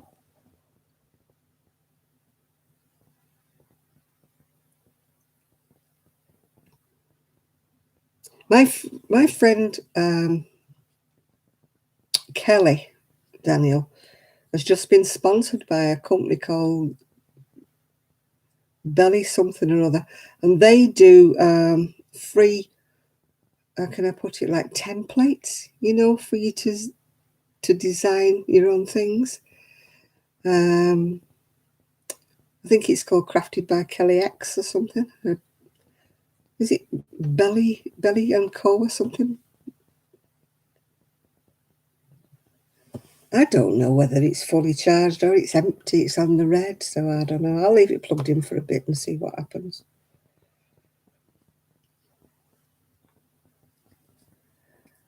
Maybe I'll ask her, but she's in Spain at the minute, Kaz. She's gone to see her mama in Spain. Her mum emigrated, whatever you want to call it, went to live in Spain ages ago. So she's not been able to visit because of the COVID, you know, because of it being in the Amber area or whatever area it was. So bellish.co, that's the one, Nathan, thank you. So that's what my friend, she's actually being sponsored by them and they're paying her quite a bit, Nathan. So it might be, not Nathan, Daniel. So, you know, it might be in your interest to have a little look and have a speak, you know. Because they're looking for people to promote their company. So you never know. I'm hoping they do one for crochet because that's me. I want to do templates for crochet. Yeah, my friend's designed some socks. I think she's Crafted by Kelly X. I think her YouTube is. She's designed some socks using one of their templates. So she knits a lot of socks, doesn't she? Does Kelly? Yeah. So try knitting spasms. Yeah. And as for knitted socks, I've got about 12 pair in a drawer that I never wear. I had a thing about knitting socks at one time because everybody was knitting socks. So, gosh, I knitted some socks. I knitted loads of socks. And then I don't wear them. I never put socks on my feet. Very rare. I put socks on my feet. I think I've worn them twice while I've been here. The same pair. I don't know what there is about socks. I don't like socks. I prefer bare feet in shoes, and you shouldn't, should you? You know, you should put socks on.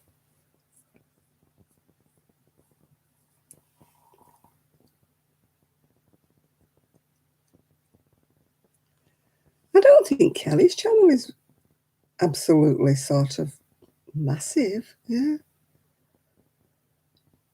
Bye, Miguel.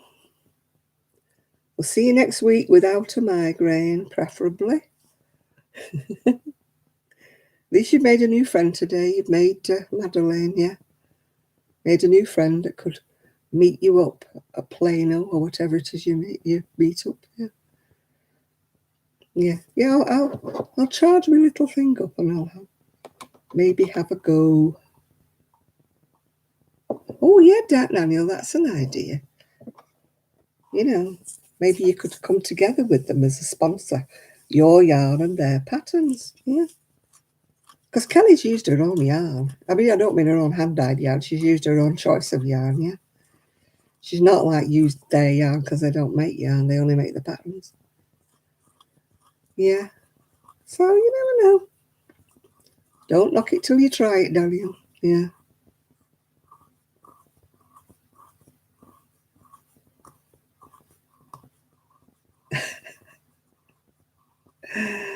Yeah. Oh, gosh. Getting nearly time for me to go to my beddy bows, although I probably won't sleep. I'm usually wide awake till about 4 o'clock in the morning, and then I conk out. And then, of course, I get me 8 hours in, which means I don't get up till lunch. My body clock has gone up the wall recently. So I'm sleeping when I shouldn't be sleeping, and I'm awake when I should be sleeping, yeah.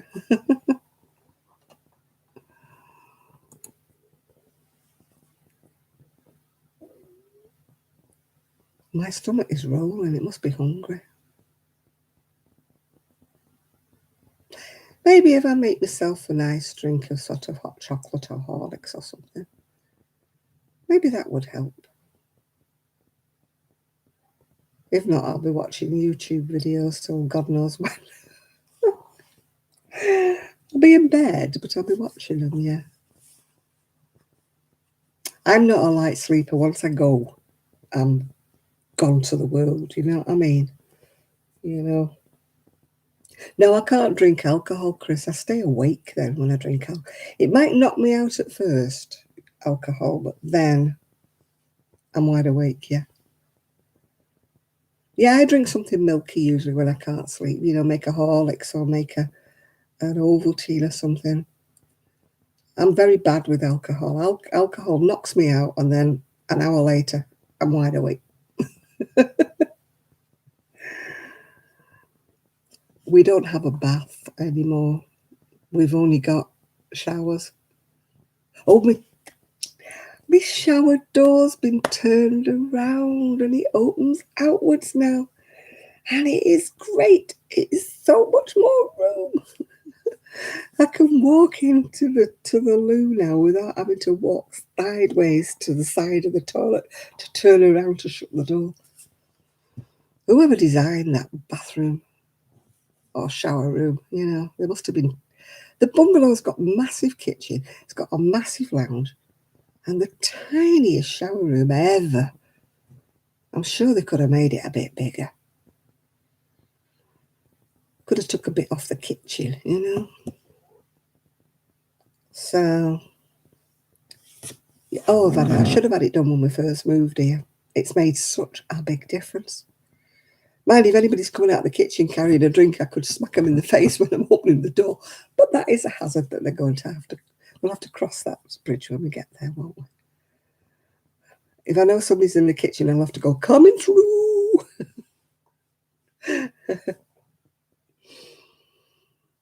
But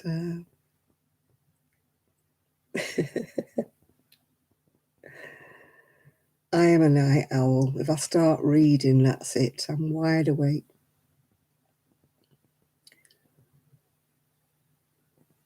I don't think we can get CBD gummies over here. I don't think we can, yeah. I've tried that, the CBD oil or whatever it is you can buy over here, but it's got no oomph in it. The stuff you can buy over here is just more like hemp, and it doesn't do a thing. I did buy some, but it didn't do anything at all. People said, oh yeah, get some of that. Do wonders for your back. No, didn't do anything. Didn't make one bit of difference, didn't make me go to sleep, didn't do anything. And I don't like taking anything to do with like sleeping pills or anything. So, what, you can buy gummy bears over here. But yeah, but do they have anything in them? Just smoke pot. I don't even smoke, Shad. I wouldn't know what to do with a spliff. I wouldn't know what to do. I'd just be, I wouldn't know what to do. It's not legal over here. Yeah, the CBD legal. It's just hemp, yeah. And it doesn't do a thing for me, hemp. Might make my hair curly or something, but it doesn't do anything for me pain. Yeah. Hash cakes. I go on the street corner. Yeah.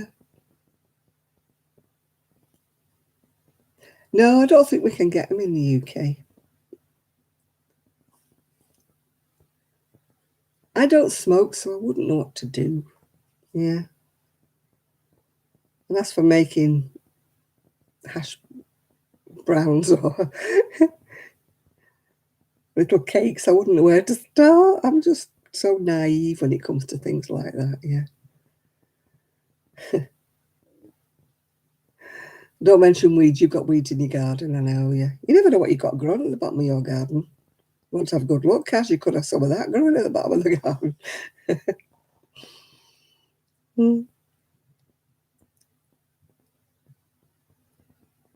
I remember a friend said her next door neighbour was growing this plant that she got some seeds, I don't know. And the next thing, the police were knocking on her door because she had it in the front of the window.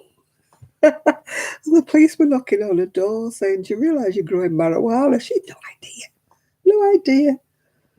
She just thought it was a plant and she had it stuck in the front. You know, she wasn't hiding it or anything. She had it stuck in the front window. And they're knocking on the door. The police said, excuse me, but, you know, can we have the plant? I mean, they realised she wasn't growing it for any reason. She didn't even know what it was. Yeah. But, I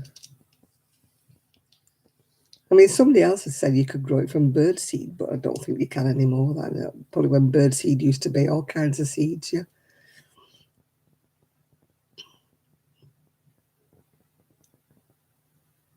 Yeah, but you can't get them over here, Chris, because of these rules and regulations we have over here, yeah. Oh, good night, Jane. I'll see you next week. Well, you know what I'm like with sweeties, though? I'll probably eat the whole bag and be off my trolley for weeks. If you gave me gummy bears, I'd be like, oh, these are nice, these are nice, these are nice. I'll probably eat the full packet. Instead of having 2 or 3 like you're supposed to. I'd be sitting there watching the TV like, away with the fairies, you know.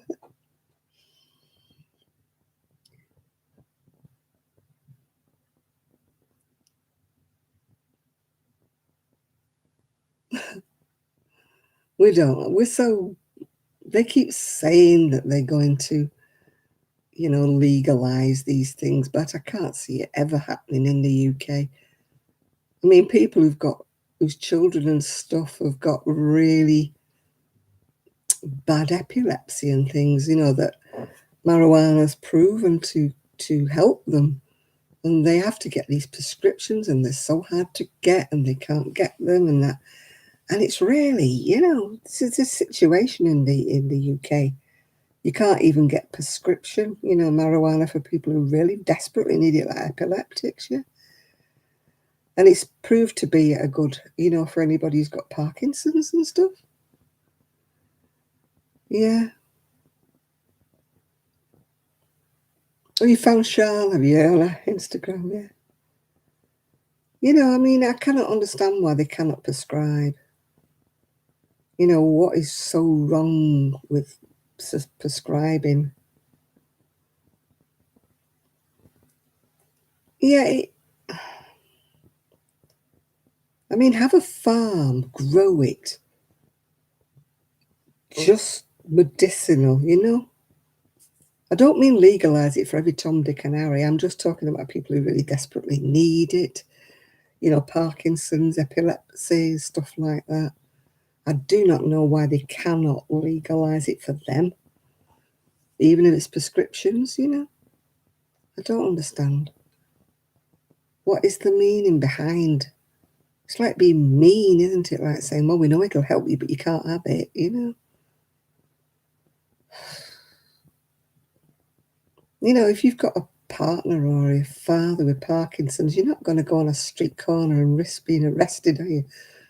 Just to go and, you know, get him some marijuana to smoke or something like that. No. I just don't. Like you said, there's a lot of things in this world I do not understand.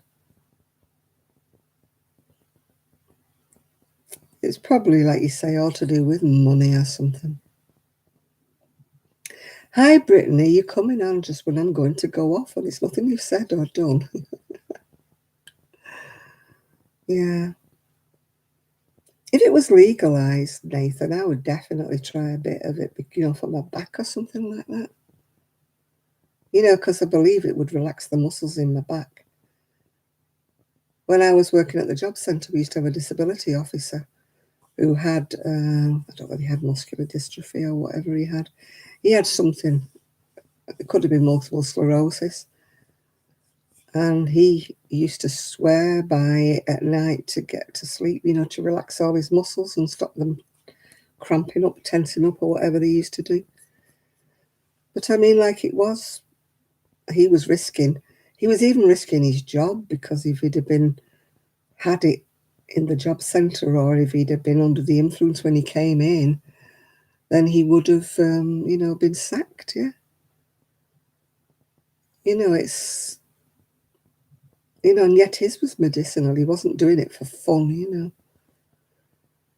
Yeah. I need to find me a rasta, don't I?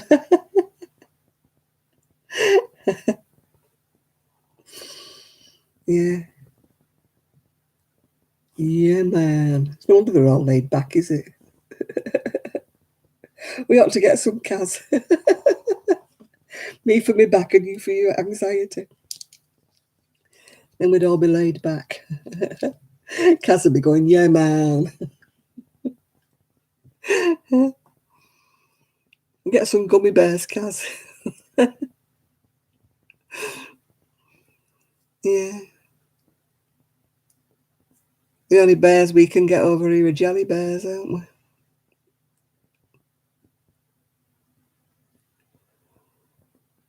Oh, has somebody been disqualified? Yeah.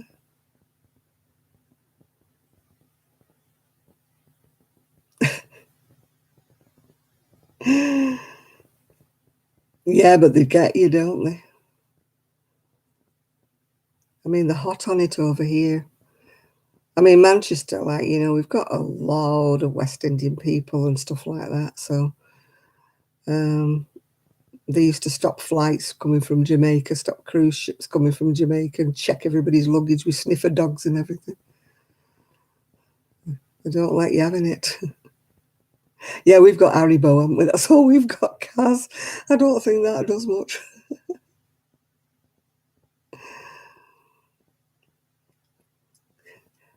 Oh, yarn cruise ships. The only ones I know are in America. And the only ones I know are the ones that that bloke runs, that Crochet Crowd bloke runs. I would imagine they're terribly expensive to go on one of those. I don't think it's quite the same cruising around Britain in the rain. Although we could always be below decks, couldn't we? You know, crocheting away there.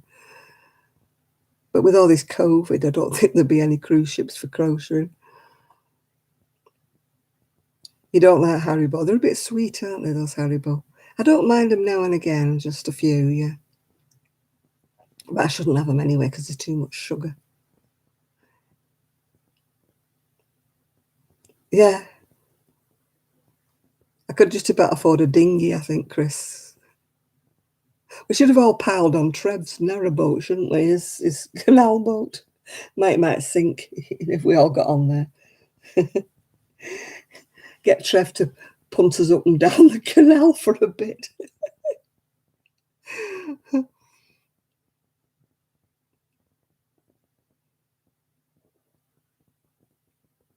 No, I don't know who Noni May is. Who's Noni May? No, I don't know who she is. Yeah, we could go on Trev's canal boat, yeah. I don't think we'd get seasick on there because it's it only goes very slow and there's no waves, so you'd just be on flat water if you went on Trev's boat.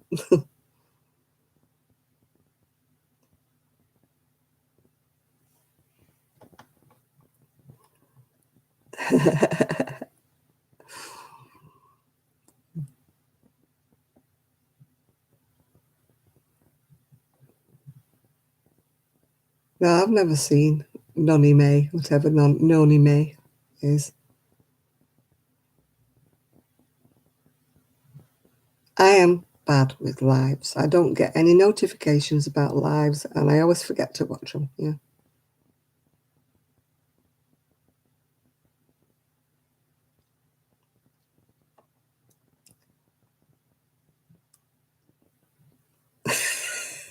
Kaz, you know you say you Kaz, I'm no use either. I think you need a greenhouse in this country. We haven't got one of them. Yeah. I don't think we can grow anything in our garden. It's too close to the sea and too windy. We plants would get blown away.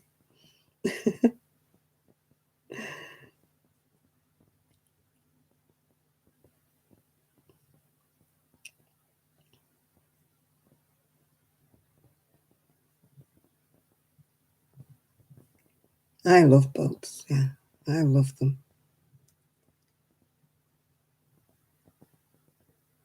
I love yachts. Yeah. We once was going to buy a yacht, only a small yacht. I'm not talking a big yacht.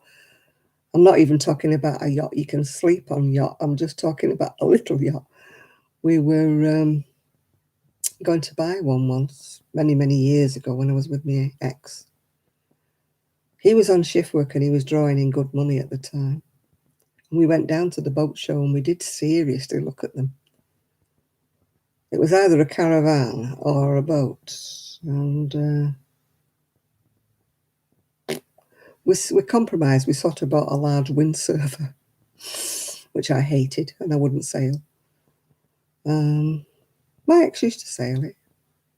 He used to go every year for a fortnight on a yacht with a load of guys.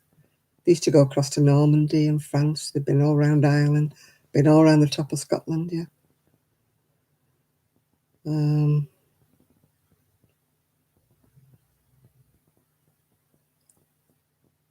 But I wouldn't go on a yacht now. I wouldn't have my sea legs now. Takes me time to walk on dry land. So I definitely couldn't balance on a boat anymore. I could go and wave to the people who've got yachts over in Fleetwood. Hi, can I come aboard? Have you got any rum? Has the sun gone over the yard arm yet?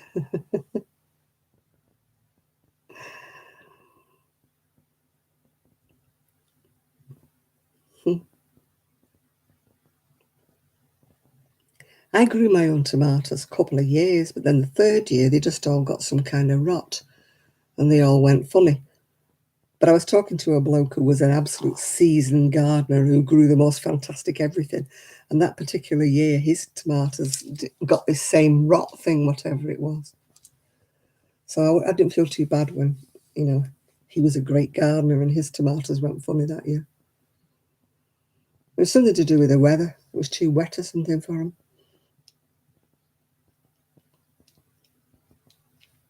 I used to like growing salad. I used to grow, you know, my own lettuce and stuff, different lettuces. Because I used to get fed up with like buying a lettuce and then it went all yuck. So I used to like a bit of side salad. So I used to go out like every night cutting some leaves off my salad plants. I loved it then, yeah. Then the slugs were a pain in the ass. They were, honestly. Sorry, people. They were a pain in the bottom. Slugs. They used to come and eat everything. You know, I tried doing this organic growing, not putting anything. But it's so much nicer, your own stuff. It really is, Nathan. Honestly, it does taste a lot nicer. But, yeah. Oh, you're doing the raw wave. You have to curtsy and bow to Nathan. Yes, Sir Nathan. Sir Nathan, arise.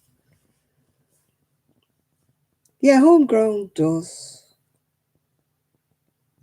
taste so much nicer. It really, really does, yeah.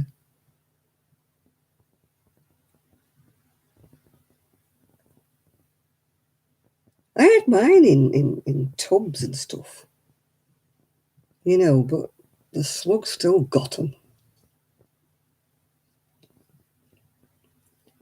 Yeah. Hey. Yeah, I'm the queen of crochet. I gave away my tiara. I sent it to the charity shop the other day.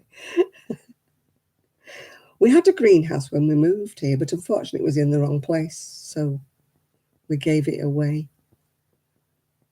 So we won't have a greenhouse anymore. So, and I don't think they'll grow anything in the conservatory. I don't think they'll grow any plants. I don't know. Maybe they will. Maybe they won't. I don't know. I don't know. I'm not the gardener anymore. They're planning the garden, not me. So I don't know what they're going to stick in it. Yeah.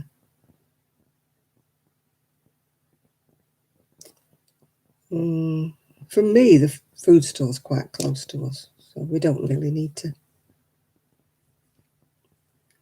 Oh, only if I get permission to do that, because, you know, I don't think they'll like me sticking tomato plants in the conservatory.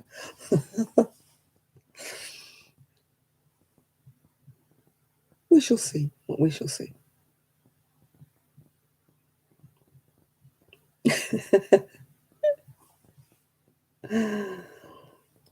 Oh, dear. I used to like being in the garden, but my back can't do it anymore. Can't bend over. I could do raised beds if I got my seat and sat down to do them. That's why I put those window box things, you know, when I had my decking, yeah. But I only grew flowers.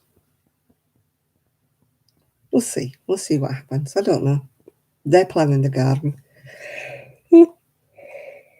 They said it's all under control, so I shall just sit back and let them do what they're doing, yeah. Oh, I don't know about that, Kaz. Yeah, I think they'll be in it a lot as well. I think I'll have to fight for space. I'm hoping to be outside. I like being outside. You know, I like being out in the fresh air if it's warm enough. That's where I like to be. You know, I used to be out on my decking all the time, yeah. No, I can't lift any. Sometimes I even carry a plate into the kitchen. My back goes out. It's just one of them days, isn't it? Right, people, I've been on here 4 hours and 17 minutes. So I think it's time I said goodbye to everybody. It's lovely to have all of your company, and I hope to see you all next week. Yeah, I have to throw my towel on the chair and stake my place, although they get up earlier than me, so I could when I wasn't sleeping, I could get up about 4 o'clock, couldn't I, and go and put my towel out. My lucky to the rain. Yeah. Yeah, you're right there, Kaz. Yeah. Right, nighty night, everybody. Thank you very much for your company. Any newbies here, welcome, and we hope to see you again. And all the regulars, thanks for calling again. And I shall see you all very soon. And yeah, good night, Madeline. Thank you for your company. Hope to see you next week. Yeah. And don't forget to go and see Miguel's whatever. Yeah, it's bedtime. More than bedtime for me, even though I'm not tired. Bye for now. See you all later. Bye now.